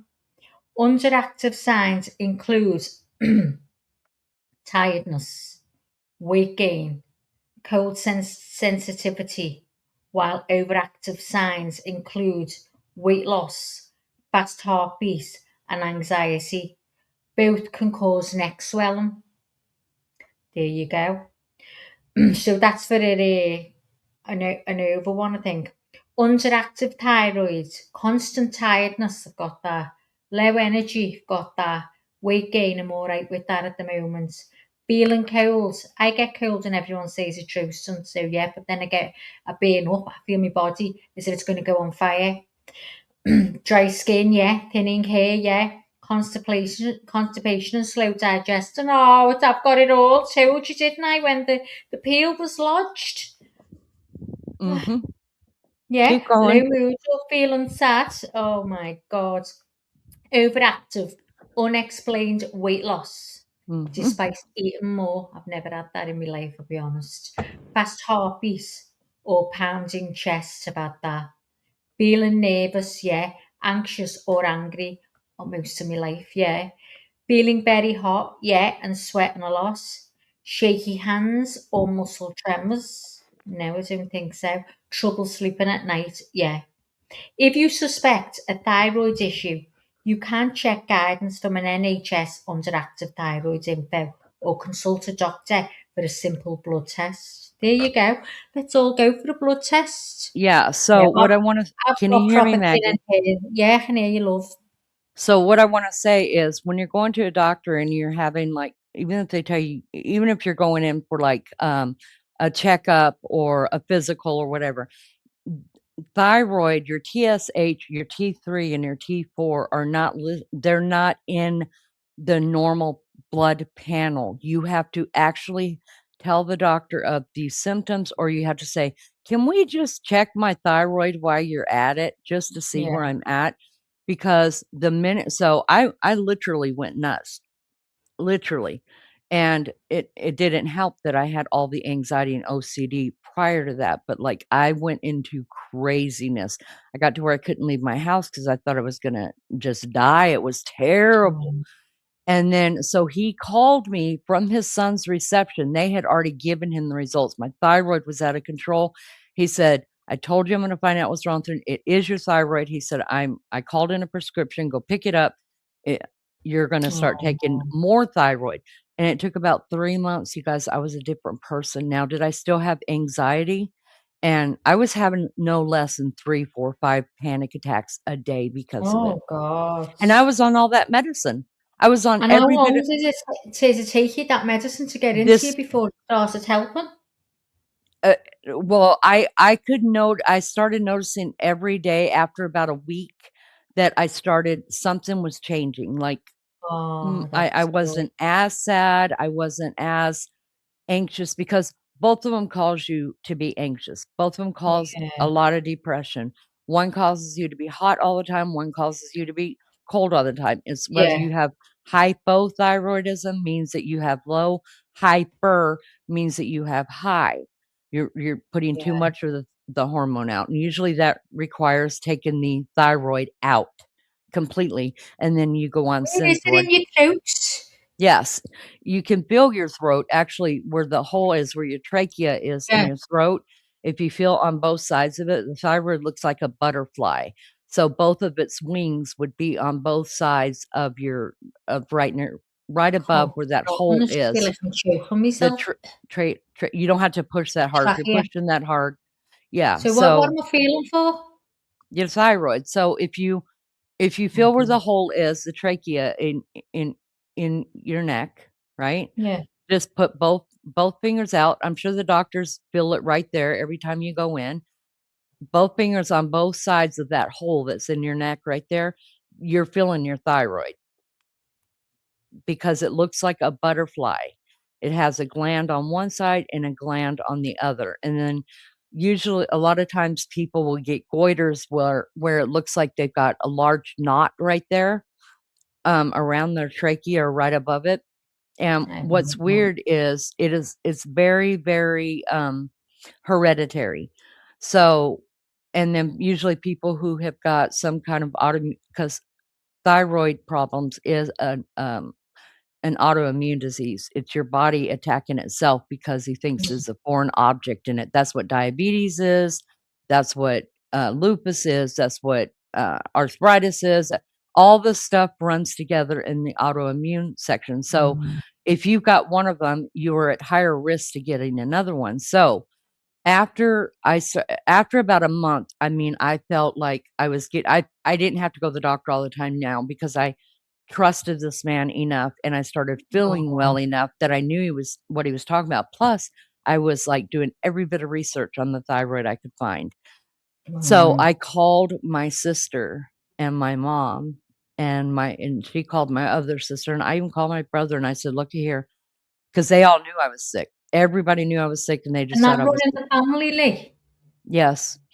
So everybody I begged them. I said, "Before you get as sick as I get, please go have your thyroid checked. Do you know that both of my sisters have hypothyroidism? My mother had Oh. hypothyroidism, and And they only both found out when you said cow? and both of my daughters now have hypothyroidism. And Wow. one of my sister's daughters, she's the only one out of all of us that had hyper. And she was like, Aunt Leanie, put your hand up on my heart. It was always beating like she was running a Oh. marathon. She had terrible headaches, so they ended up removing her thyroid. Yeah. Oh. So, That a big one? Lunch Or is it Lady simple? will tell you she had her thyroid taken out as well. So if you are hyper where it's overactive, 9 times out of 10 you're gonna get your thyroid removed. Or if you So, have great Lee, wouldn't that be easier to do for everyone rather than Medicate if it's a simple operation and they don't need it? No, because taking your thyroid out can cause some problems. If you're not Like on the what? right amount of if you're not well, the same thing. If you're not on the right amount of medication, then you're always gonna have the symptoms of hypo. That's why remember I didn't take mine for 3 weeks, and I was like, Yeah. "You guys, I keep crashing." It needs That's it all what's the time, yeah. Yeah, and then so I can always tell when my thyroid's off because I'll be more tired than usual because y'all know I run off of, like, 4 hours Yeah, sleep here, 4 hours sleep there, I'm good. yeah, But when I'm just like, "No, I gotta go to bed now," and I'm crashing, then I know my thyroid's off. So, yeah. I don't understand, not just mental health. I think thyroid should be a part of mental health. I think women's health, anything that Yeah, puts out hormones should be a part of mental health. I think before they prescribe you thing, 100%. one thing, they should do every hormonal test in the body, and men have hormones too, and it comes out of their, Yeah, um prostate. So, before anything is prescribed, I mean, maybe get something to chill you out because believe me, I needed something to chill me out, but nothing was working because my thyroid was so fucked. And wow. yeah, so that's the first thing I tell anybody when they're like, I just feel anxious all the time. I'm like, go get your thyroid checked. Oh, I've had blood work. Go get your thyroid checked because I guarantee you they didn't. And even if it Yeah, comes back negative, okay, then you've ruled out I one just thing. collectively rules it out, yeah. Lacey says, I can't afford insurance, so I don't take anything for it. Now dealing with sudden onset of a lactose intolerance, I'm cutting gluten because a lot of people in my family have celiac disease. Oh, Mm. I know someone that had that and the stuff they had to eat, oh, it was terrible. I Wait a had to minute. take, Did Lacey just say she's not taking thyroid pills because she yeah, can't afford it? she can't afford it. Okay, first, I will tell Oh, you this, you will go crazy and it could kill you. If you don't have thyroid if you don't have the hormones that it puts off in your body, eventually you will die, but before you die, you'll go oh crazy. God. I'm just being Lucy, honest get with it? you. Also, I just want you to know, if you go to you don't have to have insurance. If you go to your, wherever your town, health department is, get your blood work done there. At Walmart, you would pay like anywhere from $2 to $10 max for a month supply of thyroid, pills. Oh, My God. second oldest sister who passed away, she used to tell me all the time, because I could tell by looking at her, her eyes would pop out. She'd have these big old bug eyes and stuff. I'm like, "You're not on your thyroid medicine." I could see it. I could see her hair was real thin. And she's like, "I don't have the money for it." And she's like, "I don't have insurance." Used to piss me off. because of course I'd give her thyroid pills because I've always had insurance, so it cost me more. But I would give her thyroid pills. But what was happening was she was an alcoholic and she was a Oh, user. So because of that, she never remembered to take the thyroid pill. She didn't care. She was either high or drunk all the time. So she wasn't feeling what I'm seeing. You know what I mean? Um, yeah. and yeah, it's bad news. It really is. You really got to look that crap up. But Oh, thyroid medicine is one of the cheapest medicines out there. It's cheaper than Tylenol. You don't have to have insurance. It's cheaper than Tylenol. That's why I think on every blood panel that they do, even on men, they should check the thyroid. You know what I find is funny? I'm so terrible, you guys. I'm a terrible, terrible person. But, when I had that wig out and stuff, and I tell you guys that, caretakers, their burnout is very real. I did put my ex through a lot of first fear, and then he didn't understand the thyroid, and this was before I got diagnosed with hypo. He just started calling me crazy, you know what I mean? Because his mother was a yeah. schizophrenia, and so he's like, "You're just crazy, you're just fucking crazy, I'm going back to work, blah, blah, blah. If you have any problems, call the ambulance." It was terrible, you guys, it was terrible, but anyways, all the shit that I heard, guess who's got thyroid disease now? Oh, you really? Mhm. Wow. Oh, wow. And so, he had come That's back from outrageous. overseas to one of our grandson's, birthday parties. He happened to be in the States, and I was sitting there signing the book, and he was sitting across the table from me. He's like, "Can you fucking believe I've got hypothyroidism?" I was I like, can't believe he's even "Oh." talking to I you. I was like, "Did you fucking go crazy too?" Because now I'm not scared of him anymore, right? Yeah. So I was like, "Did you fucking go crazy too?" And he just looked at me and started laughing. That was his prime opportunity to apologize to me. Fucker didn't. It's alright. I was like, "You deserve it. You Hmm. deserve it." Lacey says, I have OCD, but I'm too exhausted with 5 kids to keep up with it. I've definitely toned it down a lot when it comes to OCD, just so I don't lose my mind. I smoke cigarettes, that helps, lol. Oh, God bless you, Lacey. Mm. God bless you, girl. So Flower says, I don't take anything for it. Wow. What are your Why is levels? that? I would Why is that Flower? Why don't you take anything? Lacey said, since I completely cut dairy and gluten, I'm doing a lot better. It's really hard diet, especially if you're on a budget and you cook to feed 6 other people, I can imagine. wow. Gemma said, I've always had a Sheldon brain, severe insomnia my entire childhood. I'm a ceasefire baby, so I know a lot of my mental health issues comes from that. I'm a ceasefire baby. What's that? I know what ceasefire means, but I don't. What's that mean? Lee. I don't know. I'm waiting on her answer too. Sharon says, I lost most of my OCD when my hubby sold the house. Bought a small bus and travelled Australia. Oh wow. That sounds Stayed at lovely. Jesse's, yeah. Stayed at Jesse's boat ramps and occasional caravan park to do the laundry. That sounds amazing. Me and Lainey are gonna do that. Mhm. That's our Oh dream. That's our dream. yeah.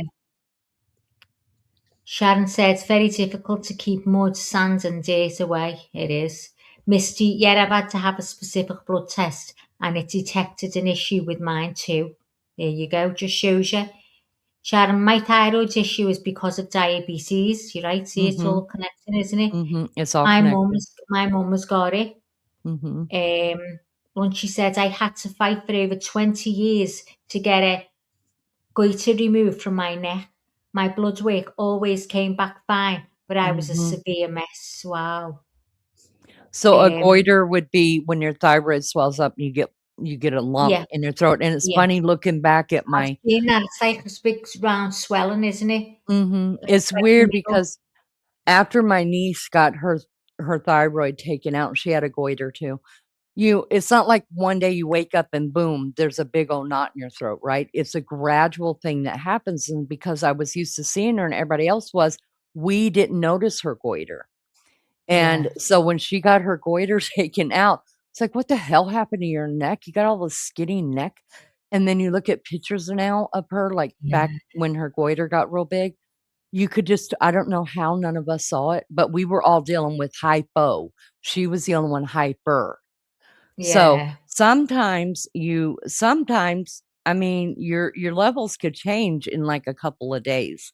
So it's like diabetes. So that's why you need regular, like I go in every 3 months and so excited. And that's probably why I'm so funky about blood work. Cause y'all know when I go see Dr. Beck, I'm like, Beck, let's go. Give me some blood work. And then I look at the little sheet. I was like, check that one too. He's like, you don't even know what that is. I was like, I don't even know what it is. It's available. Check it. I pay for my work, not you. Check it. Check it. You must be like that when he sees your name on He's where so she sick of comes. me. I'm telling you, he's so Where sick of she me. comes. I make So him check Flower said everything. she didn't take it, and I asked why, and she said, I just don't think it's necessary. Oh, yeah, there's one for you, Lee. I'm not not gonna touch that. I know people do believe in adding my husband to it. They do believe in natural remedies and things like that. And maybe there are natural remedies. Believe me, I tried it all. And I Yeah. just I think it depends on where your levels are. I'm on the highest dose of thyroid pills that I could be on. My sister's on the highest dose plus 25. So Oh, imagine that. And so I think it's also because it's like your heart, if you detect a heart problem and you start taking, I don't know if it's even comparable because your heart doesn't give off hormones. Your hormones are your hormones, and they're either fucked or they're not. But you could have, like Lunch Lady said, for 20 years, they were saying, no, your numbers are fine. Because they do yeah, have a national number in those little books that they've been talking about in the Lindsay Clancy case, that it's yeah, your thyroid's supposed to be between 0 and this number right here. And if it's not, then you're absolutely fine if it's between those numbers. That's not yeah, always true. That's just the national thing, you know what I mean, yeah, that they go off of, and that's when they treat you. But yeah, your body may need more hormone to work off of, or need less to work off of, and you're feeling shitty. And I think they're just over the last probably 10 years starting to figure out, I can see where they're going to change that up. And the other thing is, they'll say, okay, we'll run a THS, which is a THS, thyroid stimulating hormone. That's fine. That could be just fine, right? You could be within the limits of your THS. But then if they haven't checked your T3 and your T4, which are two different hormones by themselves up there, if one of those are mhm, screwed up, you're screwed. You're still doing damage to your thyroid. Your body's not getting enough hormone in it. You're still going to be fucked up, just depending on how off those things are. So you'll see if you look at a blood thing. I'm always looking at everything my doctor does. I'm like, what are you writing? What's happening here? Let me see. Anyways, um, you can see where it talks about the thyroid, and it'll say THS, T3, and T4. And if they only marked that THS, they are not checking your T3 and T4. You just have to tell them, no, I want everything done on my thyroid. yeah, Why? I don't know. Why that has to be done, I don't know. Because even things that I point to that I want him to check, I don't know what the hell they're for. I'm just like, check it. I've never seen that. Let's just check that. And he's like, you don't need this checked. There's something wrong with you. I was like, I'm telling you right now, I need it checked. And I'm the one paying this bill, so I don't want you to worry about it. Just check it. And so he's like, oh my God, just to shut me up. You know what I mean? One time he told me he needed more blood. I was like, let's go.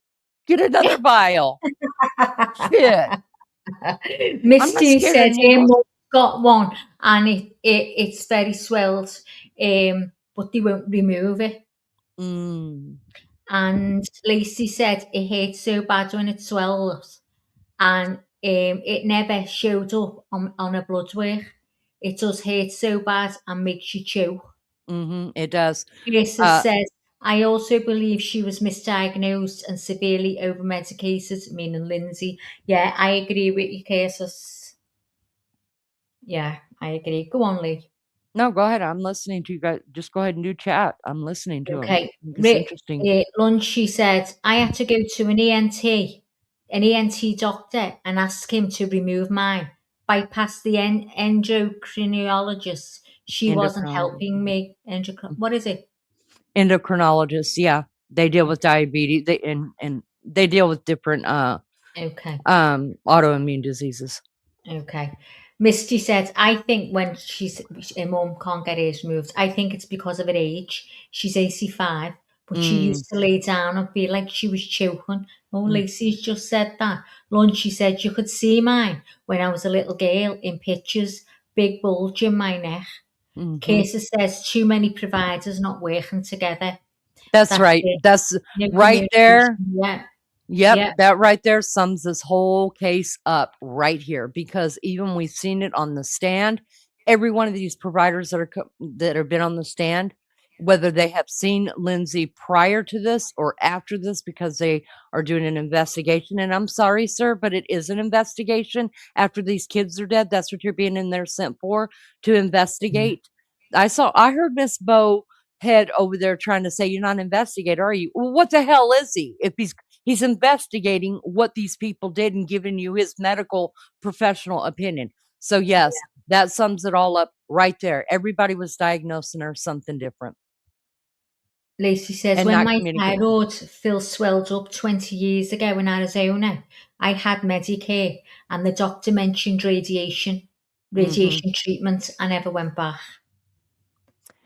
Yeah, so a lot of times they will offer radiation treatment. They offered that to my niece as well. She was offered radiation treatment, or she could have gotten her thyroid taken out. But they told her the chances of her ever getting pregnant from having the radiation was almost zero. The chance of her being able to carry a baby to term with hypothyroidism, because I mean, I'd be surprised to find out some statistics on women who have had so many miscarriages because of their thyroid. It happens all the time, and so she ended up getting pregnant, but she had a set of twins, and that was it. But that's why she chose to have it removed instead of the radiation. Yeah, they should have offered to remove it. Yeah, definitely. So Casey says, are we talking about ourselves or, Lindsay? We're talking about both.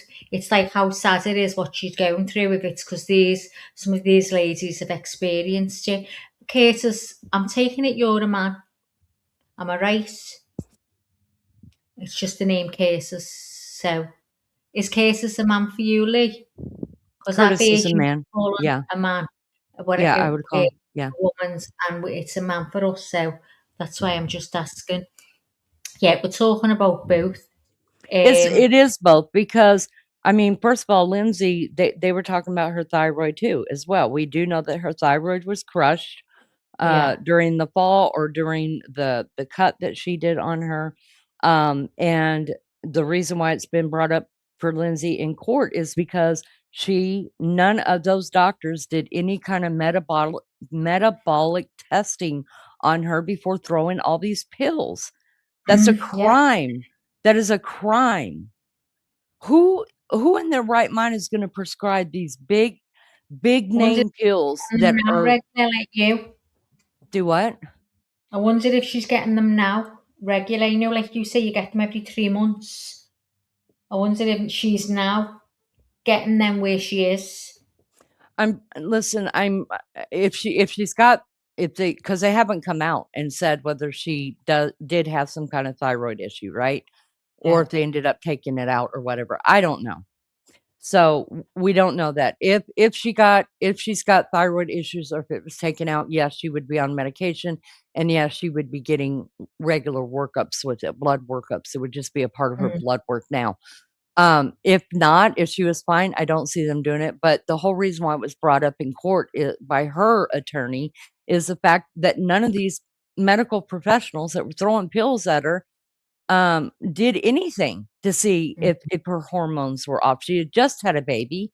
And so obviously hormones are off there, but she didn't check the thyroid either. And so I have a real problem with medical professionals. Look, I don't have a problem with taking medication at all, with people taking medication, with me taking medication, okay? Um, I believe God put doctors on this earth to help us as well. So I don't, but I'm telling you what, before you try to put me on anything, you need to show me some blood work. Don't and tell me why. What is that medication going to do? I'm going to look it up. Now, my doctor and I have been They together. don't explain a lot of it to you. They just give you it and say, They try just that, give that's you a it. bit low. Yeah. And you're like, what's low and what's it mean and what does it do and what will... They Mhm. don't explain. I've had a couple of doctors that have been brilliant, only a couple. Yep. In fact, whenever that doctor found out that I did have thyroid problems, you guys, he's the one that took me off all that psycho medicines they had me on. He said, "You don't need this. You don't need that." He started weaning me off of that stuff. He said, "Because once they get your thyroid better," he said, you probably will be on an antidepressant and you probably will be on some anxiety medicine. You had that before we ever knew about the thyroid. He said, "I think you've had it since a child," because I told him everything, like what, because he went back into he was the only Children one. get it? Yeah, Your children get it? Oh, right, people are. okay. Yeah, they're just like there. Some kids are born without being a diabetic. Yeah, Some are born without a thyroid, and some are born with hypo or hyper. Yeah. Not that okay. he didn't think that my thyroid was messed up until I started having kids. But he said, "I definitely had OCD as a child, which was anxiety and depression." And then he's the first person that ever talked to me about my marriage. And he's like, "So we need to do something about that. So you need to see a counselor or something on that." He didn't, but he knew. I mean, because I've always been straight up honest with doctors. Always. Mm. Always. Sharon says there was no blood test. There was no Well, blood test. for what, love? For what, Sharon? For thyroid? Is that what I take it? You mean that because that's what we're talking about? But let us know. Lunch, she said, that is awful. They don't test her blood. Who doesn't test yours blood? They don't test Lindsay's blood. They Yeah. didn't. So, no. So I a think lot of that woman times, had a hard time getting proper treatment. They had me on all that same junk before I got my thyroid removed. All I know is it wasn't crazy. I wasn't crazy. I just Mhm. had a demon in my neck. So I had to advocate for myself. Oh, for Lindsay. There was no blood test for Lindsay. No, No, no one ever no. did one on her. None. Just kept giving her different tablets all the time. Just shut it up, basically. And none of those tablets were gonna Tablets going work. away. Yeah. None of they were not gonna work until somebody if this was indeed partly due to a thyroid problem, none of those were gonna work because I was on all of them. Lunchy will tell you she was on all of them, and we were still so sick and so psychotic, and I don't think I was psychotic, but I call myself psychotic because I was so messed up. I seriously was so messed up. And so none of that was gonna help. It just wasn't. Now, would they give you enough to knock your ass out and put you to sleep? Yeah, maybe, but no, it wasn't gonna help. It was I've just got to make imagine a call. I'll be as quick as I can. okay, that's fine. Okay, Imagine love. I always feel sorry, and I'm a big advocate for the thyroid. I should join the thyroid people. But, I'm a big advocate because I know how much damage it can do to a person and especially to their psyche. Um, I always feel sorry for if you guys remember back in the days of the insane asylums, like the scary ones, that have been shut down. I imagine mostly all of those women that were put in there, um, did they have a thyroid problem? Because remember, I mean, they were just back in the day, they were just called crazy. My ex-husband called me crazy. I was crazy. So, um, I mean, because neither one of us had ever heard of the thyroid. None of us had ever heard of it. So, I just got called crazy. I was driving my husband crazy. And so I was crazy like his mother, who was schizophrenic. And that's what he thought I was turning into. So I think back to the insane asylums and I wonder about a lot of those women, and were they really insane or were they really hormonal?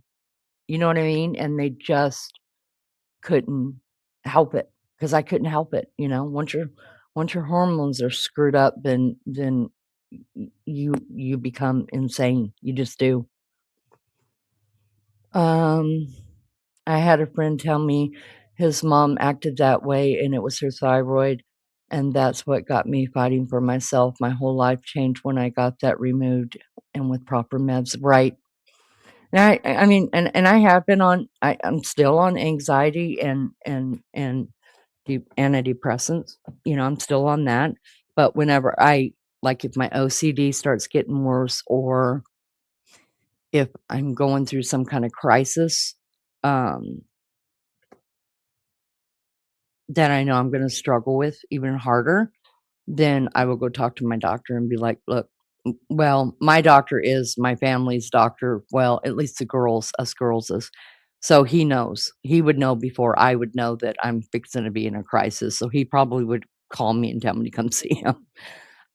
Because as most of you know, I have a daughter who is very, ill, you know, and he is her, um, medical doctor as well, but she's got many others, but, you know, he knows whenever I'm fixing to walk through something that is very scary, and so I'll just go to him and be like, "What do I do?" And he's like, "Let's up it for a little while until we can get past this, and then we'll start bringing it back down." And then there's been many times about 3 or 4 times, I guess, since I've been diagnosed that I've gone to my doctor and said, "All right, I wanna try to get off all this medication and see if I can just handle my stress, handle my anxiety and my depression." Y'all, the longest I've ever been in one single time that I did that was a year, and then after that year, is when my daughter became really, really sick, and I've never even tried to get off since then because I just know. I just know. Hi, Wild Angel. Good to see you. My mom was diagnosed with hyperthyroid at 27, never took a single med for it, and most of y'all know how that turned out, right? Oh, Lunchy. It makes me sad because she suffered, and because she suffered, you guys suffered. I'm on the right shoebox size of meds, luckily enough to find the right docs. Yeah, I feel really blessed with my doctor too. Really, really do. Really do. I just finally getting in here. Where's the trial out so far today? I'm also curious if they have talked much about the Seroquel found in her system. Give me a second, I got a cough.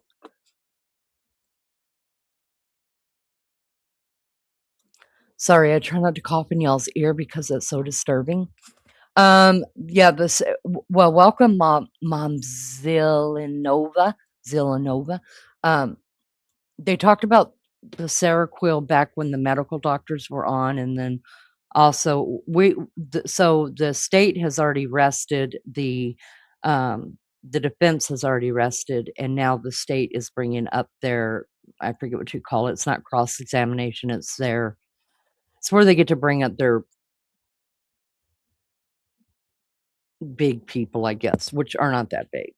If you ask me, they're idiots. And then after that, so I'm thinking this afternoon, you guys, we rebuttal witnesses. Yes, thank you.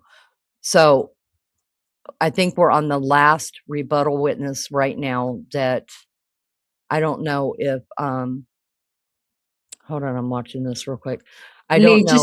Will he get cross-examined by Red? I think he will get cross-examined by Red, and then it'll be over. Okay. Yeah. So they won't bring another witness on, or I you're think talking this about is the other witness? I think this is the last one. Oh, two, And yeah. then Red will get it, and I think the Bow team is gonna get one more shot at it. They're And then dressed like each other, them two, aren't they?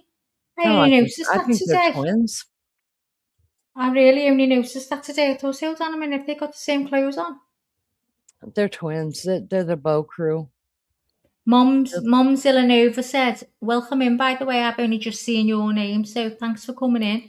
My stepdad was on Seroquel for exactly 1 month before he took his own life. Oh my God.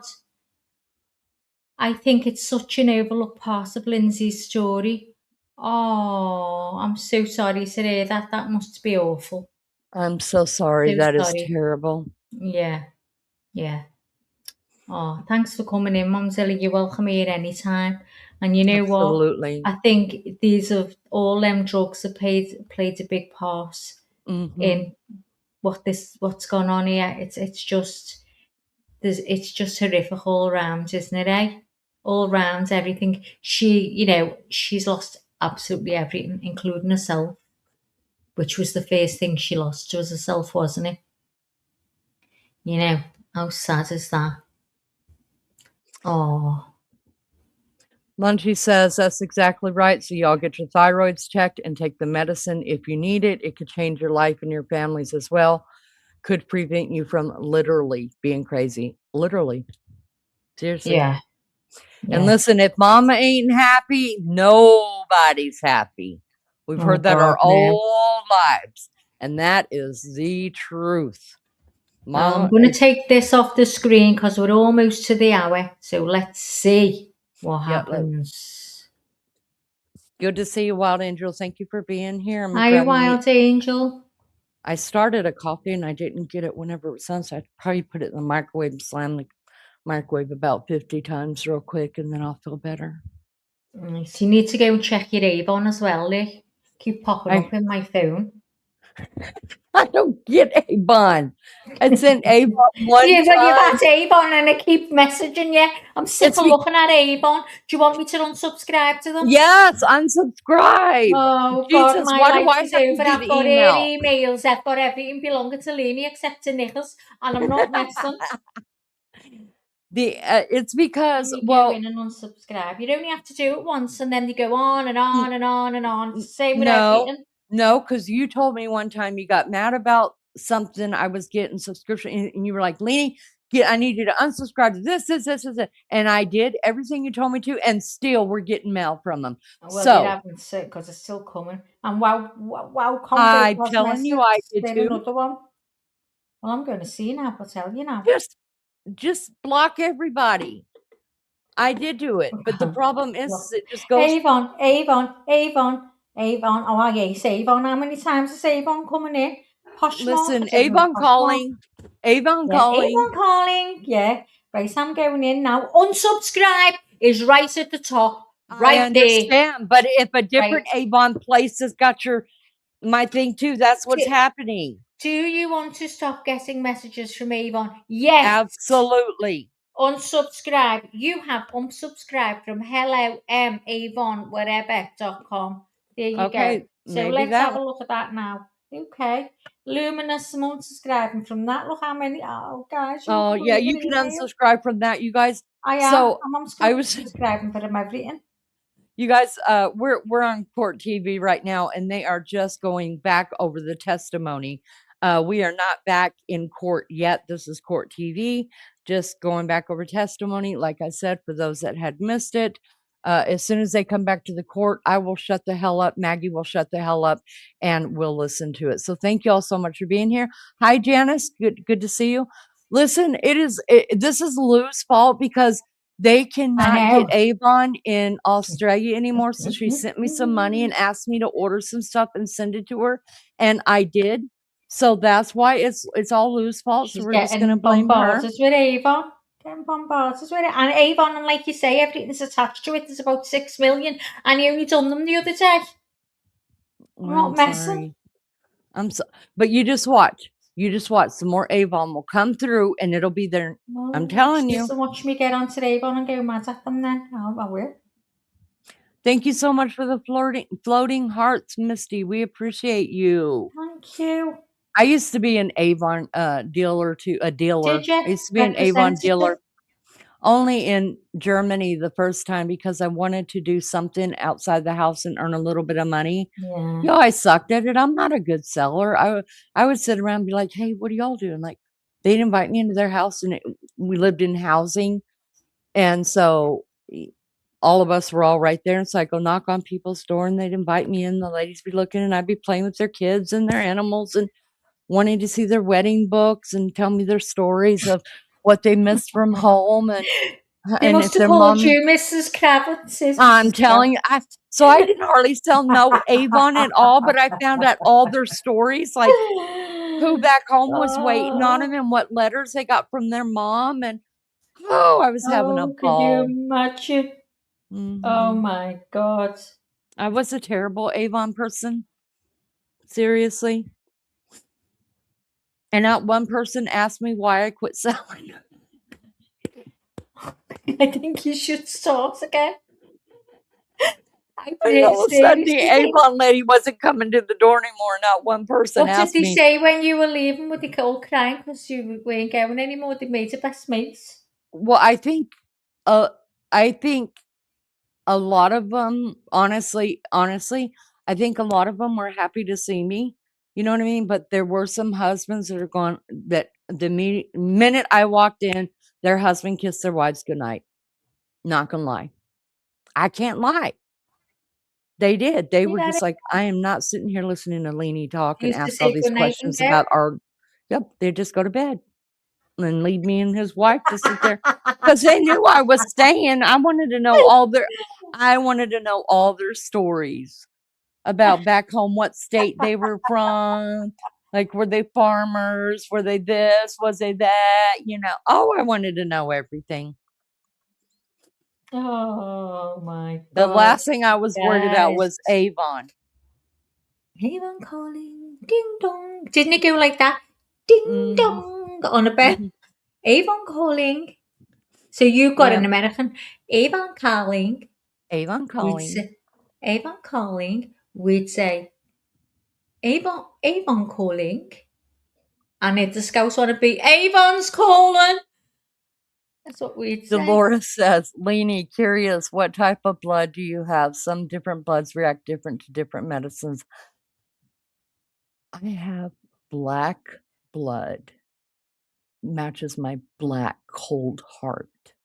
No, I'm just kidding. I have A negative blood. I'm Rh negative.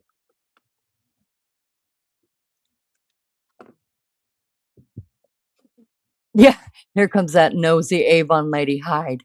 I just want to know. Tell me all about it. I'm like looking at the pictures on the wall. I'm like, who's that? Who's that? Tell me who that is. Oh, y'all. I can't get enough of people, though. I just can't. We are the best race because the universe cannot breathe. Oh, hello, Jan. You're all right?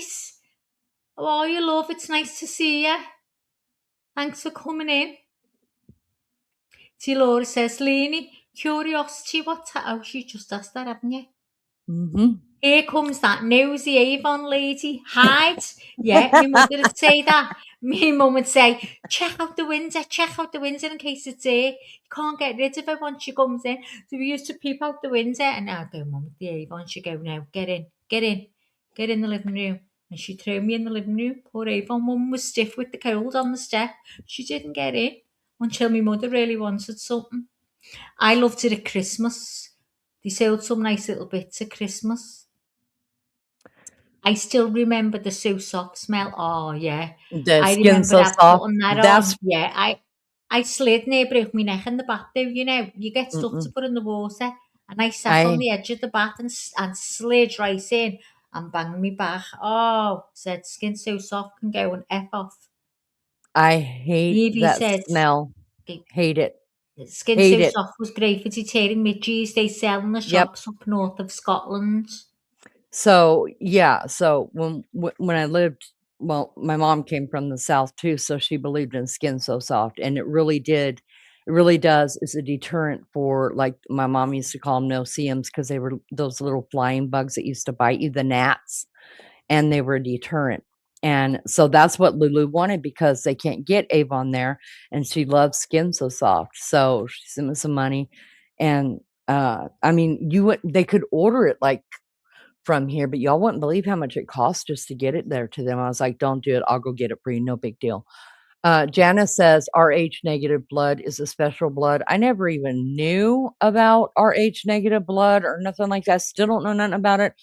I was blown away when I got pregnant with my first child and they said, here, we got to give you the shot. I'm like, oh, what? And so anyways, because my mom didn't have it. None of my sisters had it. Nobody knew what the hell was going on. And then I found out about my father at 49. But you know what? All of my kids, every one of the kids that I've given birth to have Rh negative blood as well. I got some strong genes, y'all. Strong genes and strong blood. So all my kids took after me, not their fathers. And I took after my father's side because my mom does not have Rh negative blood. Neither do my sisters or brother. So I got it from my good old daddy, along with my back problems and all the other shit. I was like, you know what? Give that shit right to your other daughters. What did you give them? You've given me all the bad news. Now my whole life makes sense. My back problems, my skin problem, my cancers that I've had taken off. Y'all's terrible, but I love that man. I do. I'm grateful for him. I'm grateful. Senso soft was, do you turn I'm thinking midgies are those things that y'all are talking about. The little, the gnats, we call them gnats here. Yeah, gnats. They have the both tip words here for them. I don't know whether they're the same thing. I haven't got a clue. I'll have to look it up. Yeah. I have to look every. Do you know what? I'm made up with Google because I've learned so much. Do you know what I mean? Just at your fingertips, it's there, isn't it? It's there. And my son goes, it's AI. Don't believe AI. Oh, I say, don't fucking start. Honest to God, I'm like, I just don't believe it. Janice said, hey, on staff, on law. I hate the smell too, but it did work for mosquitoes, Brissy said. Diggy said, yes, you are special, Leanie. Thank you so much. I'm a special pain in the ass. That's what I am. She's fucking special, all right. Special ed. Special education. That's me 100%. But I don't feel great special from Google. I love what me did we some say Google we're going to too. look? Let me have a look. Oh, do you know what I've just done? I'm fuming as well. So, I've just ordered me Manjaro rice. I'm only on the 5 milligram.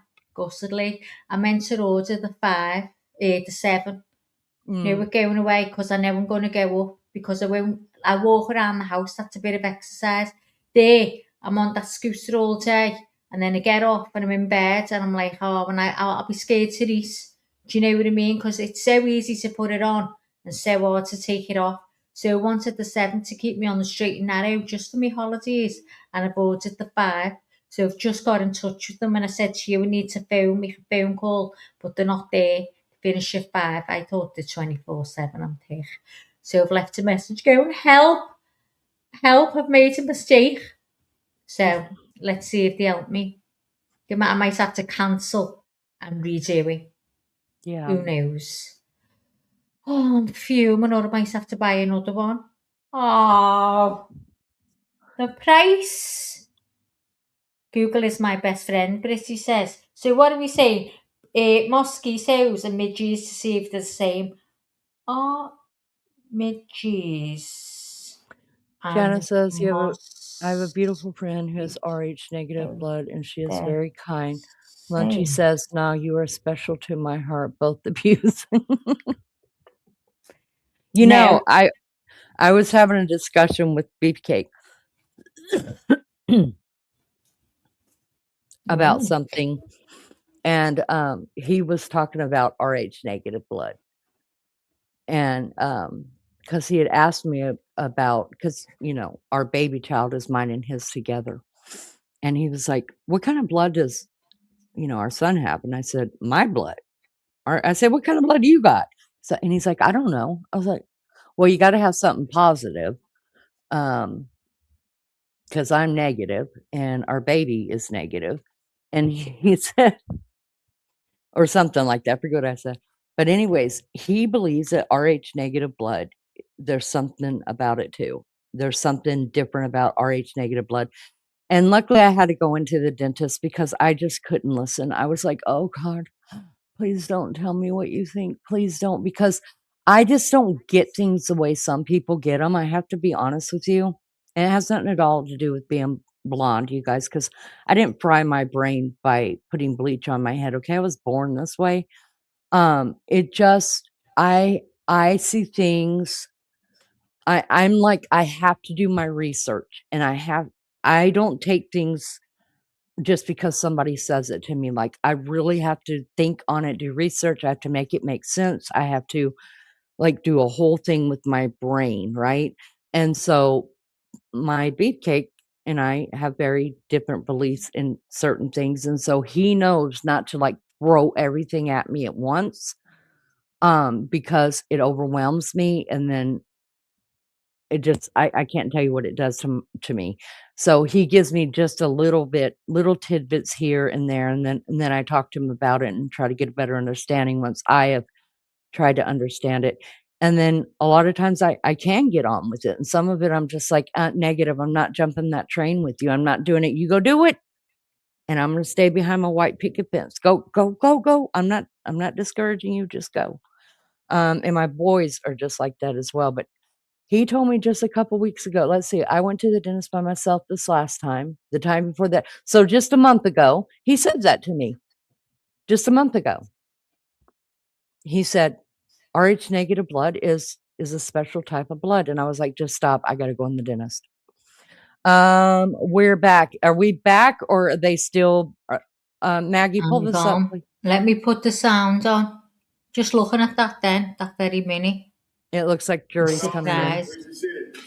Your Honor, for the purpose of the record, we return back to the trial of Commonwealth versus Lindsay Clancy. All parties are present, including the defendant and including the 18 jurors. All right, thank you, Means Madam Clerk. business now, Members yeah. of the jury, we're going to return now to the direct exam of this witness. All right, counsel. Thank you, Your Honor.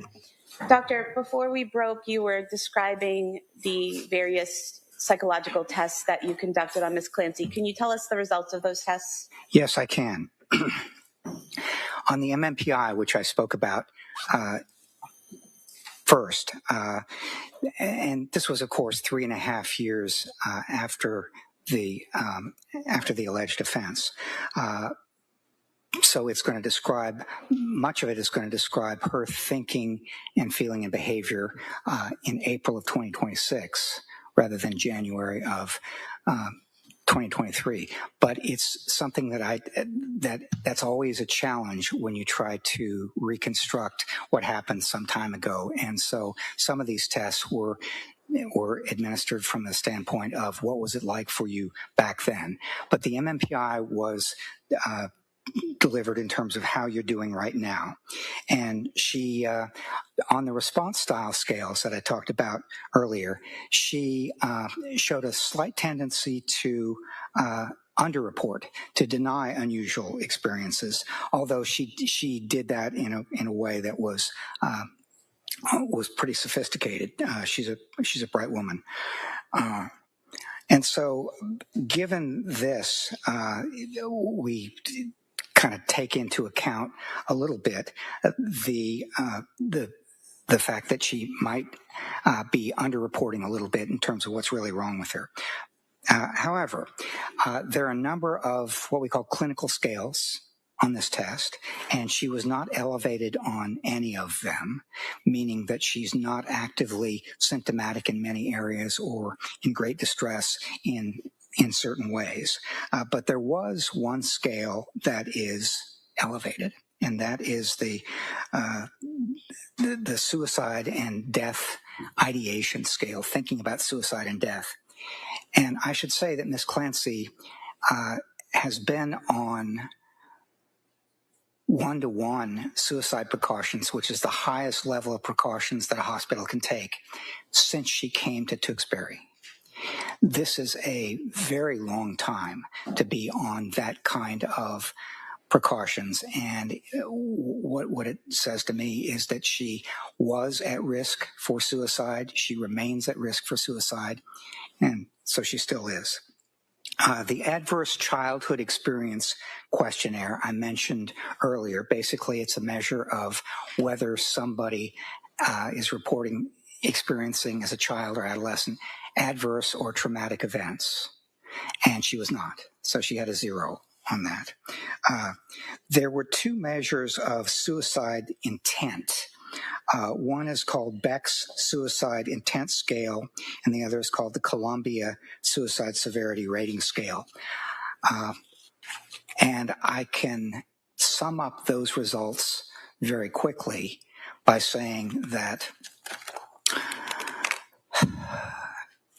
when she responded to one of them as she would have if she'd been filling it out in January of 2023, what it suggested is that this was a very serious suicide attempt at that time. And when she responded to both of them as she feels right now, she also was indicating that she remains at high risk for suicide, and hence the one-to-one supervision for 3.5 years. The brief symptom inventory is something where you ask people about a number of possible symptoms that they've been experiencing within the last month or so. Gave it to her under two circumstances. One is, how are you doing right now? That is around April of this year. And the other was, how were you doing in January of 2023? Her description of how she was doing in January of 2023 is that she endorsed feeling blue or still extremely depressed, feeling no interest in things, thoughts of death or dying, feeling hopeless about the future, feeling very self-conscious with others, and the idea that something is wrong with her mind. She thought depression, suspiciousness, memory problems, problems with attention and concentration, and things like she was having trouble concentrating, so she'd be cooking, for instance, and she'd forget what step she was on. So most of these are consistent with symptoms of depression. And so I thought that they were good indications that she was endorsing feelings of depression, although she was improving somewhat from her December feelings.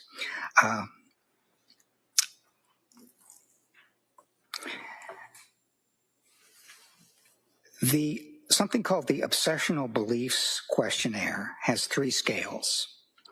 One scale is kind of responsibility threat estimation, which is a belief about your personal responsibility and overestimation of threats. She was not elevated on that.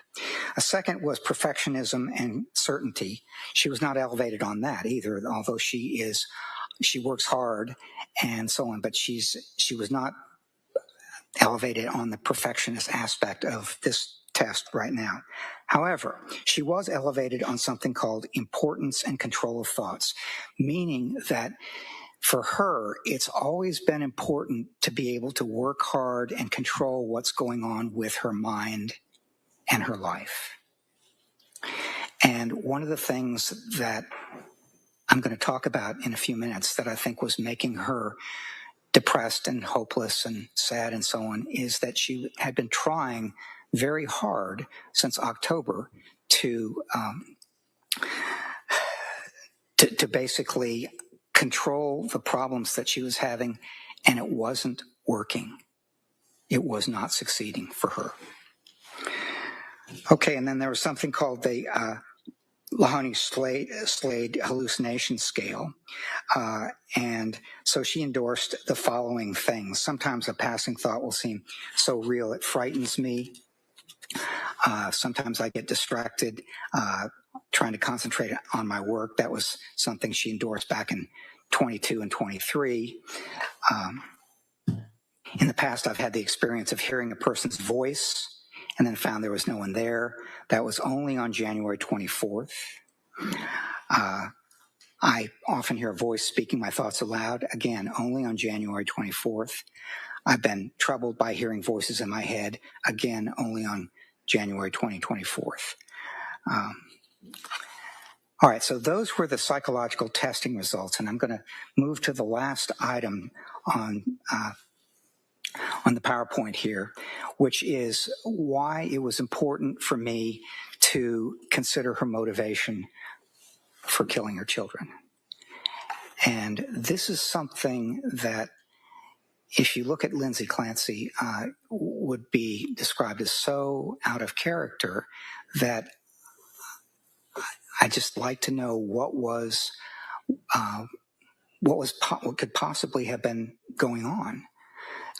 Because, for instance, when I talked to her and talked to her husband as well about how do you discipline your kids, it was never spanking, it was never hands-on, it was never anything like that. They both felt bad when they yelled at the kids. So it was one of those things that to imagine her doing something like this is really seems so out of character that I thought it was very important to try to figure out why it might have happened. So this is how I approached it. The other thing about the why question is it could well be something that is valuable to know when we're thinking about whether she understood that something was wrong, or when she was thinking about whether she could conform her conduct to the requirements of the law or control herself. The why question seemed important. So if I could have the next slide. Sure. And in evaluating the why, did you come up with two possible explanations? I did, yes, which is on this slide. And so can you explain that, please? I can, yes. There are a number of reasons in my experience why people harm one another, why people kill one another. And most of these reasons ended up not applying to Miss Clancy. I mean, it wasn't job related. She wasn't in the military or the police. Didn't have to do with money or property or fame or anger or being callous or abusive or being afraid or doing it himself. None of those there was any evidence for. But there were a couple of things that started to have some evidence for, and this is what it looked like. One is the psychosis, the possibility that she had a severe mental illness, experiencing hallucinations, delusions, that sort of thing. And as part of that, on January 24th, experienced those symptoms that we're going to talk about in a minute. And I'm calling that the first bullet point there, acute psychosis with command hallucinations. The second possible explanation was as part of an attempt to take one's own life, as part of a suicide, one might harm one's children if you thought that would prevent them from suffering. And let me see if I can give you an example of that. If one of us were to learn, and we had no doubt in our mind that the Holocaust was coming tomorrow, and we thought that was going to be awful, and I can't live through that, and so I'm going to take my own life. If I had children, the question might come up, do I take them with me? Do I take their lives as well? Now, I'm not saying that I would definitely do that, but what I'm saying is that it would come up as a possibility in what I thought about. And so there ended up being, in my mind, two possible explanations for why she did what she did. The first being the acute psychosis with command hallucinations, and the second being this was a serious suicide attempt, and she wanted the children to be with her so she wouldn't be separated from them, and so they wouldn't have to suffer after she was gone. Now, in a minute, I'm going to talk about the evidence that I saw supporting each of those, but I will tell you right now, in advance of talking about that most of the evidence that I saw supported the second one and not the first. And so, Doctor, if we could go to the next slide and you could tell us what evidence you saw for acute psychosis with command hallucinations. Yes. The first was, that's what she said. I asked her that question, and that's the way she explained it happened. She said, sometime on the afternoon of January 24th, 2023, that she heard a voice, and the voice said, "This is your last chance. You have to kill the kids so you can kill yourself." If she actually heard a voice like that, that would be evidence of psychosis being experienced and what we call command hallucinations, where the voice is instructing her to do something. There were some other possible things that made me think that it could be a severe mental illness that she was experiencing, and two in particular. One was thinking that others might know her thoughts. Now, this is something that is a symptom of psychosis called thought broadcasting if it's experienced in a certain way. In thought broadcasting, if I'm experiencing that, I literally have the idea that that if I'm thinking it, you can hear what I'm saying, just as if I were putting it on the television or podcast or a movie or whatever. It's just coming out that way. I asked her about that, and she said, and other people asked her about that too, and she said it was not thought broadcasting, but these were very vivid thoughts, and she thought that it might be that people could hear them as vivid and strong as they were. The second possible symptom is that thinking police might take her children. Now, in some of the records I saw people saying, "Wow, this looks like a paranoid delusion to me." And I will tell you that it didn't look either paranoid or like a delusion to me. And here's why. I'm a healthcare professional, and that means that in Pennsylvania and every other state I know, I'm a mandated reporter. If someone tells me in therapy or in an assessment that they think that a child is going to be injured or severely hurt or that might happen, then I'm required by law to contact Childline in Pennsylvania. Ms. Clancy is a labor and delivery nurse. She's a healthcare professional as well.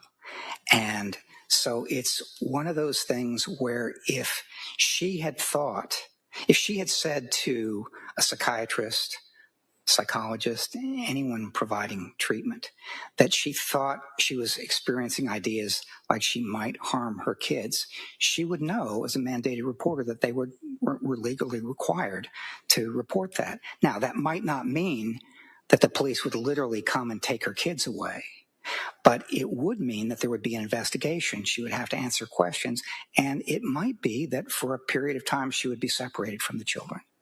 And doctor, is it? She answer? I thought he was done. I don't know.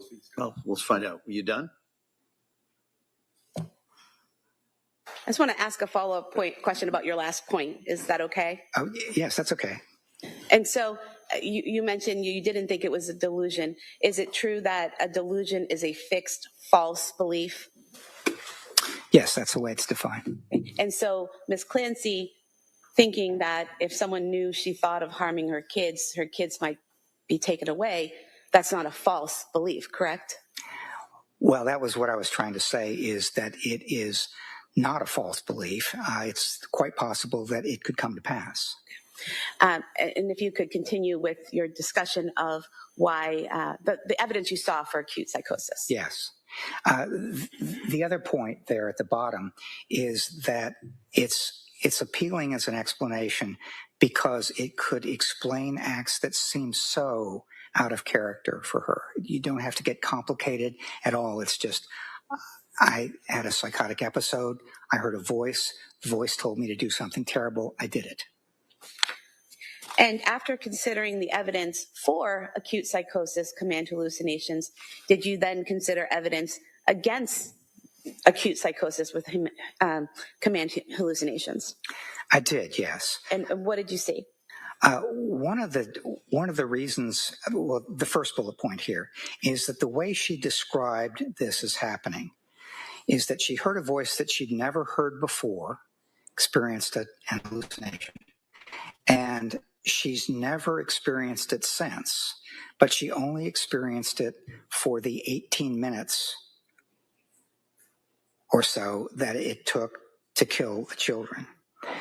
And to put it mildly, that would be a very, very unusual pattern or manifestation of how this kind of thing comes about. Very unusual. I've been doing this kind of evaluation for many, many years, and I'm always very careful when someone tells me that they experience a symptom only during the course of committing an offense. Why is that, doctor? Why are you careful when someone tells you that they only experience this voice during a criminal offense? Well, because it provides a convenient way of lessening your own culpability. I mean, it's always possible, but as I said, I find it very, very rare. Whereas an explanation for why somebody did something, somebody might look at that and say, it's a convenient way of somebody looks at me and I don't have the same culpability that I would otherwise. And what was the next part of evidence that you saw against acute psychosis? There was some discussion of whether this was postpartum, and so she was about 8 months away from having given birth to Callan, her youngest child. And most of the explanations or most of the sources of authority like DSM-5 or the Cleveland Clinic will point to maybe 1 month after birth or 2 months after birth or something like that. But the farther away you get time-wise from the birth, the less likely it is under those kinds of authority to be postpartum. Now, it could be something else. And there were certainly some things that I saw that were symptoms of depression and other sorts of things that she experienced in January. But it was, given the time, it was less likely, I thought, to be postpartum. Then the next bullet was inconsistencies in her account. To me, when asked about this, she said, the voice said, "This is your last chance. You have to kill the kids so you can kill yourself." And it just kept repeating that, and only that, for about 18 minutes or the duration of the time it took to do this.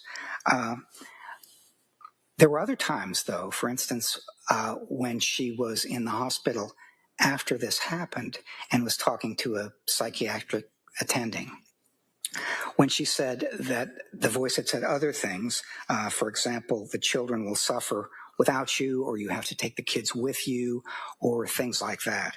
So inconsistency is important because it suggests inaccuracy. In other words, which version is accurate? Is it the first? Is it the second? Is it neither? I mean, here it couldn't be both, because she said, I only heard this.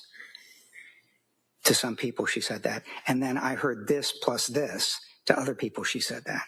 And doctor, if she had said to a third person that it was a different version, such as you have to kill the kids so you can kill yourself because there's a danger to you and the kids, would that be a further consideration of the inconsistencies? Objection.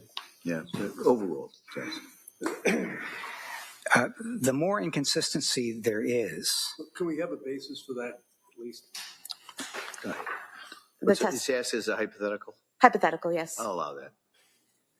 So it's not based on evidence, it's a hypothetical. It's a hypothetical. You might have to repeat the question. So if the person has a third version of what happened, what the voice said, and what the reasons the voice gave, would that be important in your assessment as well regarding inconsistency? Objection. It's speculation, it's not based on evidence, and there's no foundation for a hypothetical question. Let's just ask it as the hypothetical. The assuming this and go that way.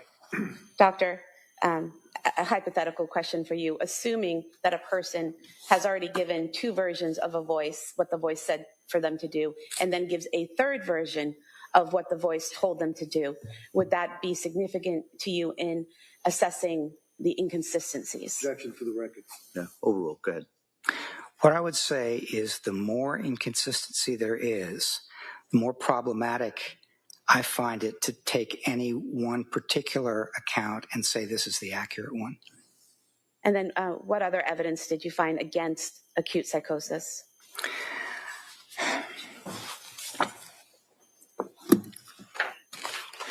There is some research that's been conducted on malingered hallucinations, which are accounts of hallucinations that are exaggerated or fabricated.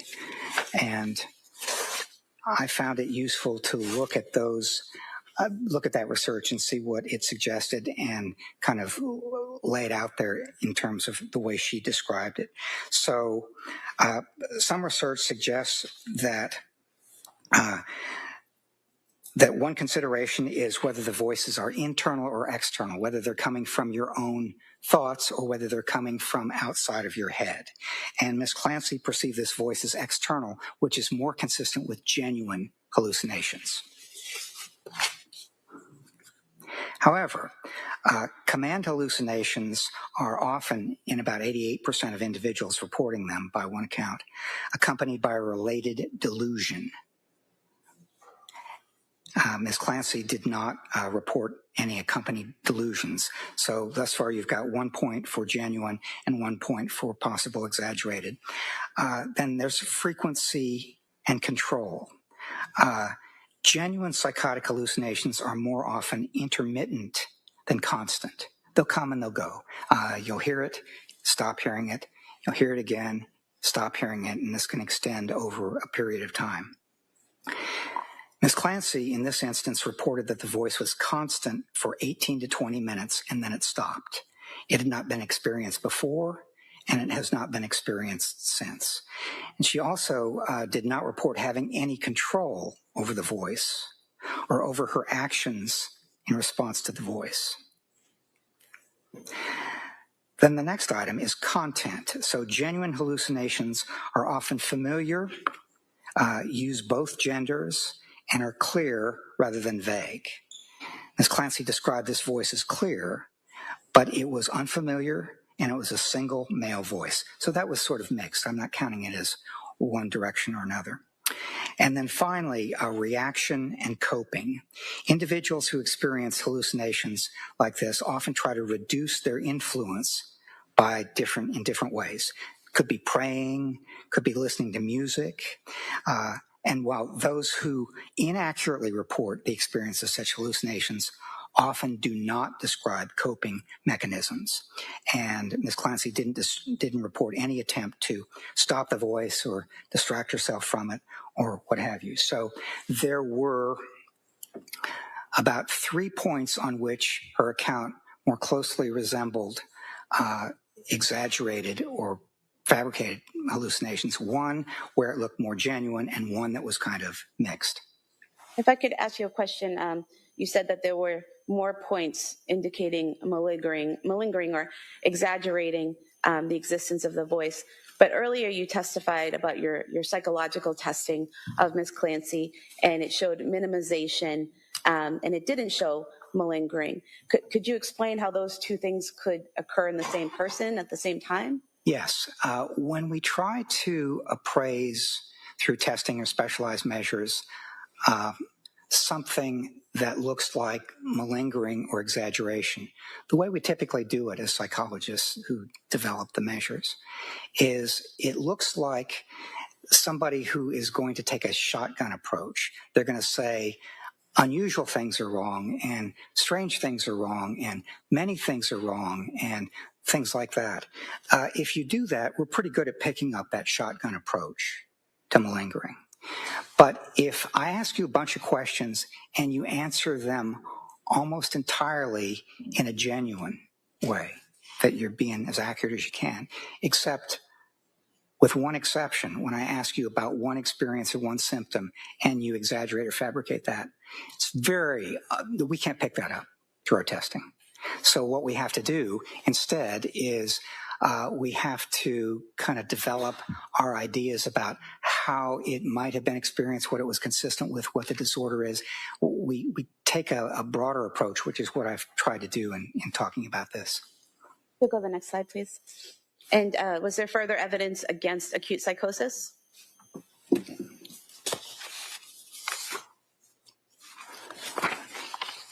Yes. I'm going to start with the question of thoughts or hallucinations. I've already said that I found the account of hallucinations to be, as she described it, it would be very, very unusual to experience it that way. Never having, not before, not since, constantly for 18 minutes.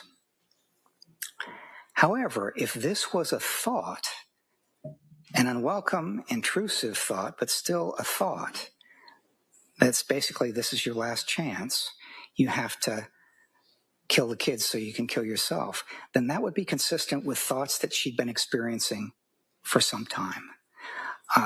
She'd been having thoughts about harming herself, that she was, it was going to be very difficult for her to do this in a way that was, that made sense. She was experiencing thoughts about hurting herself because her brain might have been damaged. She was experiencing thoughts about hurting the kids. She was experiencing all sorts of unwelcome thoughts. If that were the case on January 24th, if these were thoughts, then that would be consistent with what she'd been experiencing for months before. So that was something that made more sense to me, that rather than an auditory hallucination, it would have been an unwelcome, intrusive thought. The next bullet is her response to her husband's question, what did you do? So when he got home around 6 p.m. on January 24th, and the house was quiet, and he went in, thought people might have been playing hide and seek with him, called downstairs, didn't get an answer, called upstairs, didn't get an answer, went upstairs, found the bedroom door locked, unlocked it with his key, went in, saw some blood there, saw the window was open, ran downstairs, and he saw his wife, Lindsay, lying there semi-conscious. And he said, his first question was, what did you do? And her response was, I tried to kill myself. Now, I thought that if she had actually experienced this command hallucination, that she might have said something like, I did what I had to do, or I did what the voice said, or something like that. But no, she said, I tried to kill myself. And this is consistent with my looking at this and starting from the perspective of this is a serious, highly lethal suicide attempt. And that's the way to understand it. And then the last bullet point has to do with the recovery of memories. So when she regained consciousness that night in the hospital, one of the things she said is that she wasn't able to remember what had happened. And she was informed of it, but if this had been a genuine memory loss, then human memory is funny. And one of the things that happens is that when you're trying to remember something that actually happened, things can interfere with that. Things that you read, things that you're told, other sorts of things like that. So it would have been hard to understand how she would recover that memory. The command auditory hallucination, what it said. And doctor, did you already go over the first bullet point, the inconsistencies in her description of knowing wrongfulness? Yeah, I'm gonna pass on that one. Go to the next slide. Okay, you don't have that's not a consideration? Well, there were some additional inconsistencies in terms of whether she knew that when I asked her whether she was aware that it was illegal or immoral, she said basically, I wasn't thinking about this at all. No thoughts, no decisions, none of that. It was just all action. One of the things that Dr. Resnick wrote in his report is that she was intellectually aware that it was wrong or illegal, but not morally. And what she said to me is that I just don't think I wasn't thinking about that at all. I didn't know any of that. Okay. And if we could go to the next slide, I think if you could describe for us the evidence that you saw for suicide combined with altruistic filicide. Yeah. Altruistic filicide is a term that's used that means killing your kids out of love, not because you're trying to be cruel or for material gain or because you want them out of your lives or any of that, but killing them out of love so that you could basically they wouldn't have to suffer, so you could prevent their suffering. And what she did, I thought, was begin with what I said a minute ago was a highly lethal and very serious suicide attempt. And that was preceded It by was preceded by months of thoughts and impulses about you should harm yourself, you should kill yourself, your brain is damaged, that sort of thing. And that, I think, is the beginning of the way to understand what happened that day. The second point is that, as I've said before, she didn't like to leave her children. Whether that was for date night or school or going back to work or anything, she did not like to leave her children. And if she had taken her own life, then her children would have been without her, and she thought that they would suffer. And she'd been having these thoughts both about herself and about her children over a several-month period. And the other thing that I will say is that she was in pain. She was suffering.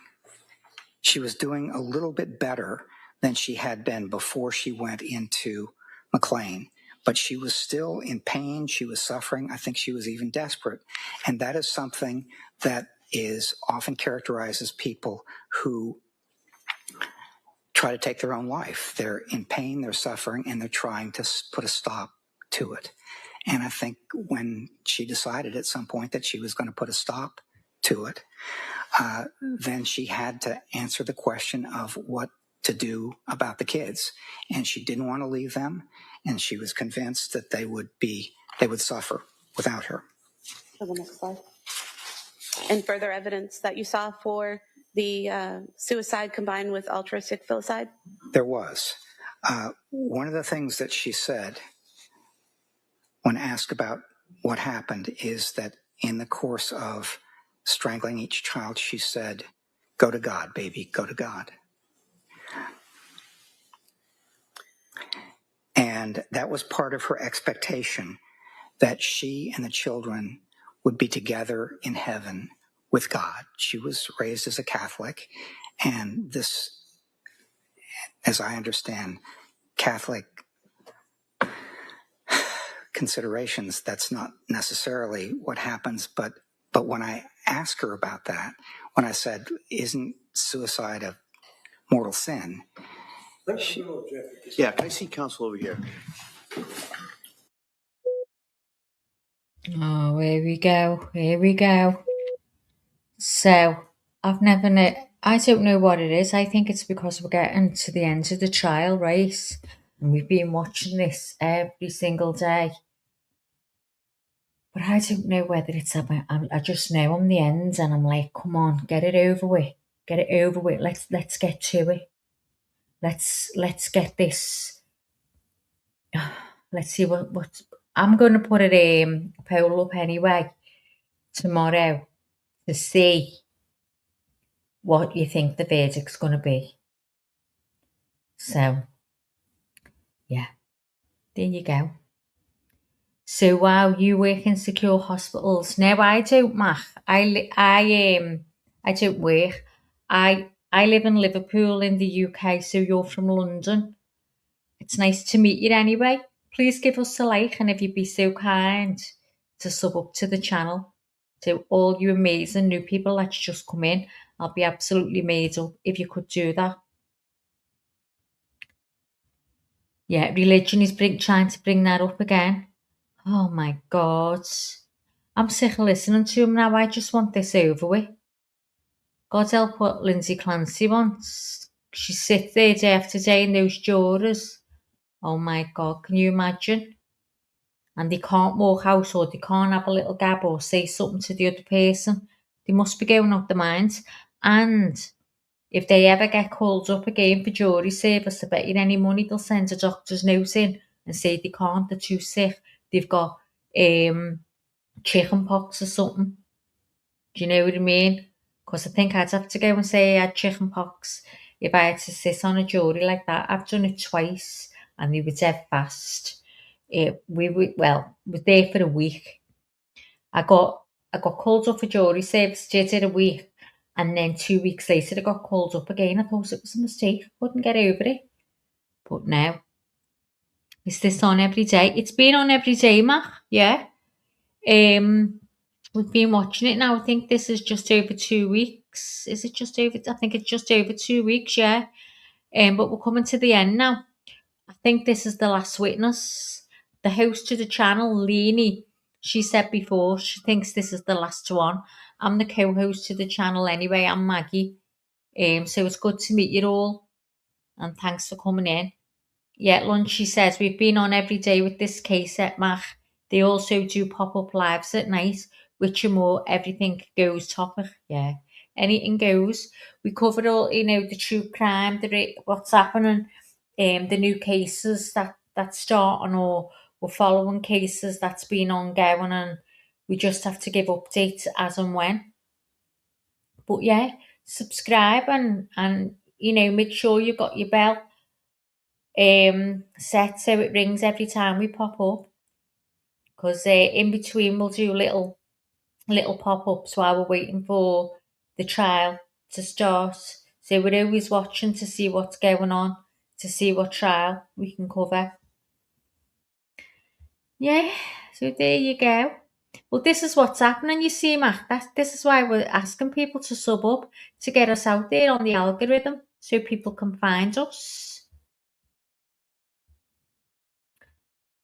Lenny, the host, says, who believes she was hearing voices?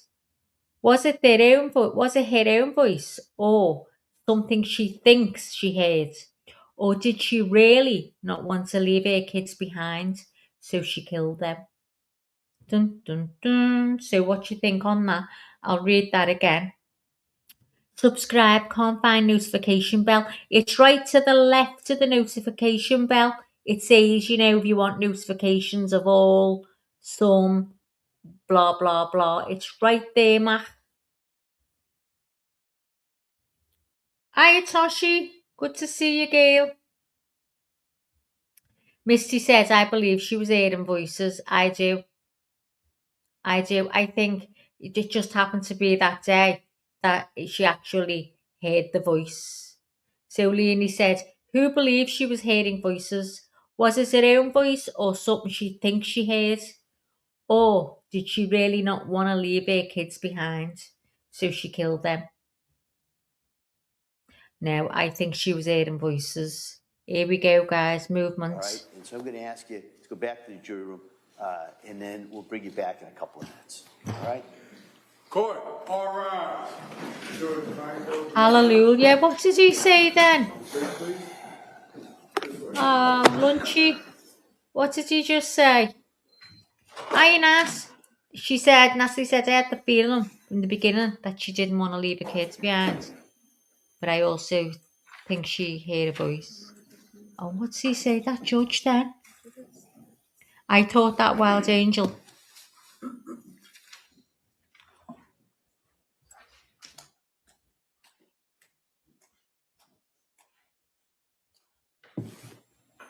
next to the forum. This court's in session. All right, we'll be in a short recess, and I'll come out as soon as I can.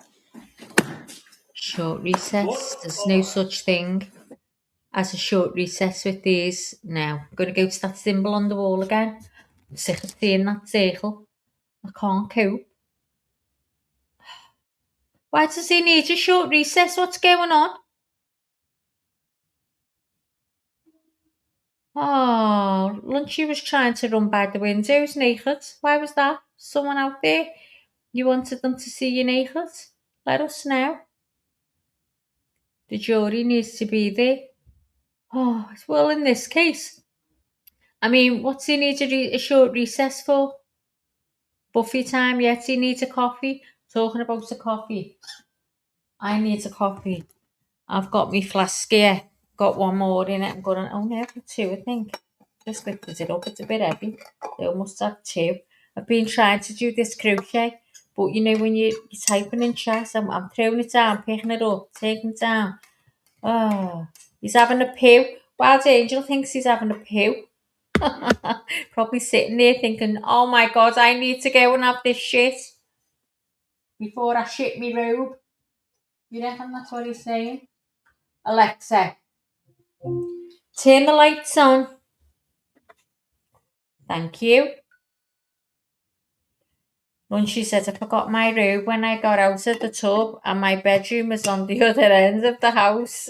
Have you got nothing against your windows? That'll teach you, won't it, you floozy? Eh? Shauna said he might need to go and research something, maybe, but I'm being honest with you, I wasn't listening to most of what that man was saying now. I can't be bothered. I can't be bothered listening to it now. I'm done. I need this over. You don't know about what though? Can any remember? Oh no, didn't he mention something to do with the religion? And that's when he went, oh, hang on now, blah blah blah blah.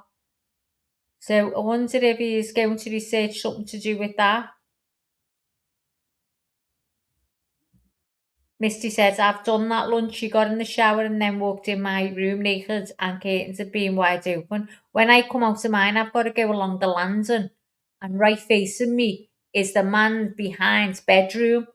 So I'm like, oh my God. So I cover my boobs and everything. And I'm like trying to get there as quick as I can along the landing to get into the bedroom. They're always the way. And when you do it, their lights on and you know they're there. I know that they've got loads of footage of me. I know they have. I'm somewhere on YouTube. I bet you. Natalie, oh wow, Maggie, you have a high-tech house. Alexa switching on your lights. That's cool. Oh yeah, she's beeped. Yeah, my husband's on it, Natalie. He does everything. Turns the heating on and all kinds. I love it. Turns the heating on, the lights, the telly, the washing machine. Oh, it does it all. Does it all. You just buy a smart plug. And once you do a smart plug, that's it. Just put the plug in and you turn everything on by sitting on your seat. This is why I'm on Manjaro. Max said, I think the cocktail of meds she had makes it difficult to assess the voices issue. I think she just didn't know what day she was in, Mac. I really don't. I think she was under that much stress in her head. She's asked that many people for help that it just that day it just went totally off the Richter scale, just went mental. Oh, she's a slut, isn't she? Absolute slut. That's what she is. Yeah, smart bulbs work, but I'm not saying it because she'll go beep and start again. Do you know, last night I was sitting in bed, right? And the next thing she started singing. I thought, hold on a minute, why is she singing a song to me? I haven't asked her. Misty said I once stayed in a temporary house and I came downstairs stark naked and forgot about the window above the door, which led out to the high street, and it was packed with people watching a race. Watching your race running. Would you like a horse galloping? Shauna said I would have crawled across the floor if I'd noticed. They were open. Flower said she needs to go to a hospital for criminally insane for life. Yeah. Yeeby, I can't call my a bitch. She never listens to me, so I asked my partner and she listened. So she does that to me all the time, and I end up saying, Alexa, oh, and she's going to do it now. And I go, fuck off, because I get really irritated. I'm sorry, I don't know that right now. That's all she says to me. I'm sorry, I can't answer this time. I'm like, I can't fucking answer it at any time, Alexa. Do you know what I mean? Flower says, I don't believe postpartum has anything to do with it. 8 months later now. Really, Flower? What do you think? What do you think what do you think happened then? What do you think happened? Yeah, but I think it was a postpartum to begin with that she was struggling with. And she had all kinds of other anxieties, so I think she just lost the plot. They were giving her all kinds of meds, weren't they? It was all mixing with each other. Evie says, I think it's my strong accent.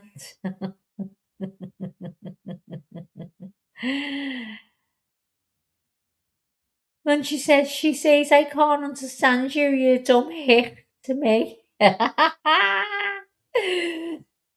I'd love to hear the American one.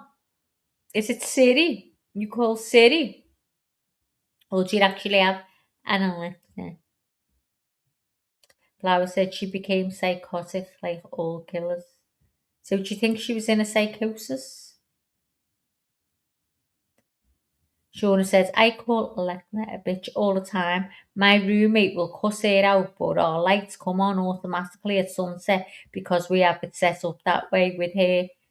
Good for you, Shauna. Not all killers have been killing all their lives. I don't get that one, Flower. Let me say that again. Not all killers have been killing all their lives.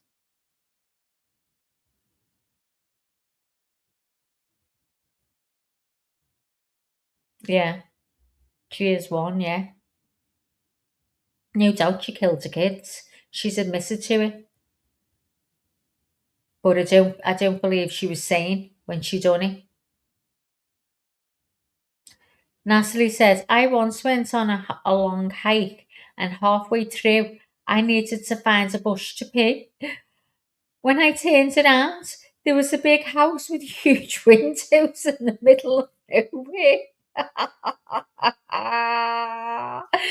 I would have finished, pretended I never did it, pulled my drawers up and knocked on the door and said, excuse me, I'm in the middle of nowhere and I need a wee.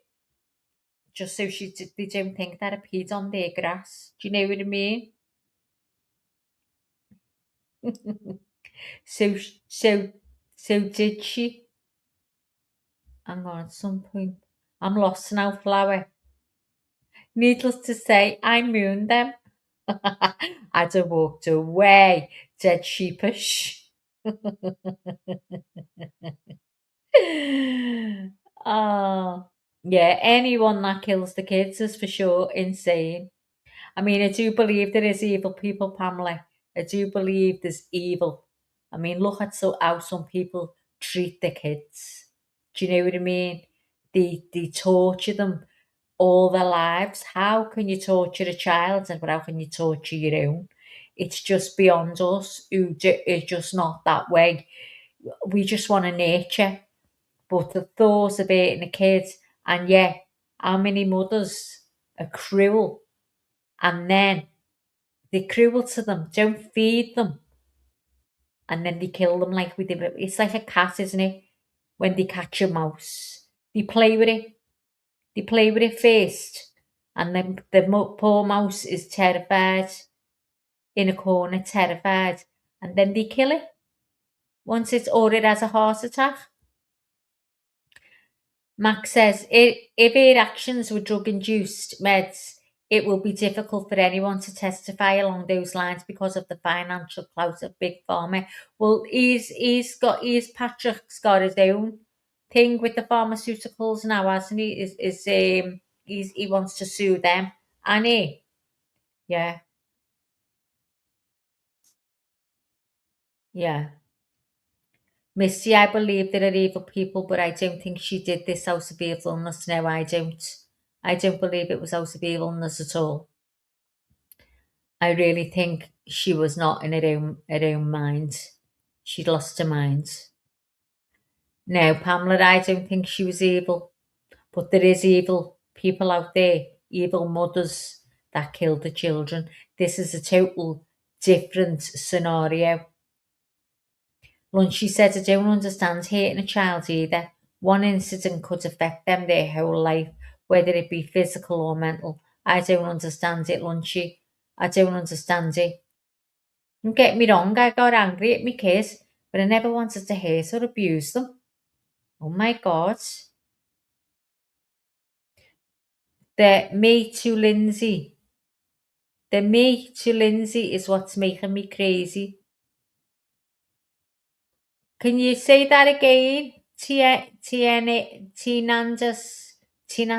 oh, I don't know. I think it's Tinandas 87. Me neither, Max. Terrible wild angel. She's mentally ill, Pamela. I totally agree. She's mentally ill. I can't spank my dogs. Listen, my dogs died in April. I'll never get over it. I've got PTSD. She was everything to me. My best mate, my world, my baby. I'm looking at her pictures right now. And I couldn't when I shouted at her, which was very rare because she was dead good, broke my heart, and I go, oh, come here, baby, I'm sorry. It was horrible. Couldn't do it. She was ruined. She was absolutely ruined. The most lovable dog ever. Misty said there is so much in this case that doesn't add up, but what does stand out is the over-medicating her and not protecting those poor children, yeah? I mean, I think my belief is Patrick should play some part. He should have took some accountability. There is children as well, and when she told him she was having them thoughts, he should have got them kids to safety, and he didn't. He took it for granted because she was a good mum that he could never see her doing like that. But what you've got to remember, guys, in this circumstances is when these people snap, it's not them. They've lost their minds. You don't ever take that risk, anyone. He didn't protect his children. And he's walking away. He's walking away now, new wife and child, and, no accountability that he didn't protect his kids. What did he do? She told him she had thought of harming the kids, and yet he went out and left it on her own with them. But there's no accountability for that. Now, if someone was up in court because they neglected their children, they wouldn't have got away with that. How many people go to court for neglect? Because, say, for example, the child was knocked over in the roads because the mother neglected. She just left the kids outside or whatever. She'd have got done for neglect. Why isn't he getting done for neglect?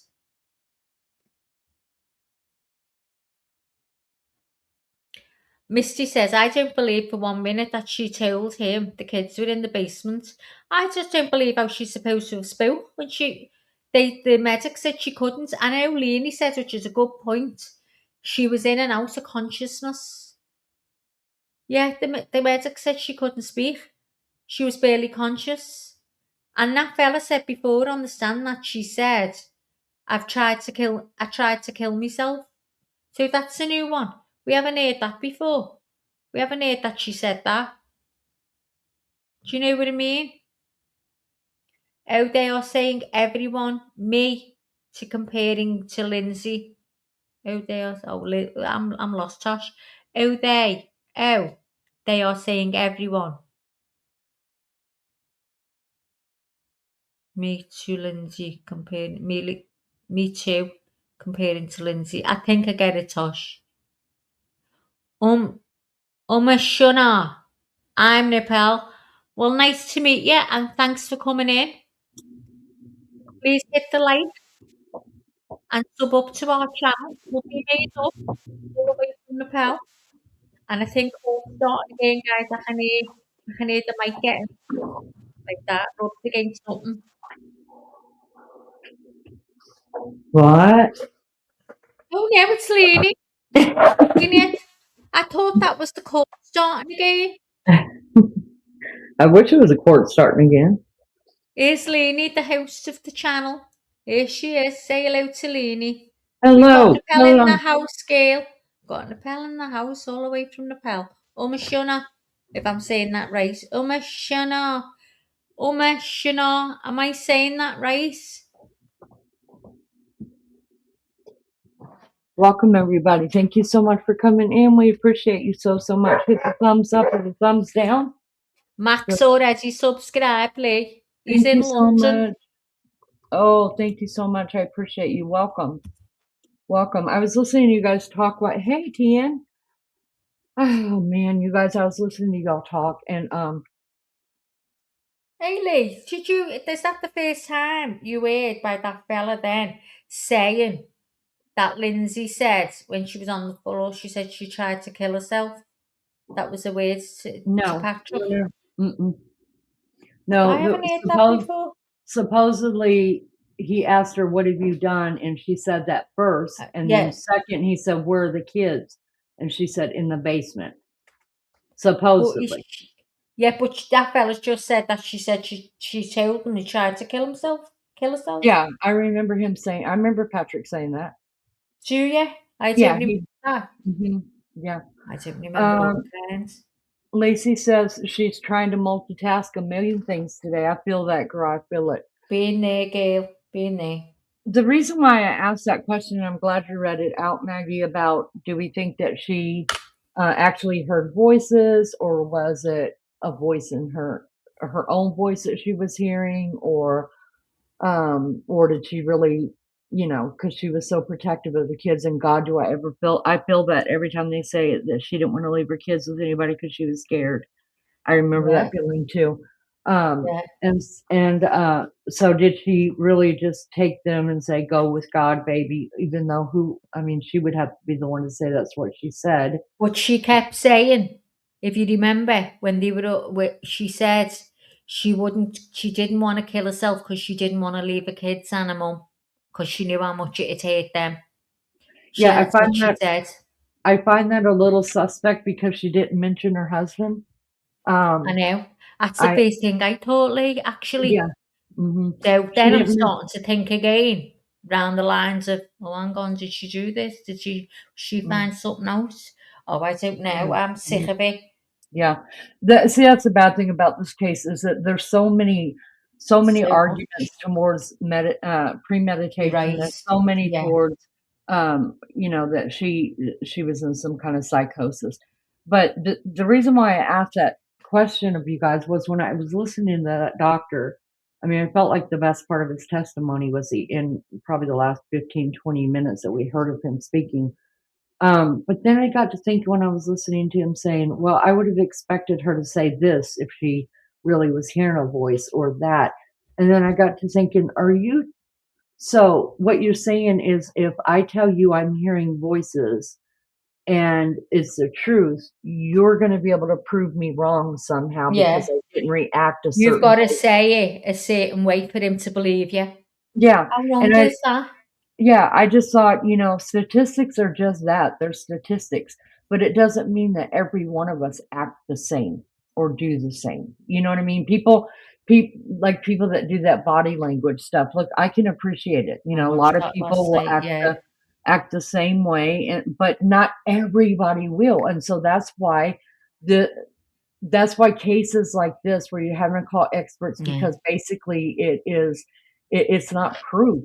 You're just giving statistics, and hopefully we're going to side on the side of statistics. And you can't. Can I just answer Lacey? Lacey, the judge he's gone to recess. So they're still going, bluff. You haven't missed anything. Yeah, I think they'll get this one out of the way. This guy, Red, hasn't come up and rebutted yet, has he? He hasn't come out and cross-examined this guy yet. So I think saying about never saying that she hasn't heard voices before. This is what the chat. So I think they'll they'll finish up with this one, and then we will come back Right, tomorrow to yeah. close. I think we'll come back tomorrow to closing arguments. So when do you think it's going to be over, Lee? Wednesday? Tomorrow. I think it depends on how fast their closing arguments are. I kind of got a feeling that the prosecution's just going to go freaking on and on and on and on and on. But depending on how fast the closing arguments are, I think they could be back tomorrow evening. No, wait, I don't the witness, is it? Oh, no. Your Honor, for the purpose Here of the we record, go, we return back to the guys. trial of Commonwealth versus Lindsay Clancy. All parties are present, excluding the jury. All right. After the following sidebar conference, I think the defendant made a motion. I'm going to allow argument in regards to the motion.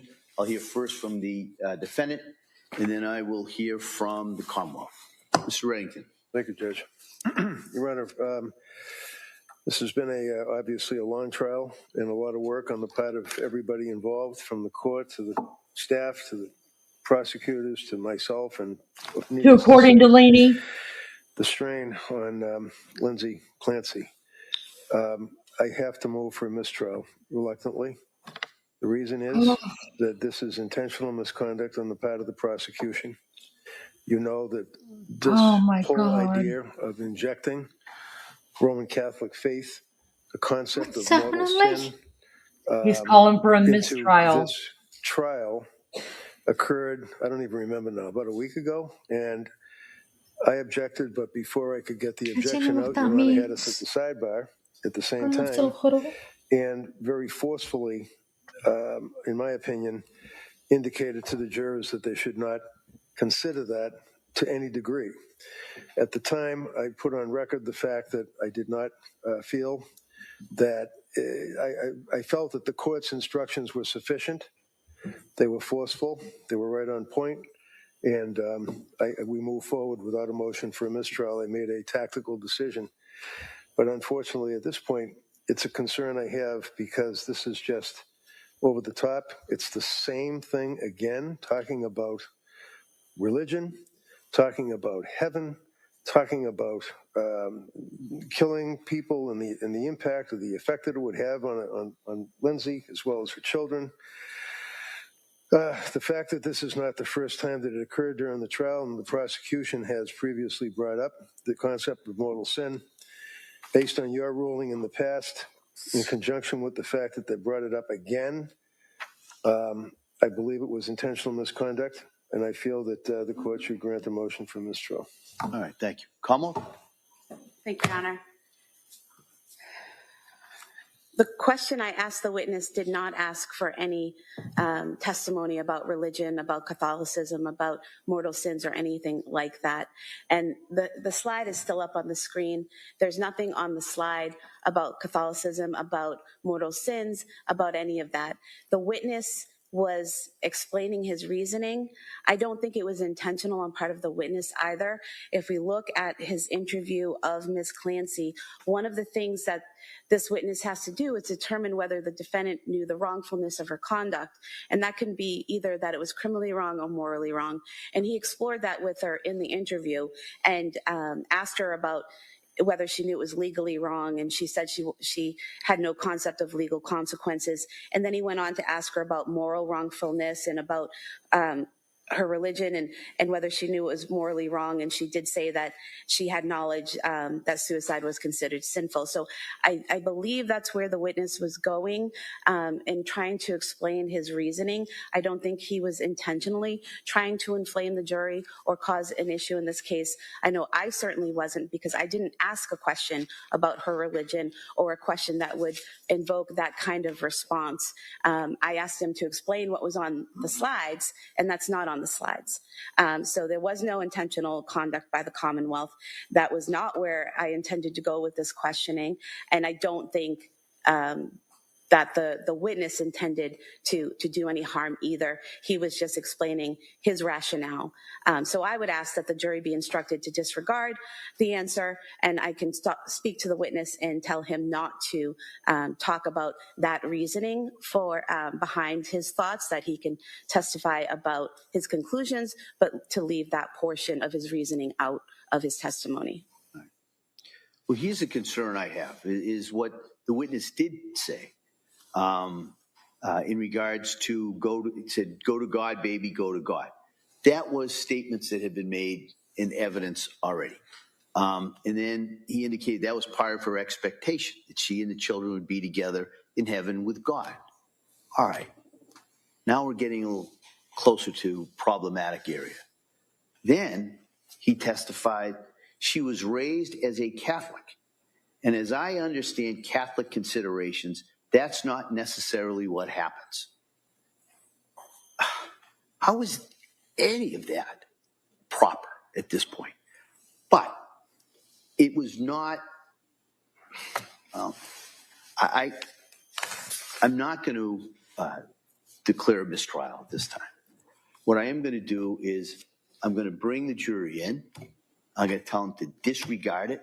I'm going to tell them that's an inappropriate area of inquiry and that this witness's understanding of Catholic dogma or Catholic teaching is irrelevant. There's no evidence of his background or training or having been to the seminary or any of that.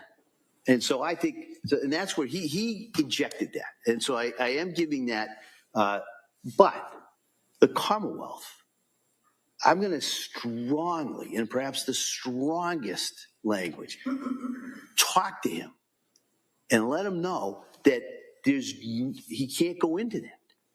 And then my thought is, I'm going to bring the jury back in. I'm going to give them that instruction, and I'm going to send them home. I don't want them leaving here today with the last thing they heard was a discussion about this witness's understanding of the Catholic teaching. That's not the last thing they're going to hear. And so my thought is that as best I can is to address that and minimize the damage or prejudice, because I do presume that this jury will be able to follow those instructions. And so that would be my thought. We'll come back. That will give the Commonwealth plenty of time to talk to this witness, to let him know the areas that he should and should not go into. And then we can come back tomorrow and we can resume his direct examination and cross-examination. All right, so that would be my thought. We'll bring the jury in. I'll give them that instruction, and then we will recess until tomorrow. Okay? Your Honor, just for the record, could I note an objection? Sure, absolutely. All right, so we ready for the jury?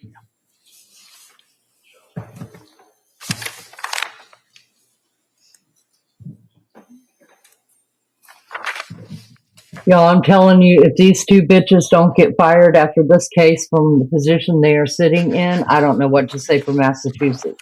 They have screwed up.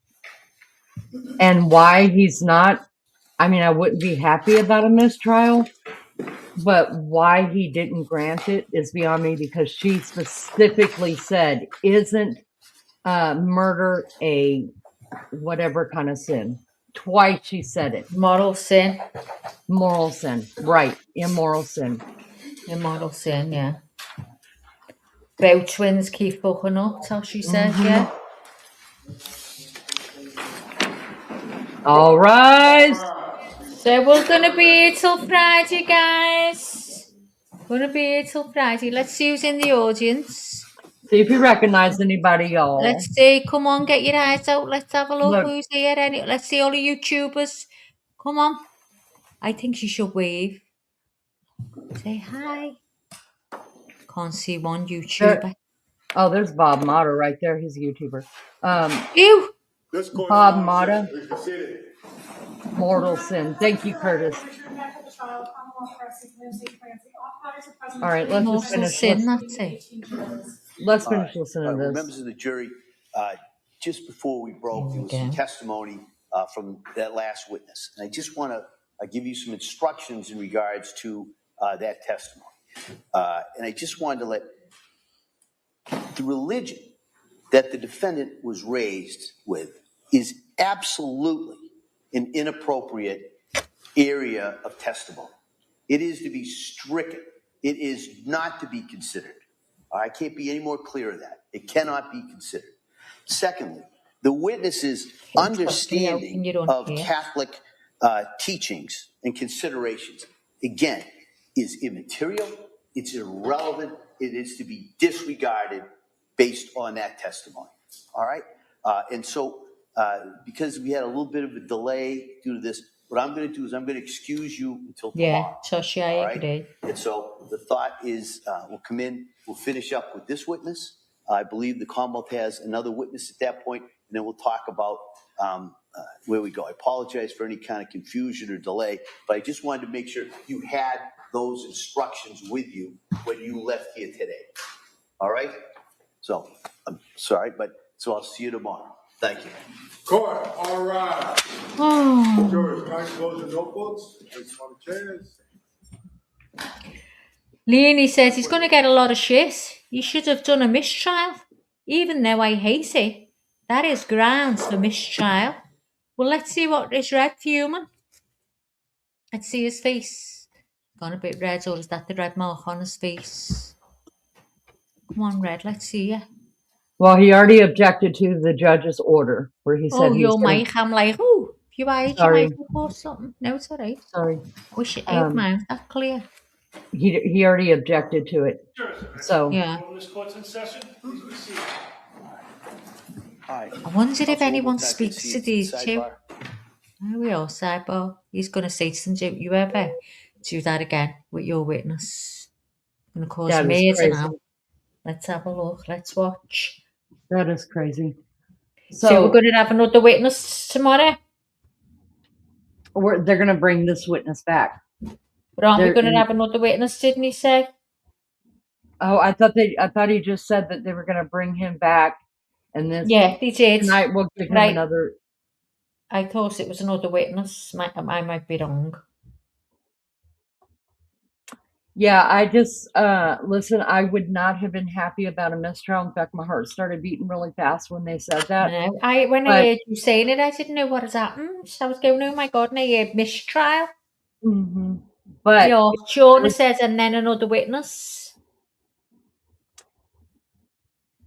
But after I heard what had happened, and I heard it when it did happen, I didn't understand why he wasn't cut off immediately. Yeah. But when I heard, if I was the one sitting there at the defense table and this trial was about me, I would be like mistrial right now. So I have to kind of look at it that way too, just to be fair, that it would have sucked for all of us. But I guess you have to do. What is that? That's my phone. Sorry. It's okay. I just think that at this point the jury is gonna. I wouldn't be surprised now. I didn't think that the jury would come out and do after talking to Beefcake about all of this. I thought maybe the jury will understand and not do a hung jury. But now, with as many mistakes as been done in this case, it wouldn't surprise me. It wouldn't surprise me because not everybody knows. I didn't know until I talked to my husband exactly what it meant by reasonable doubt. I was just like, shit, I'd say I'm not voting. I'm hanging. And that's where I'd be, because I don't care about going against the grain. I don't give a shit if it pisses you off. But when he explained to me what that meant, at this point, if all of them completely be in recess until tomorrow. The anticipation is that the evidence will be done at some point tomorrow, with the thought that most likely we'll have a charge conference sometime probably tomorrow afternoon, and arguments in charge would be on Wednesday. All right, subject to change as they always are. my God. Thank you, everybody, and we'll see you tomorrow morning. Thank you. Thank you. Court, all rise. I just want to hear if there's any hot mics. Hold on.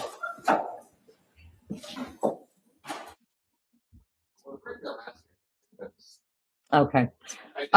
Misty says you can ask the jury to forget what they heard. That just makes you think about it more. it's tainted. Yeah, you can't unhear things that you heard, but they can't bring it up in deliberation. So in other words, they can't say, they can't use it for an argument for their case as to why they are voting the way that they're vote. Like, well, you heard that guy talk about, that's their Catholic belief, and they're not allowed to bring it up. So, but still, they don't have to.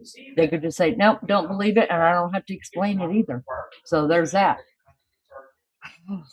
You guys.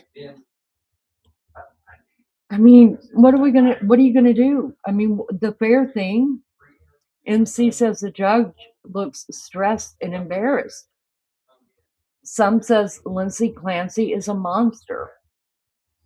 Dolores says, I think she's blacked out.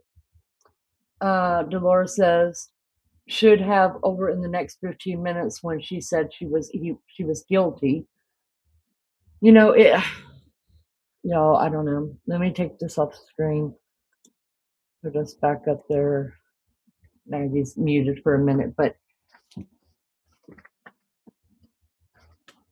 listen, so all that happened is if the jury does find, if they don't do anything, because you heard where old Red said, I object, after the judge said, I'm not going to declare a mistrial, but he also said right now. So now he's got time to call his judge friends, right? And that's what they're doing.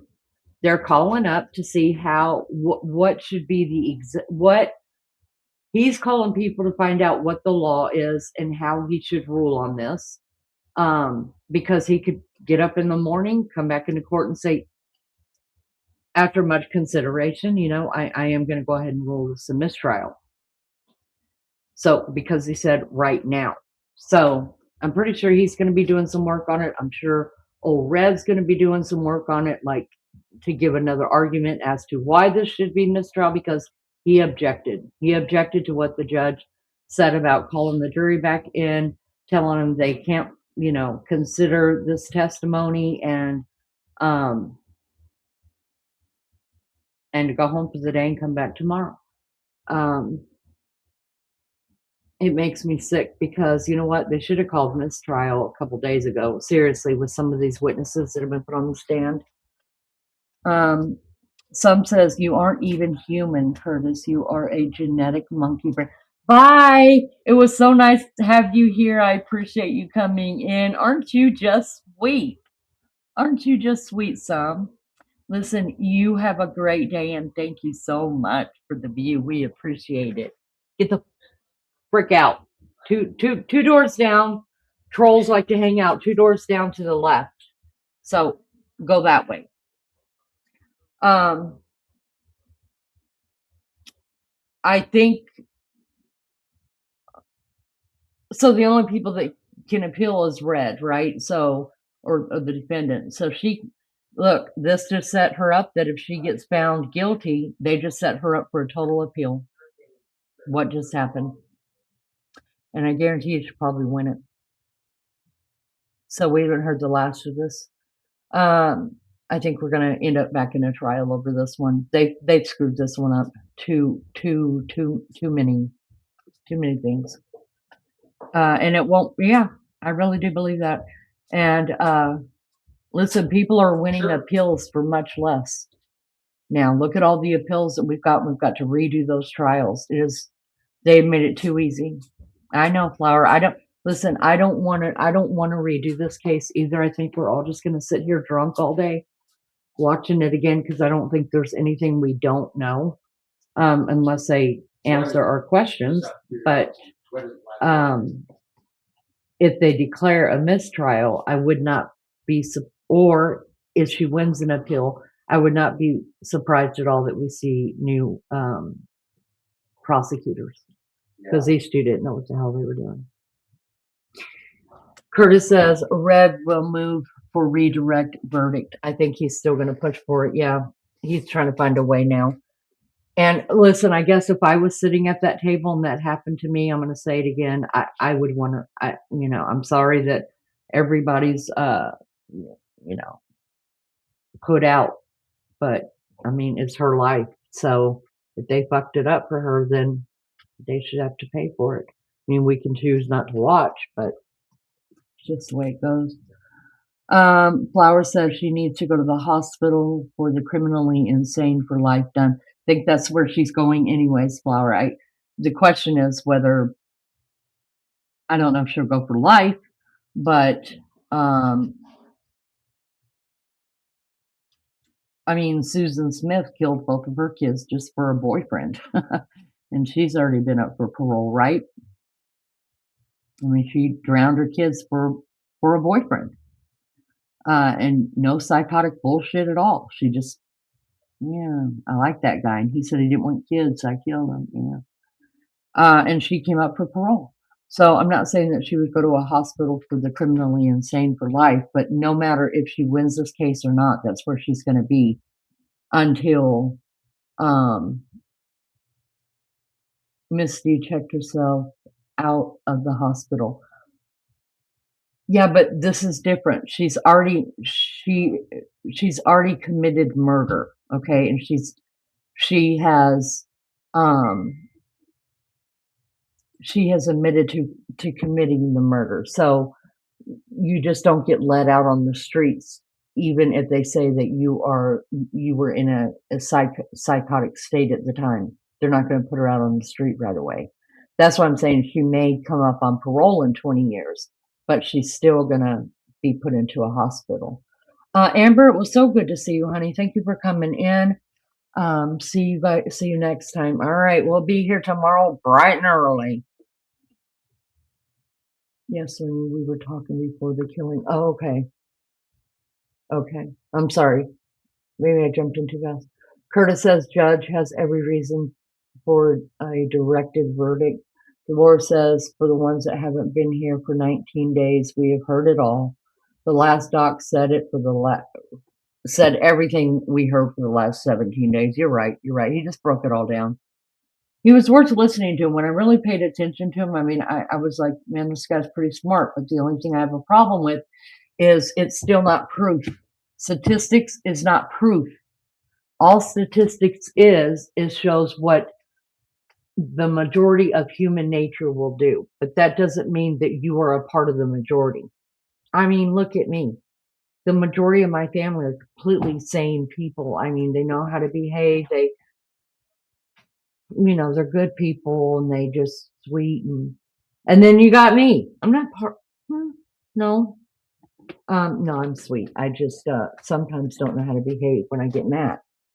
So statistically, it's not proof.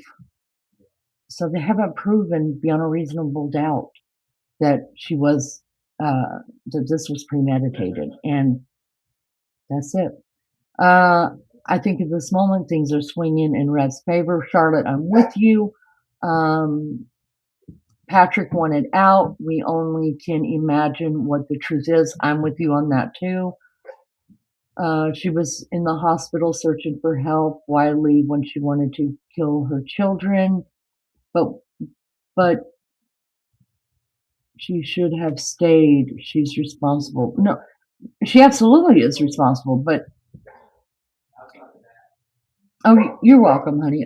She's responsible for killing her children. Yes. Listen, there's a lot of people responsible for those babies not being here, and they all should be punished. In what way? I don't know. I'm not the law.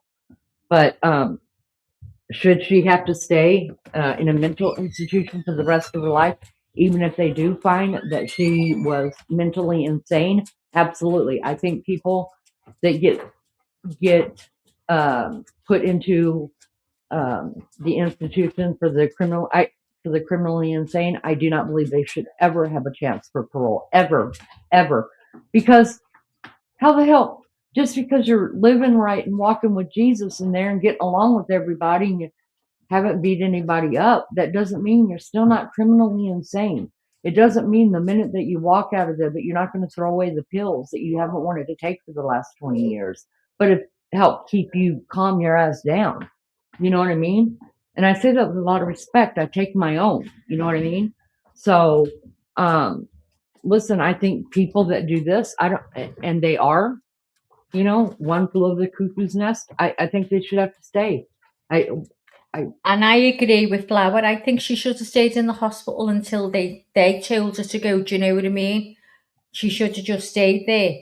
regardless if she was feeling better, just to get herself sorted, get the okay from them. So let me ask you guys this, because you guys know I play devil's advocate all the time. So I'm going to play devil's advocate with this one. I agree she should have stayed in the hospital. But for anybody who has been hospitalized for depression or any kind of mental illness, let me ask you this. At any point before the doctors were ready for you to go home, were you ready to go home? Were you just like, I'm getting the hell out. I want to get the hell out of here. Yeah. I can tell you right now, I was in the hospital for 10 days for depression. And 2 days in, I was like, I'm ready to go home. What are you people doing? Like, let's go. There's no, But like, they assess no. you, they're supposed to assess you and say, well, we'll be happy if you stay in a few more days or whatever. I mean, maybe they were okay for it to go, who knows? Because they've been leaving chunks out of this that we don't know about. Yeah, you're right. We don't. But ultimately, it was her decision. If she walked, she walked. Of And course, it but I doesn't. think because she was crying for help, I think she should have stayed. Agreed. What's that? If Flower, they won't keep her. They didn't tell her to go to Laura's, not at that point. It was Lindsay that asked to go because wasn't it her daughter's birthday party or something? Wasn't that it was? She wanted to go to be at her daughter's party. Dawn, good to see you. I didn't see you come in. Good to see you, Hiya, honey. Dawn. Curtis, I'm with you. The mental health providers failed her. Her husband failed her. Her sisters, her mother, her in-laws, they all failed her. Every one of them. Well, they didn't fail her. They failed those kids. That's what I believe. And listen, like I said, do I know what the punishment should be for that? No, not the law. But they all failed her. They all did. They, not her, the children. I don't know if they failed her so much. I mean, but they failed the kids. Definitely. 100%. Everybody that knew, everybody and anybody that knew, she had at least said it one time, and we know she said it at least twice to 3 different people, that she felt like harming her children. Anybody that heard that at least once, even through a second party, like my mom called me and just told me that my sister said that, you all failed those kids. Every one of you for leaving her in there. Because, listen, we're all like this, right? We hear things and we're like, oh, man, that's our Lindsay. Lindsay's not like that. I know that's what she said, but you guys know Lindsay. She's no way. There's no way Lindsay could kill anybody. She can kill herself. She picks up a bee and throws it outside. Oh my God, I just want to cringe anytime I hear somebody say that. Well, let's talk about some mental health problems here. Okay. Yeah, your Lindsay, your sweet Lindsay, probably wouldn't have killed her kids. Probably wouldn't have hurt herself, but you're not dealing with Lindsay the minute she says, I have felt like harming my children. That's no longer Lindsay. You're talking to a disease. Yeah, definitely. Toshi says, I believe I heard the mother offered to take the kids, but Patrick wouldn't allow it. That was just you're right overnight. on that. That was just overnight. Right on that. He's probably saying that because he knew Lindsay wouldn't be happy about it. Yeah, but that was just overnight, and that was the dad that had asked, not the mother. I don't know if the mother did too, but the dad testified to that, and they had only offered to take them overnight. They didn't stand up to their own children and say, "Look, we have a problem. You have a problem. I'm taking the kids with me. Let me know when you're getting some help, and I'll make sure that you come and see them. Come on over to our house every Sunday for dinner." Or the 2 moms. And if you don't like it, call the police. Call the police on me. They weren't going to call the police. Lindsay was too scared of her kids getting taken away. So those parents that knew about that, I wouldn't ask if I could have my grandchildren you think one night away from the kids are going to be okay for someone like that is this sick? No. Especially since those people, it's just disgusting. It's disgusting. They all knew she was sick. You're not going to get better overnight. So yeah, while I do appreciate, Dad saying, "Hey, Patrick, let's take the kids overnight," no, I would have been in my kids' faces saying, call the police. Go ahead, call the police, because when I tell them what you say, they're going straight over to CPS. So which one do you want? You want them in my house, or you want them in foster care? Which one? Because that's what's happening here. They wouldn't call the police. They didn't stand up to their kids. Shame on him. Patrick didn't stand up to his wife. Shame on him.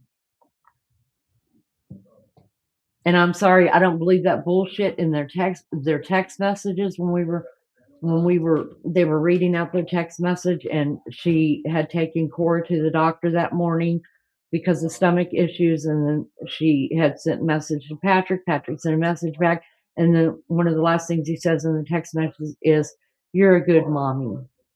And then she sends a heart emoji, because that's what she was trying to be, right? That's what, she had to be this perfect mom, and she couldn't nurse her baby long enough, and she just couldn't do this well enough and couldn't do that well enough, and she just wanted her life back. And somehow, you guys, I got a sick feeling when they read that out, that Patrick had said, "You're a good mama," or "a good mommy," whichever one he said. I was just like, fuck you. I just somehow, I think there were games being played there. I think he knew that's all she really wanted to be, was a good mom. What says you, Maggie? Sorry, love, I'm just replying to a text message. Sorry. It's okay, no problem. What was the question, Lee? I was just going over with the chat. Yeah. Well, Patrick got what he wanted. He's free with his wife and new kids. Yep. So there's a loads of people saying that. Yeah. 100% agree with that. I don't believe he had anything to do with the kids getting killed. I don't believe that. But I believe he was very, very negligent. And I think he should be held responsible. What they do, I don't know, but I really think he should take some responsibility. He's as much of a parent as she was. She told him she had thoughts, and he never took the kids to safety. He never acted upon it. So therefore, that tells me he didn't really believe her. Because if you see someone losing their mind in front of you, and you know that person is like not that person, and she's saying that, never believe that she's not going to do because of the person she is without the mental illness. That's you just got to, if that ever happens, you've got to act on it. Get them out the way. Toshi, 1.7 million, what's this? Flower said Jerry should pay. Patrick will make a ton of money on lawsuits, and we won't even see it, will we, in the course? Yeah, he was negligent. Everyone agrees he was negligent. Definitely. Yeah, I too believe that he did not have a hand in killing his children. Who believes he was carrying on? Who believes he was having an affair? Why would you take your kid to the doctor if you plan to kill your kids that night? Another reason I don't think it was premeditated, exactly, Shauna. Why would you? Another great. That's another great thing. Yes. Why would you do that? You take your kids when you know later on you're going to do away with them. It wasn't. I was saying to myself, he was just going to get that food like they've probably done a million times. And while he's out, them thoughts in her head have gone overboard. And then she's heard that voice. She's heard it. Who's to say it wasn't in her mind that the voice, she could hear it? Do you get what I'm saying, Lena? Yeah. It was in her mind, but to her, it was a voice she was hearing. She could actually hear this voice. That's the way it had her. So that's when she acted on it. Do you know what I mean? She went with it because, she did say, when they asked her, why would she say all this if it was a plan? if she was saying, I'll tell the doctors this and I'll tell the doctors that, she told them that she wouldn't kill herself because she didn't want to hurt the kids or her mum. Mm-hmm. That was the reasons before that stopped her. But this just totally spiraled. And then, you know, the rest of the story. Well, I mean, Laura's- I'm glad that Shauna put that in, because, like I said, this thing is so weird that we can come up with all different reasons why this is not premeditation, and then I can come up with reasons why it was premeditation. So because of that, I'm saying that you can't charge her. They didn't prove beyond a reasonable doubt. They didn't answer any of the questions that we all still have. Well, then why about this? What about this? You didn't ask that question. Ask this question.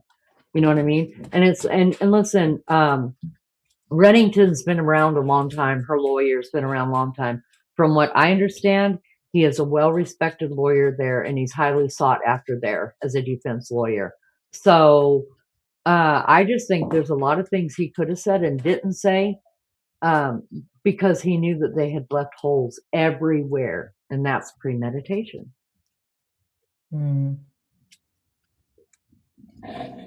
Lori says, I don't believe she did it. The neighbors saw the window open well before he left. He did it before he left. He convinced her she did it. A lot of people do think that way. Yeah. And it was his voice that she was hearing, because he'd been saying, you know, kill yourself, whatever. And it was his voice that she was hearing. You know what? I don't believe it, but you never know, because it happens. It does. It really happens. Mm-hmm. And that's, I mean, I know I just sound like a fucking broken record at this point, but I just keep telling myself the same thing over and over again, you know, reasonable doubt. That's it. I mean, because we're never going to know the truth, you guys. We're never going to know the truth. She's never going to get on that stand. And even if she did, how much is she remembering? How much did she fabricate? How much did she tell so many times over the 3 years that that's what she really believes now? We're never going to hear the truth. I don't think we're ever going to hear the truth from Patrick. There's nobody's going to tell the truth. So I think in instances like this, all the instances that come to court, you have to do exactly what the judge tells you to do, which is, you know, upon a reasonable doubt. And I think we got to quit giving these people parole. I think there's reasons for parole. I do, because, you know, we get some things wrong in the judicial system, but I think once they are found guilty or not guilty, and they're sent to this, because understand, right now she wouldn't do any time in jail. You guys know that, right? I mean, if she's found guilty, she's just going to stay in the hospital for the rest of her life unless they grant her parole. Well, we see how that's going with Kohberger, right? I mean, Kohberger pled guilty and gave away his parole rights, but yet what's he doing? Yeah. So, I mean, that's no guarantee, right? But I just think if you're found criminally insane, you should never, never be let out. Never, never, never. Do you believe she should stay in and never be released? Absolutely, 100%. Even if she's found not guilty, she should be in the hospital for the rest of her life. Do you not think that it can be kept, you know, with medication? Who's to say she was going to take medication? Yeah, true. I mean, I'm just asking. I'm just, yeah, you know, thinking, what if they could manage it with medication? I mean, they might be able to. I don't know. Maybe if she's been taking it for that long now, and she knows that it is keeping her straight minded. If it is keeping her straight minded, who knows? Only her. But I mean, but at the same time, Maggie, why would we take a chance? Yeah. It's not like her family can't go and see her. You know what I mean? Yeah. Like, yeah, those kids are always. So, you know, if she goes in this, like, in this mental institution, like, can she have visits as and when? Is it just like a normal hospital? No, I think it's much more stricter. with visitation and things like that. Like you Because don't it's like have a jail visiting type. hours. Yeah. Like, yeah. So I think it's much more stricter, and it's much more depends. Yeah, I think it would have to be even more stricter because you never know if these people are going to lash out and try to kill somebody, one of their family members while they're visiting. You Yeah. know, I mean, it happens. But for me, I just wouldn't take the chance. We have heard many stories in here when we first started covering this to try to understand us. Psychosis, because Maggie and I didn't really understand it. And there were some really nice people that told us their testimonies and told us their story. So obviously, if you're willing to get the help and you stay on the lines of the help, but none of these people committed murder that are in our, you know what I mean? Like, so I just think if you've done something that criminal, like, why would you take the chance of letting them out to do it again? Yeah. Mm-hmm. Because she's young enough, isn't she, to have more children? Although, can she have more children? I think you can, but I don't know whether she's ruined, she's done anything to a womb or, I think it being what is it called, doesn't stop you. Curtis, I appreciate you saying that. Somebody said that to me earlier. I think I don't remember who it was. I don't want to call a name, but listen, that was attempted murder, and I understand that he did attempted murder on a sitting president. I get that. I understand it. Listen, I bleed red, white, and blue. Okay, but still, it was attempted murder. She killed 3 children. Morally, I think I understand that Hinckley got out just a couple years ago. I got that. But it was attempted murder. It's a totally different thing. And we're talking about a court of law, right?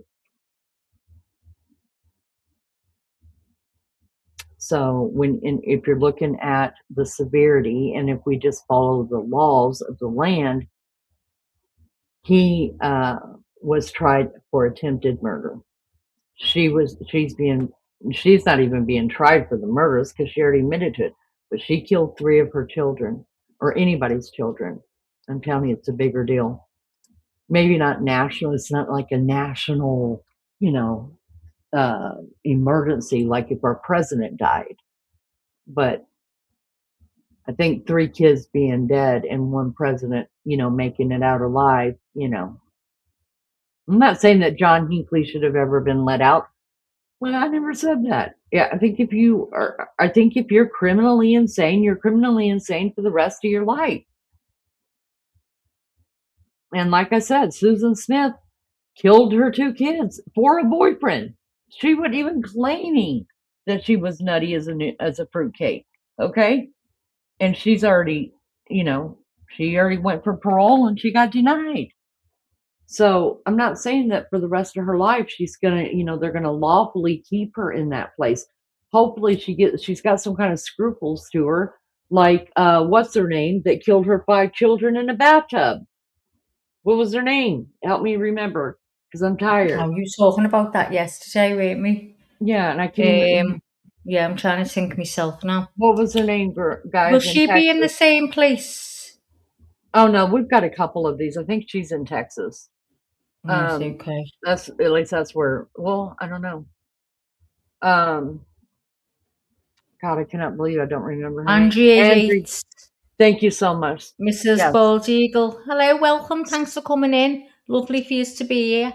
Please hit the like, and if you'd be so kind to subscribe to get our little channel off and running, and get us out there on the algorithm. We'll be made up, and we'll love you forever.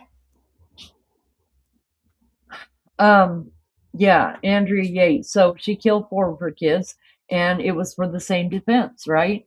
And she was found criminally insane. And they have already, she was going up for parole and she said, absolutely not. I don't want it. I want to stay right where I'm at.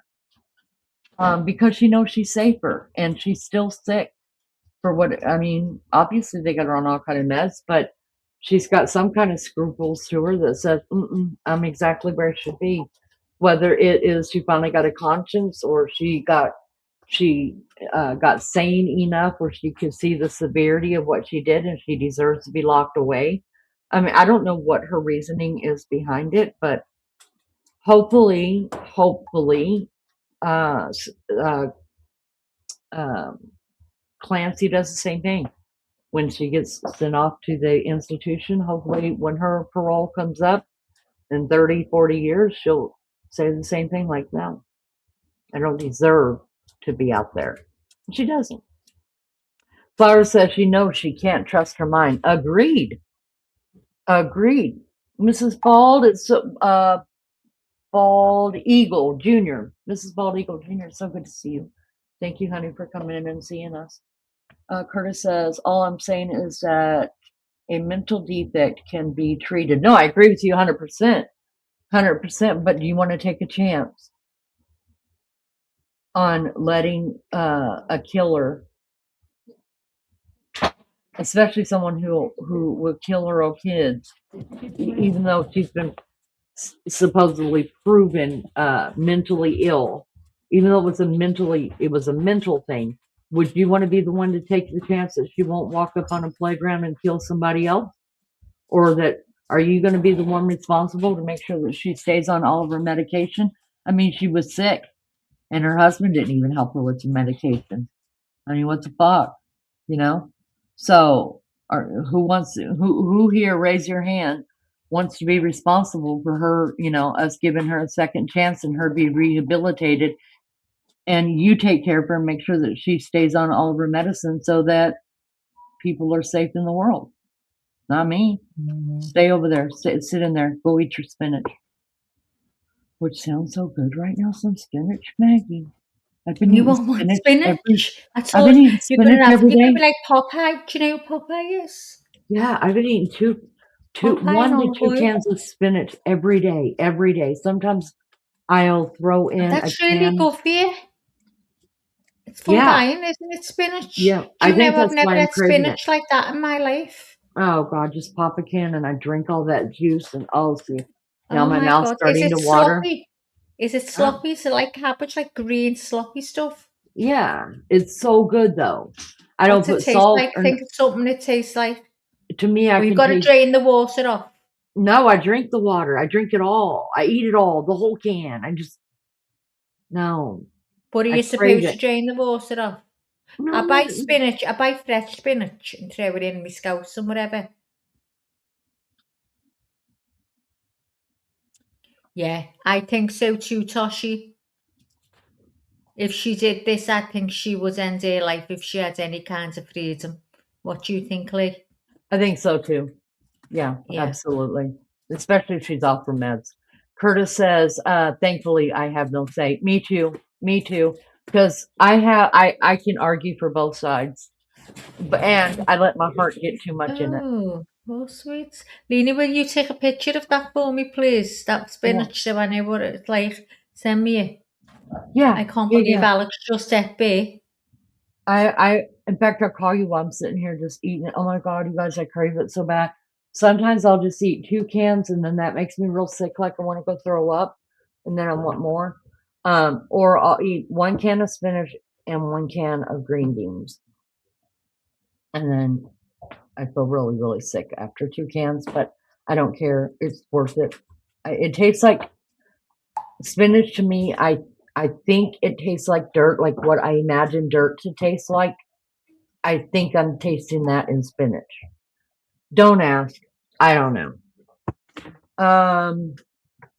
Tastes like eating horse weeds. Oh, I love it. I can't get enough of it.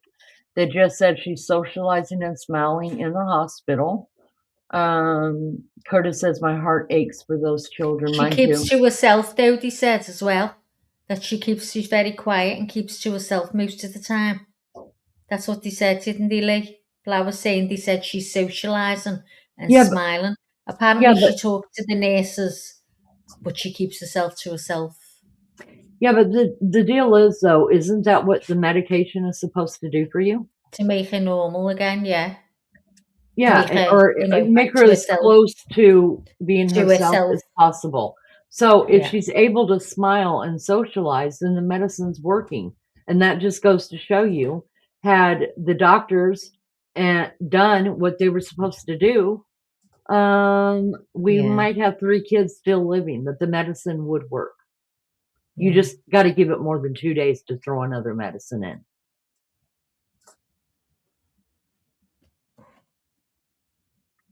Right, well, on the right meds, yeah.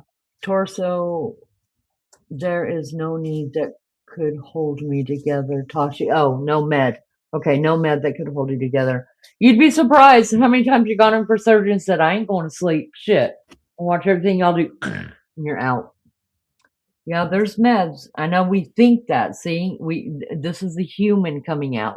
The human of us coming out. That's why I'm glad I'm not on this jury at all. This would be a hard one for me. Lacey says, what if she was actually innocent and he drugged her and convinced her she did it and was actually her husband and she got put away for life? Unlikely, but it happens. Most likely not. But what if is sad. I have to agree with you on that because, like I said, we'll never know the truth. Yeah. Never, never, never know the truth.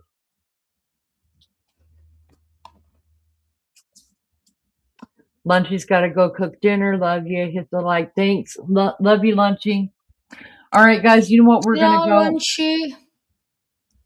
We're gonna close this one down, you guys. Yep. I've got a couple things to do. I know Maggie wants to get to bed eventually, or go watch her other stuff that she's got to catch up on. I guess we'll be back here at 9 o'clock in the morning. I should have known when we heard the judge say on Friday, when Reddington was like, so, you know, like Monday we should be able to hand this over to the jury, right, Judge? And he said, maybe Tuesday. Yeah. Yeah. He's like, I know what you two are doing. You know, I know what's happening here. You know, so I'm starting to want to eat with anxiety, laying. I'm on Manjaro. I can't afford this. Well, you're not on enough, probably. And well, I've tried to go up and I've bolstered it up, haven't I? I've ordered the same one. Bolstered up. Well, take two shots. Just kidding. Just kidding. All right, y'all. We're gonna go ahead and get the heck off here. I'm gonna let Maggie close this one down. I love you guys, and I will see you guys tomorrow at 9 a.m. It sounds like we won't even be done tomorrow, you guys. It sounds like we're at least going into Wednesday before we get to any jury watch. So we'll discuss jury watch and a verdict watch probably tomorrow, maybe Wednesday. We'll discuss it because Maggie and I do have a plan for that. So we'll discuss all that later. But it looks like we're in for a full day tomorrow, and then that's if nothing else goes unplanned. And then hopefully Wednesday this is going to go to the jury because I'm over it because they've already set it up for appeal anyways if she doesn't win. So it is what it is. It was good meeting you guys. Thank you guys so much for being here. And we hope to see you guys back tomorrow. Thanks for all the chat. Thanks for the love. Thanks for the likes. Thanks for the dislikes. We appreciate you guys. Y'all be good or be good at it. Thank you, Maud. See you later. Bye. Charlie. Love you, Mags. Love you. Oh, thanks very much, everyone, for coming in and for giving your opinions. Because it's good to learn, isn't it? Because sometimes you say something and you thought, I never thought of that. And I thought about that hospital bit. How come if you got it all planned, why would you take your kids to see the doctor? And then I forgot all about it. This is what happens. I forget about stuff. Thank you, Misty, for 10 jewels. Thank you. I tell you what, you've got a few jewels, you, Misty. I haven't got one to my name. I still haven't got a clue. I have looked it up what these jewels do. I suppose, I don't know, I forgot again. You all see what I mean? I forgot. Can you find out, Misty? And tell me tomorrow. Anyway, thank you all for coming in. It's been great to meet all the new people. And we hope you carry on coming into the channel. We're only a little channel and we're trying to grow. So please give a thumbs up and subscribe if you'd be so kind. Everyone else who's been with us from the beginning, good night and God bless, or good day wherever you are in the world. It's good night for me. I'll be going to bed soon. And thank you for each and every one of you again for coming in. It means the absolute world to us. Thank you.